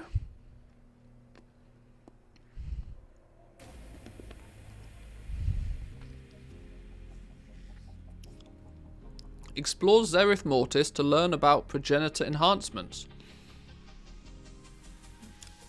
You're who now?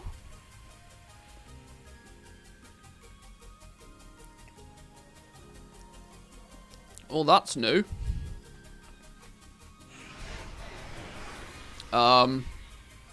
Okay.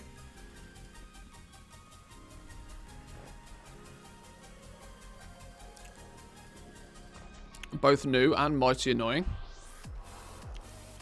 May I tempt you with my wares? You struck a hard bargain. Good show. Special. Okay, that's both new and slightly annoying. How do I get around that then real quick?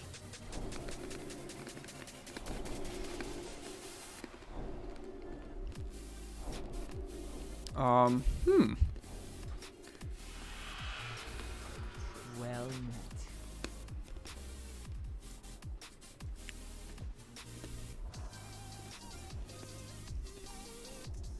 Okay.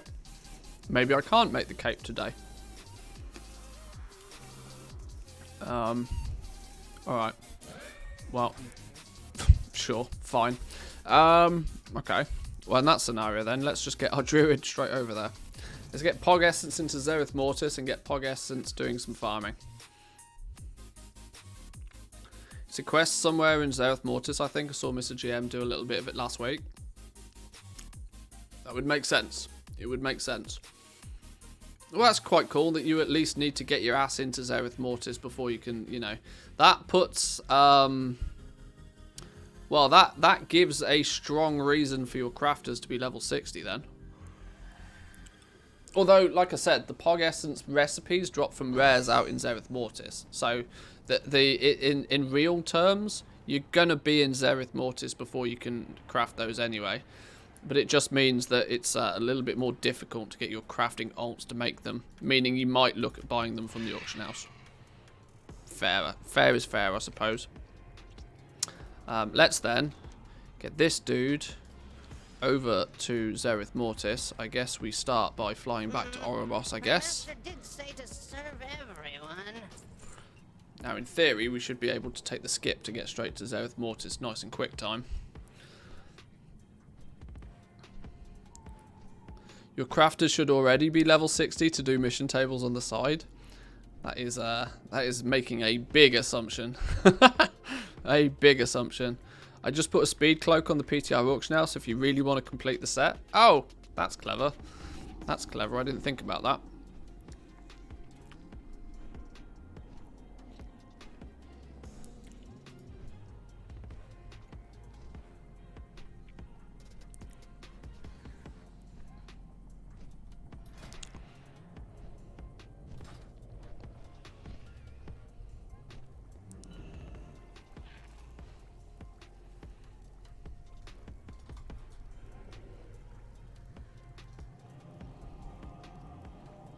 For 9.9 mil.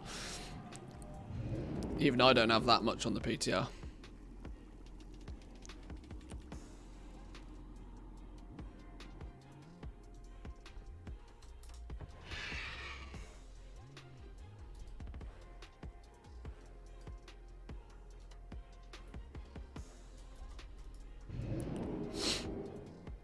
I'll go grab that then.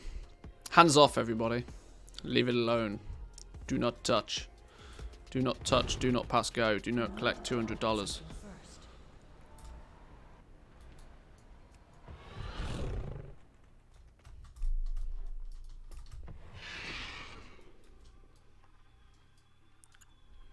Got him.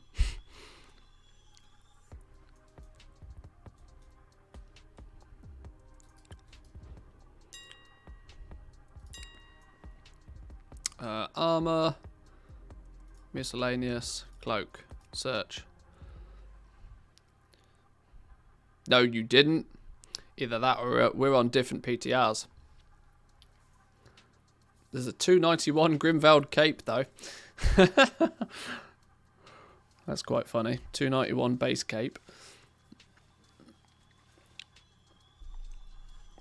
Oh well, it was worth a shout.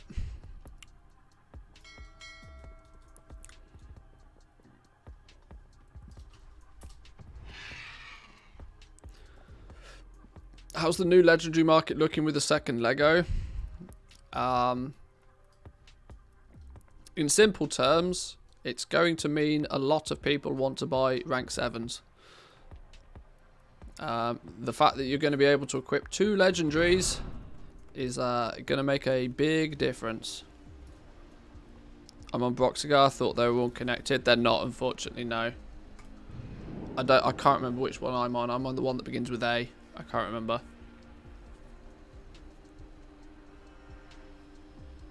But appreciate the effort.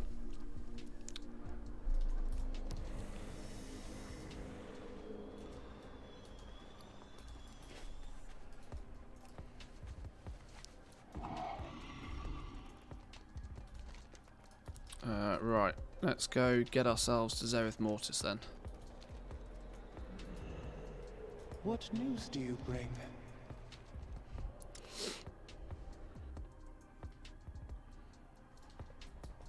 War is at hand. With the Mawwalker's aid, the covenants have been renewed. The gateway is open of the animal worm. Am I not meant to be able to skip this? The Mawwalker shall not face this danger alone. I've not had an option to skip this. I don't know. Maybe I'm not. Whatever. This noble mortal helped us bring harmony to Bastion and fought against the jailer in Korthia. Primus, If we can get ourselves into Zereth Mortis and we can get ourselves prepared, we've got the gear now at least.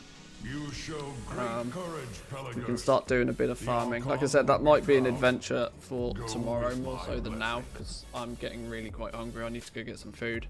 But if we can get to Zereth Mortis, we should be good today. I was thinking I could skip this, but apparently there's some, you know, weird shit going on again with my PTR account.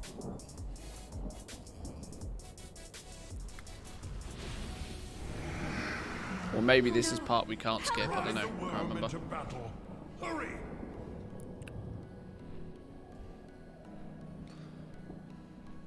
Mawwalker, I will lend you my power to destroy these invaders.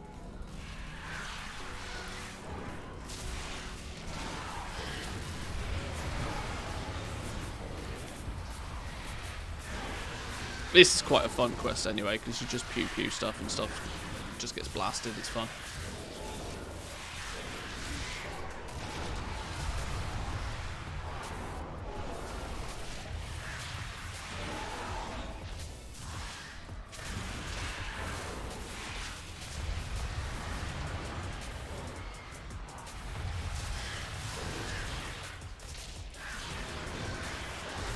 incoming! Incoming! Why do you need to eat if WoW feeds your soul? Because it really doesn't feed my soul.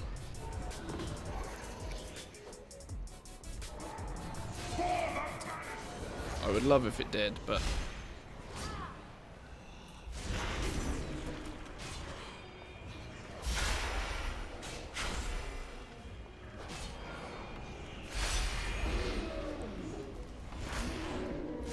Quickly!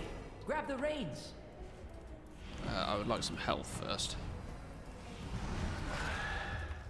Skipping cutscenes for obvious reasons.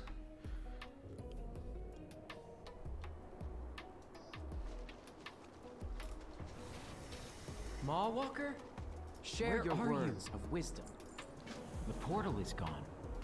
Perhaps the Mossworn destroyed it behind us. I pray Clea and the others are unharmed. We cannot stop the jailer alone.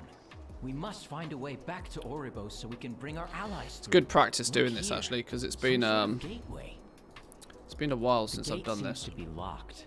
I think I did this the very first day Zereth Mortis was out, and I haven't done it again since, so it's probably not the worst idea to refresh my memory on just how the intro quests go. What they mean. This looks like it could fit into one of those altars. This is going to be an absolute clusterfuck on day one. I love when a patch launches and you just get that huge surge of everybody trying to run through and do the same thing. You should show us the cutscenes so we don't waste time watching them on live. Now, as well, whilst I'm okay with, you know, broadcasting the PTR, which I understand is going to be a little spoilerific for some, I do still try and try to avoid broadcasting the cutscenes, because I know that's a little bit too far for some players in regards to spoilerificness. Finding this realm of knowledge and wonder a place of tranquility until I see no Mossworn here. Where are they? The jailer's forces Oh, are spreading like a plague. that's still okay. It's still that way. Entrance to the sepulchre. The secrets of the cosmos lie within. Beware. The way the lore is at the moment, I just can't seem to bring myself to care. Yeah, there are some people who share a similar opinion. I mean, I literally could not give a flying fuck about the lore from any perspective whatsoever. There is nothing that can be spoiled for me because, you know, I just don't care. But some people are still into it, and I don't want to. It is not my place to spoil it for them. Are we worthy of such knowledge? It's really just turned into, oh, new area. Acquiring something I have needed. Yeah, Pay no that more sounds attention. about right. So long Ooh, as you do a new not zone. anger them, they will ignore you.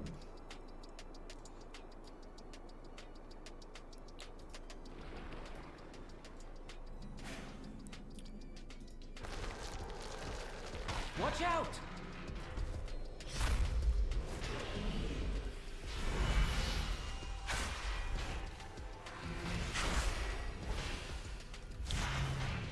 Here.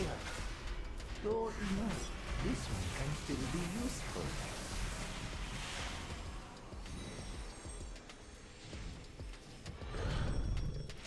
Let me out. I will glean We can them. zerg through this You pretty said the quick, I Automa think. would It's fine. ignore us.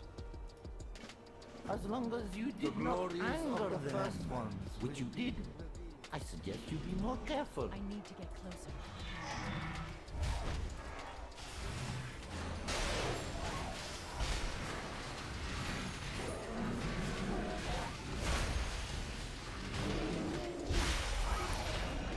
Oh, I still need to be careful to not die, though, apparently. That is on the basis that I have absolutely no idea what I'm doing with the Guardian Druid. The irony in having so many Druids, yeah, I still have no idea how to play the class. I follow what these buttons tell me to do. Anything past that, I've got no idea what I'm doing.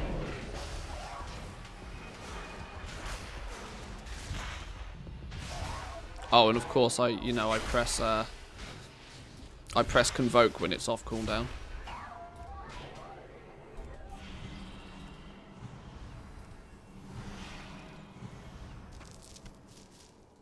There was 9 of 12 in one go. I'm going to have to get used to pressing my regular mount button even on a druid now. That also feels weird. I'm hoping that that is just a bug, you know, and that's not like... Because otherwise, boo-hoo druids, right? If you have to actually use a regular mount.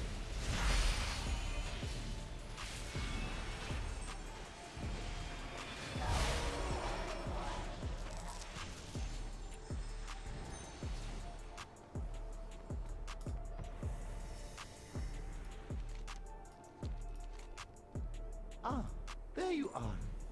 I trust you were successful.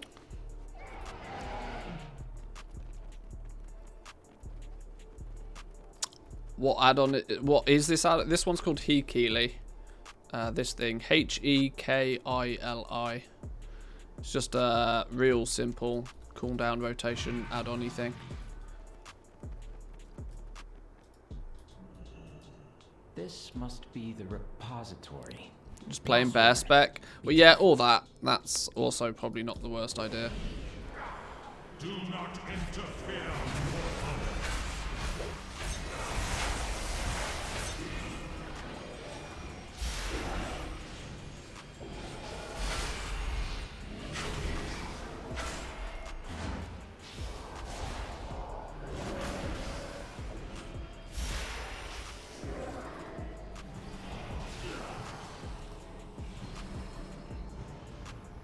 If I was doing anything that was like, if I was actually trying to play, I'd probably just play tank. It's easier. Oh, what? No, I still needed to be in there apparently. What do? Oh, I need to click on the thing. Need to grab the primordial core.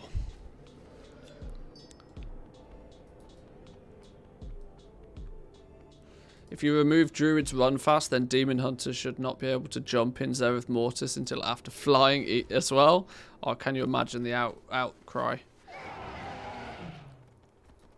There are Demon Hunters across the globe right now that their ears have just started burning. I tell you what though, Demon Hunters are going to have an absolute field day out in Zereth Mortis when everybody else is trying to do... Oh look, we get 226. They've put some gear rewards in these early day campaign quests. 226 pieces of gear off the bat. There we go. My trusty Wombat.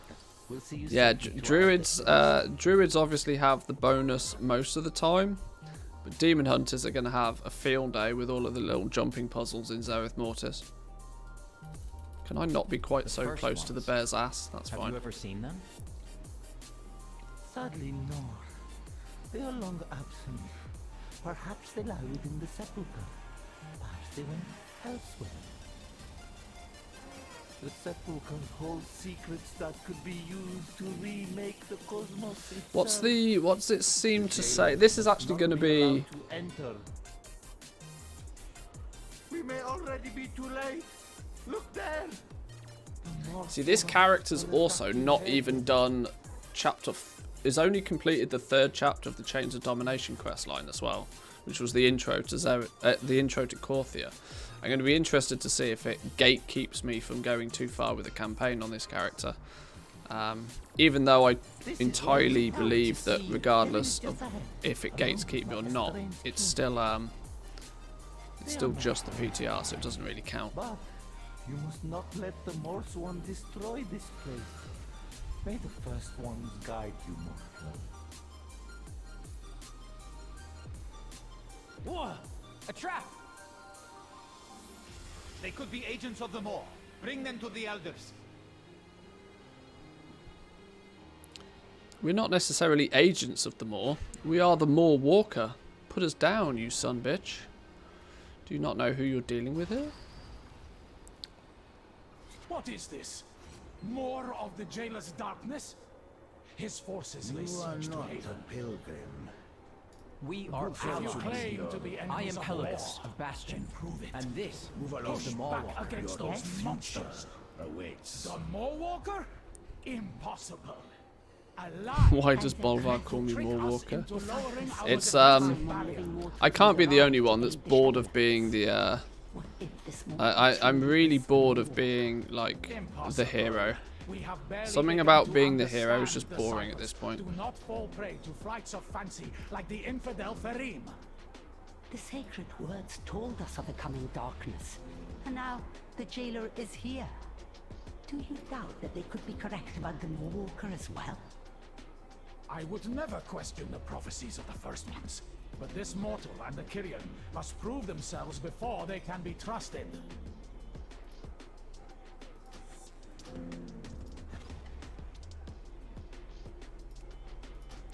Just get rid of all of these old quests that I don't need.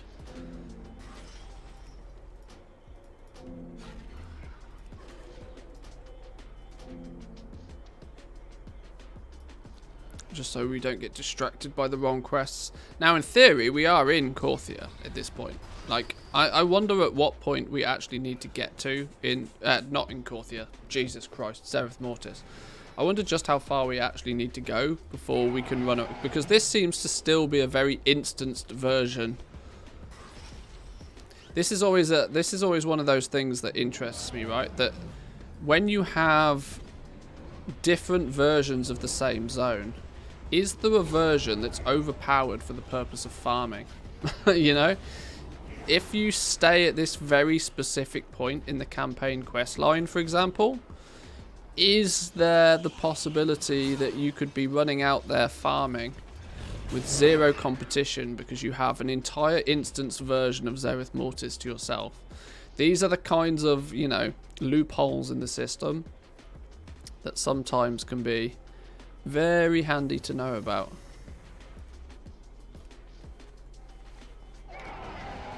Because here, for example, we appear to have materials to acquire, yet there's a ley strike deposit.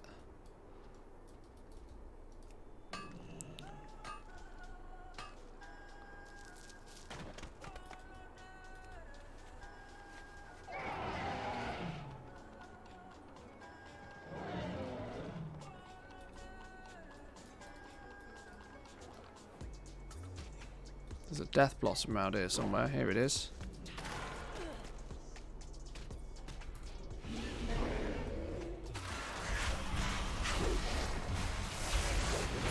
Will there be twinks by stages of campaign now? It's been a thing before. In BFA, for example, the best example of this was that there was an area in Nazjatar that was famously full of multi-boxes. Was it Nazjatar? No, where was it? Nazmir. There was a zone in Nazmir, a shard of Nazmir that was famously full of multi-boxes because it hid the multi-boxes from anybody that had already surpassed that chapter of the campaign. And it was really early on in the days of in the BFA campaign. And so multi-boxes lived there as they could do all their multi-boxing in perfect peace and harmony with no issues from outside competition. So it's kind of always been a thing. For the cloth and mount farming, yeah, maybe 1 or 2 questers a day would come past and spot you doing what you were doing. But for the most part, you were there basically by yourself.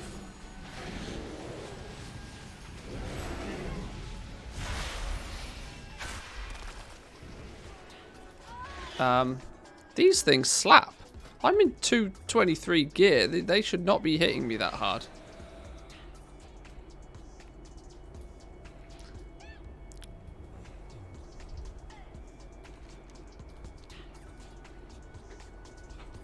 So yeah, it's kind of always been a thing that people will go out of their way to test different instanced versions of zones, because if you can find one that's still lucrative, and it equally then is going to limit the exposure you have to others. One of the problems you might find with Zereth Mortis from a farming perspective is that everybody is out there trying to farm. The nodes might actually, although on the PTR you might run around and see, you see the nodes all over the place.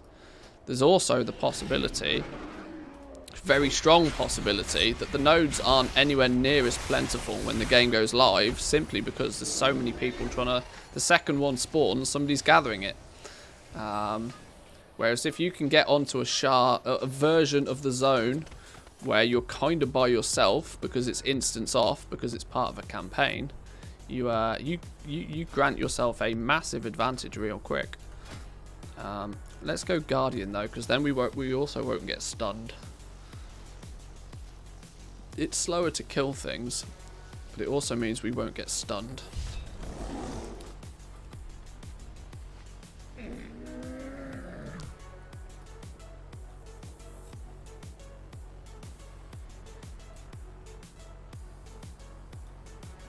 What we're hunting for...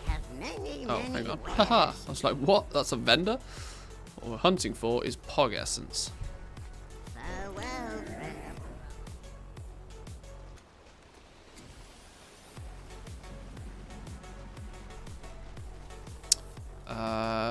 This is also tracking the nodes, which is handy. It means Gathermate's doing its thing.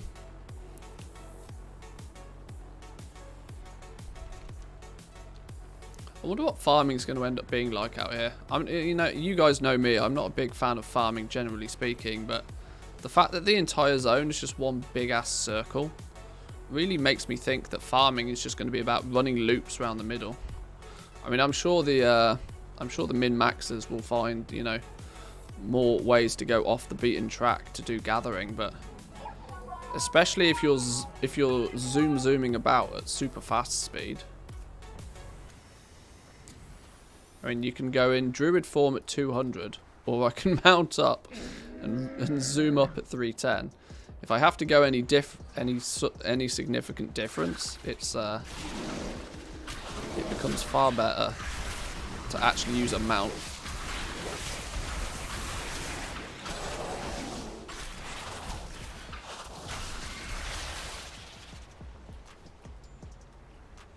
Oh, oh, it's here. Didn't even need to kill those things.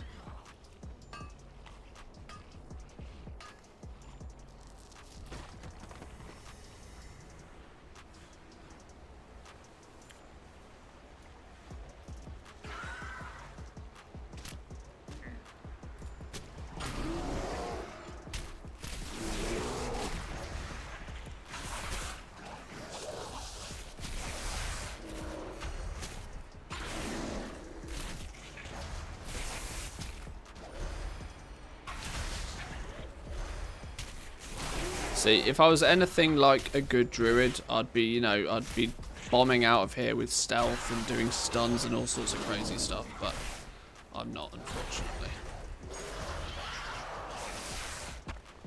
I literally just want to pick up enough stuff until I see a Pog Essence. That's all I care about.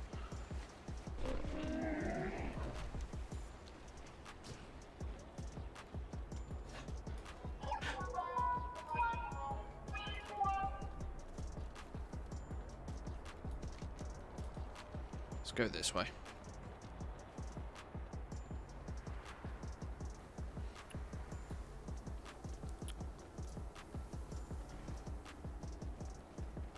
Becomes even more outrageously overpowered though, this zone, when people start being able to fly and gather and fly at like super duper mega speed. These gathering sets, I'm telling you now, these gathering sets will pop off. Either you'll find that people will choose to craft them themselves, or they'll just go and buy a complete speed set. But I can't see many reasons why people wouldn't choose to buy one of these speed sets early days, or given the option to buy one, especially for alts. Okay, I can't interact with these things yet. This might be this might actually be where we start to see some limitations of running. Oh, here's a first flower. Our first flower. Da-da-da. I feel a video coming. I mean, what's the disadvantage of crafting one of these? Let's be real. Like, what's the going rate of a set of 200 gear right now? It's not much more than a couple of thousand gold a piece, is it? So like 20-30,000 gold might be enough to get you a full speed set. Let's be honest, they might not cost that much at all. Okay, I knew I was going to pull that stupid spider.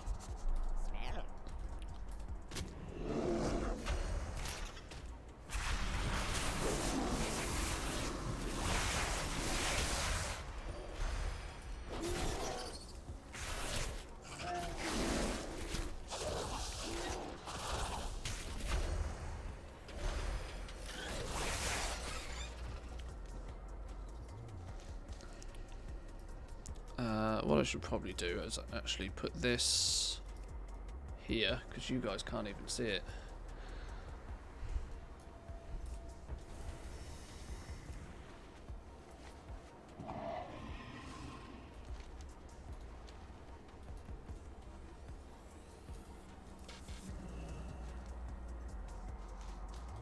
Five nightshade from a single node. Damn. Oh! Elusive Progenium deposit doesn't show on my minimap. Why would that be then? Why does that not show on my minimap? 3 pieces of pog ore.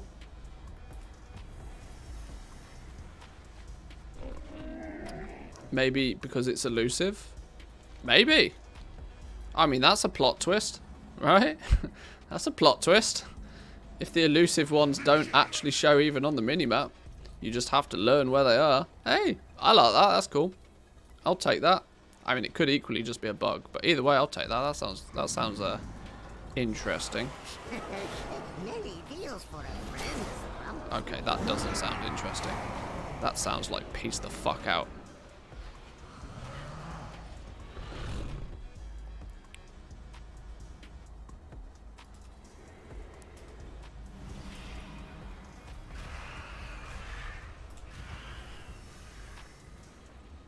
This feels like a sticky situation.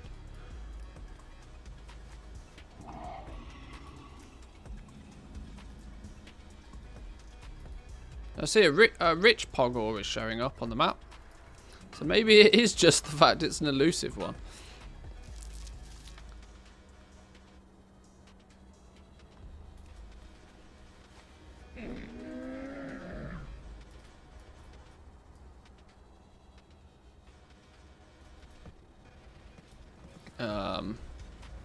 I mean, yeah, it's a thing, but I ain't getting it.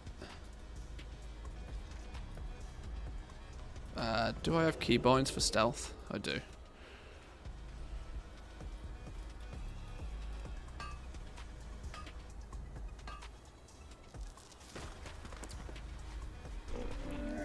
Still yet to find a pog ore.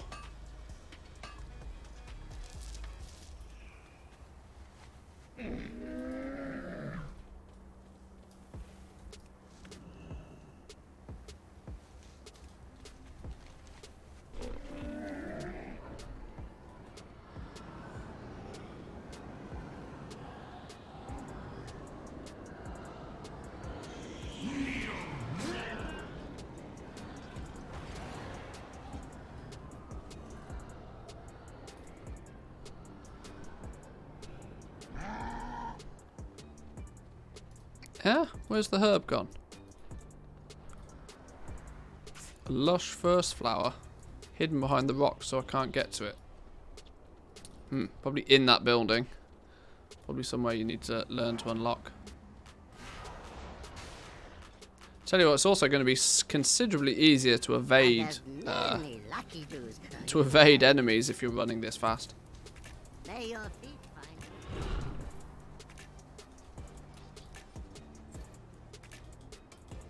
Eyes alert, wits sharp. They will see the unseen.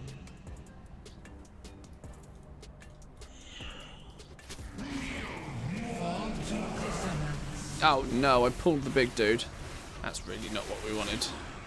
Can we sneaky this and then peace out?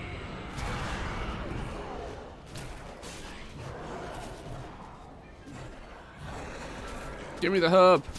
Come on. Come on, we can get the herb.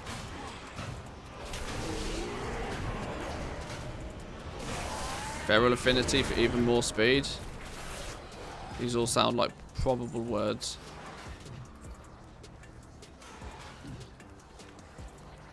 Come on. Fuck it. Too much like hard work.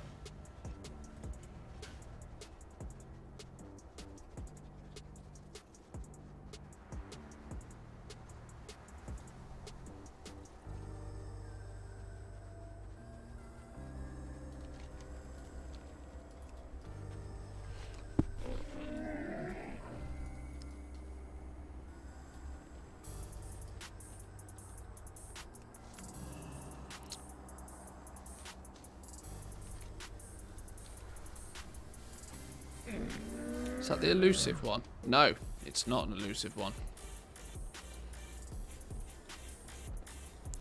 I should in theory, like, it should, I mean, I might, to be fair, just leave this to the people that know what they're doing. The only reason I'm out here farming at the moment is quite simple. I want to just get some visual evidence that Pogor comes from herbing and mining. I mean, I kind of already know that it does. It just, quantities is what I care about.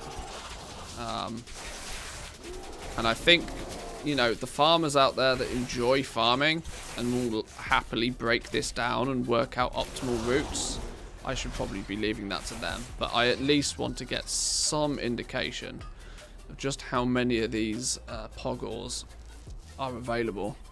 And as it seems right now, that they are relatively scarce.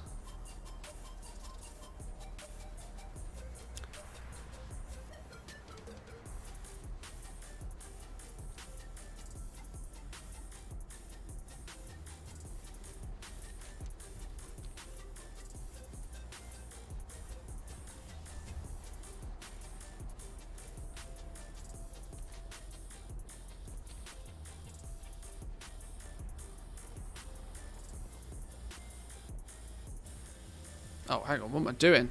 See, it's just second nature to be on your mount as a druid. That second nature doesn't work when you're slow.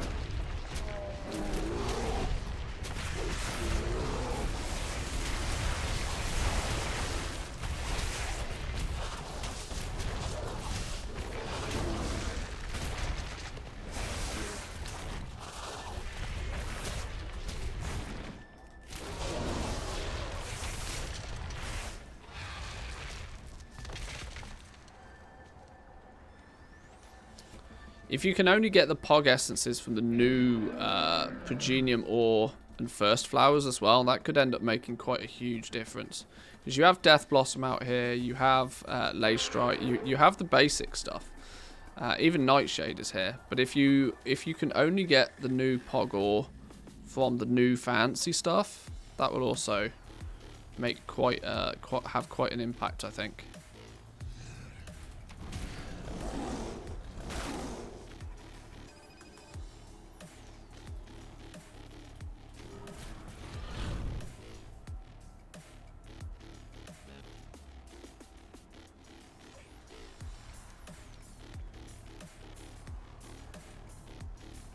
This already feels like a bad idea. This already feels like a very bad idea.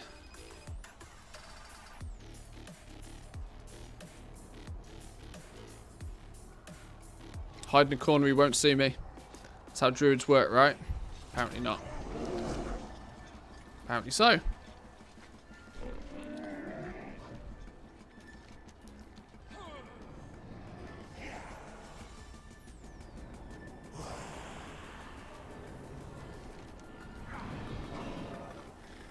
I actually worry as well that when we get flying, this zone is really not going to feel very big.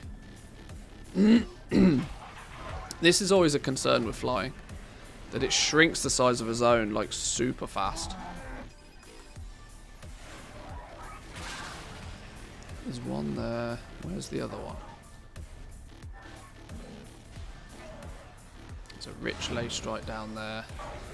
Actually, farming's going to be annoying out here by the looks of things. You're also going to have to be killing stuff, which nobody enjoys doing all of that business when farming. Especially for the old zone materials that are not going to be anywhere near as worth as what you'd get. Although a rich lithium deposit, this has got opportunities. 8 lithium ore. That's a sizable chunk of change nowadays.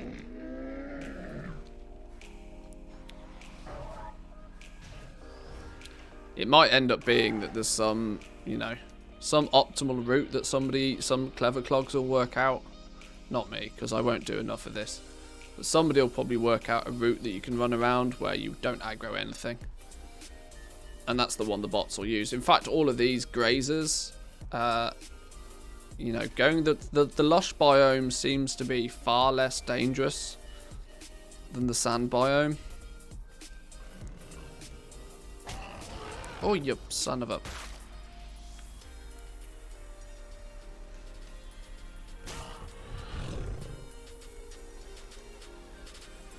Maybe we'll go up this way. Just explore the whole zone, really.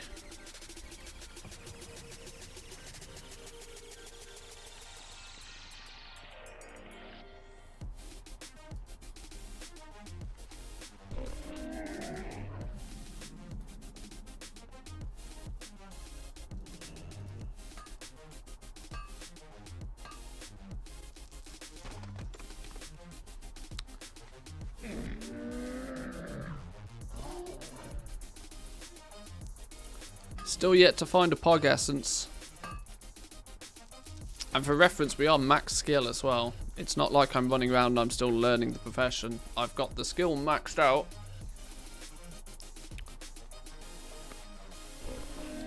See, they could, in theory, they could keep it just using 2 of these Pog Essences. But the only way that that would feasibly work is if they make the things incredibly rare.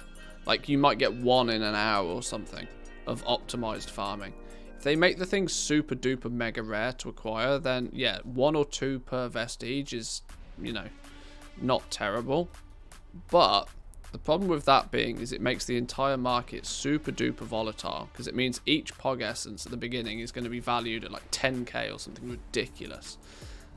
Which is why I think they balanced Corthite crystals to require more of them.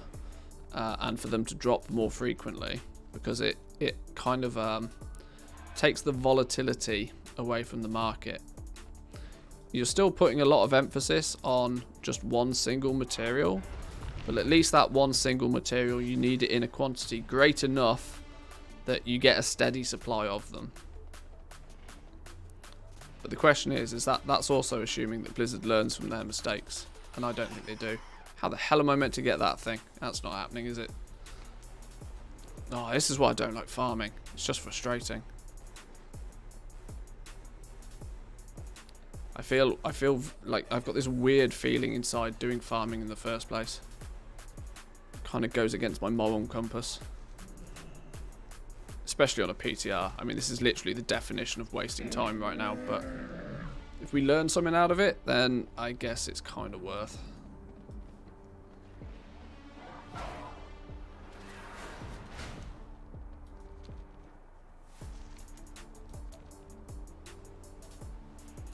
Found it interesting with Corthite crystals, just how many of my raid team had no idea what to do with them. Really? Is that a thing, that people just genuinely have no idea what they do even? I mean, I mean, I don't think I'd ever even considered that, but yeah, that's probably, that could easily be a factor, you know. That people have no idea what the hell you do with them. They get this legendary material and they just put it on the auction house. Damn. Yeah, that might be a thing.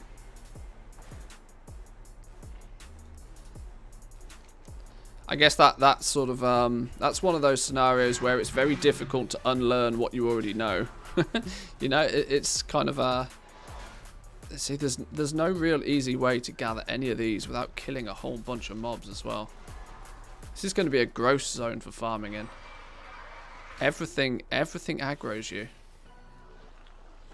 When you get flying, it'll be more manageable, but until you get flying, this is painful.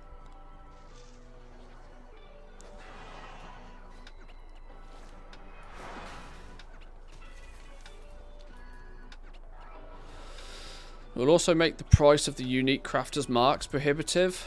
Well, yeah, that's it. If Pog essences go into those as well, you're going to have legendary crafters fighting with gear crafters for the crisp. I want to call them crisp for the Pog essences, which is probably not something that you particularly want. The more markets that end up using an incredibly rare material is overall not very good. It's only going to limit the quantity of them and hike the price of them, which only goes to make the volatility of the market even worse.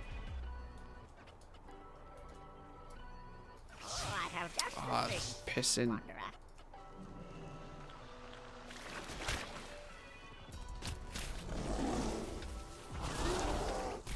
Blizzard will balance it. Yeah, I've got absolutely zero hopes in that being a thing. Let's just peace out of it. I'm not killing mobs for no reason.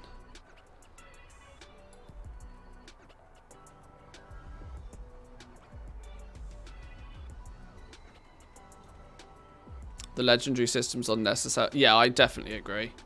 There's this was a worry when they first implemented. Can I get this thing off that button? That was a concern for me when they first implemented it, how they were going to increase or add to it. And obviously they came up with these vestige businesses, which I was skeptical about because the vestiges themselves aren't particularly intuitive to how they work, because people hadn't really got to grips with the with optional reagents properly yet. People didn't really quite understand optional reagents. They'd seen these crafters marks business, but people still hadn't really got to grips with the system. Then to throw vestiges on top of that, and now that we have we're going to have two different vestiges. I think the overall understanding of how they work is very minimal. I know from experience the amount of times that people would ask me to craft something and then have absolutely no idea what they needed for me to craft that item for them. And it was like, surely the reason you're asking me to craft this is because you've looked at this already, right? But apparently not.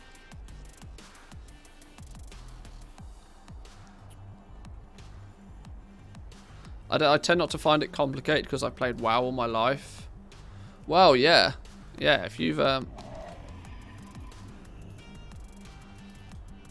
Oh, that's what... I was like, why is my Grand Expedition Yak constantly... There we go.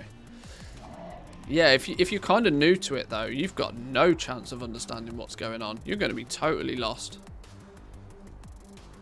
Oh, well, we ain't getting that one anytime soon. Lush Elusive Nightshade. Minus flying, that's not happening.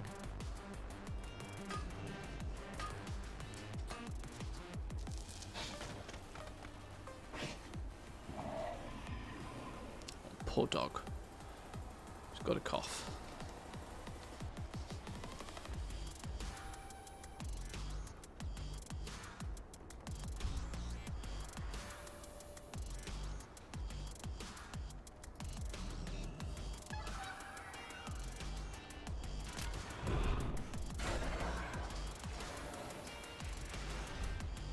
Some of it is genuinely used to be back in vanilla. You inspect somebody else in your team. The gear said made by Manthe, so they whisper Manthe to ask for it. Well, yeah, and that, I suppose. And that.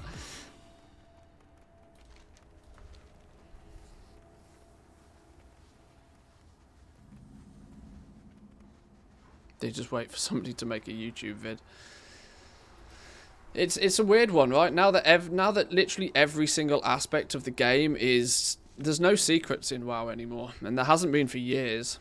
For example, you know, everything is data mined, everything's PTR tested, everything's explored, and everything's broken down literally to its, you know, to its core before the game even goes live nowadays. So that for some players out there, there's no secrets at all in this game. And I do agree that in an RPG, you kind of do need secrets, right? That's kind of the point. It's the oh, that was not what I meant to do. It's the mystery of the unknown that is half of the fun sometimes, I think.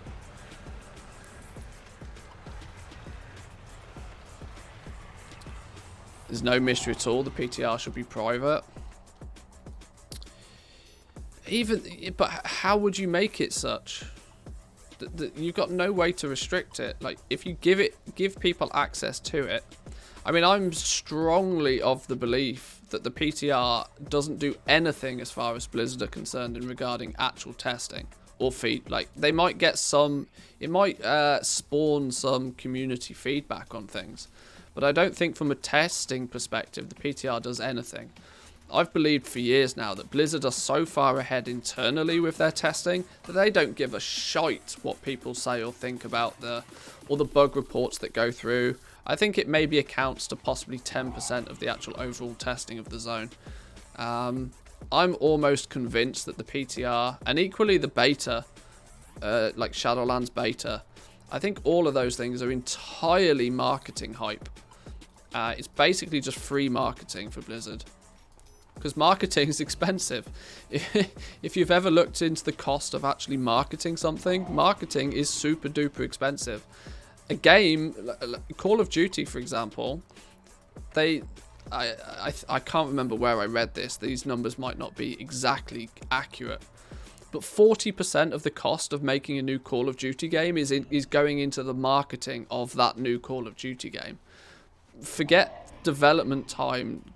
Forget, you know, programming it. Forget making it.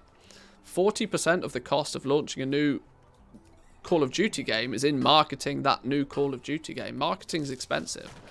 And if Blizzard can get that for free by throwing out a version of the game that's, you know, 6 weeks, 8 weeks behind what they are internally testing themselves anyway, that's a huge advantage to a company the size of Blizzard's. It's millions and millions of dollars they don't have to spend marketing if they can get people to want to go and test their game for free. Right, I'm somewhat convinced that either these POG essences haven't been implemented on the PTR as of yet, or they're not going to start spawning until I've at least done some parts of the campaign, or they are just super duper ridiculously mega rare. I know we've not ran around and collected much, but we've done a couple of laps around here and we've not seen a single one. There is more testing to be done on this. What I will probably do is I will just bang out a couple of chapters of the campaign on this, just to get to a more stable version, this non-instanced version of Zereth Mortis, and see if that makes any difference. But we'll come back to this either tomorrow or at some point this week. We'll come back to this and do a little bit more testing. But all I can say right now is that I have not found a single POG essence on the PTR in any fashion. Not from a world quest, not from doing farming. I quite literally have zero idea where they come from at this point.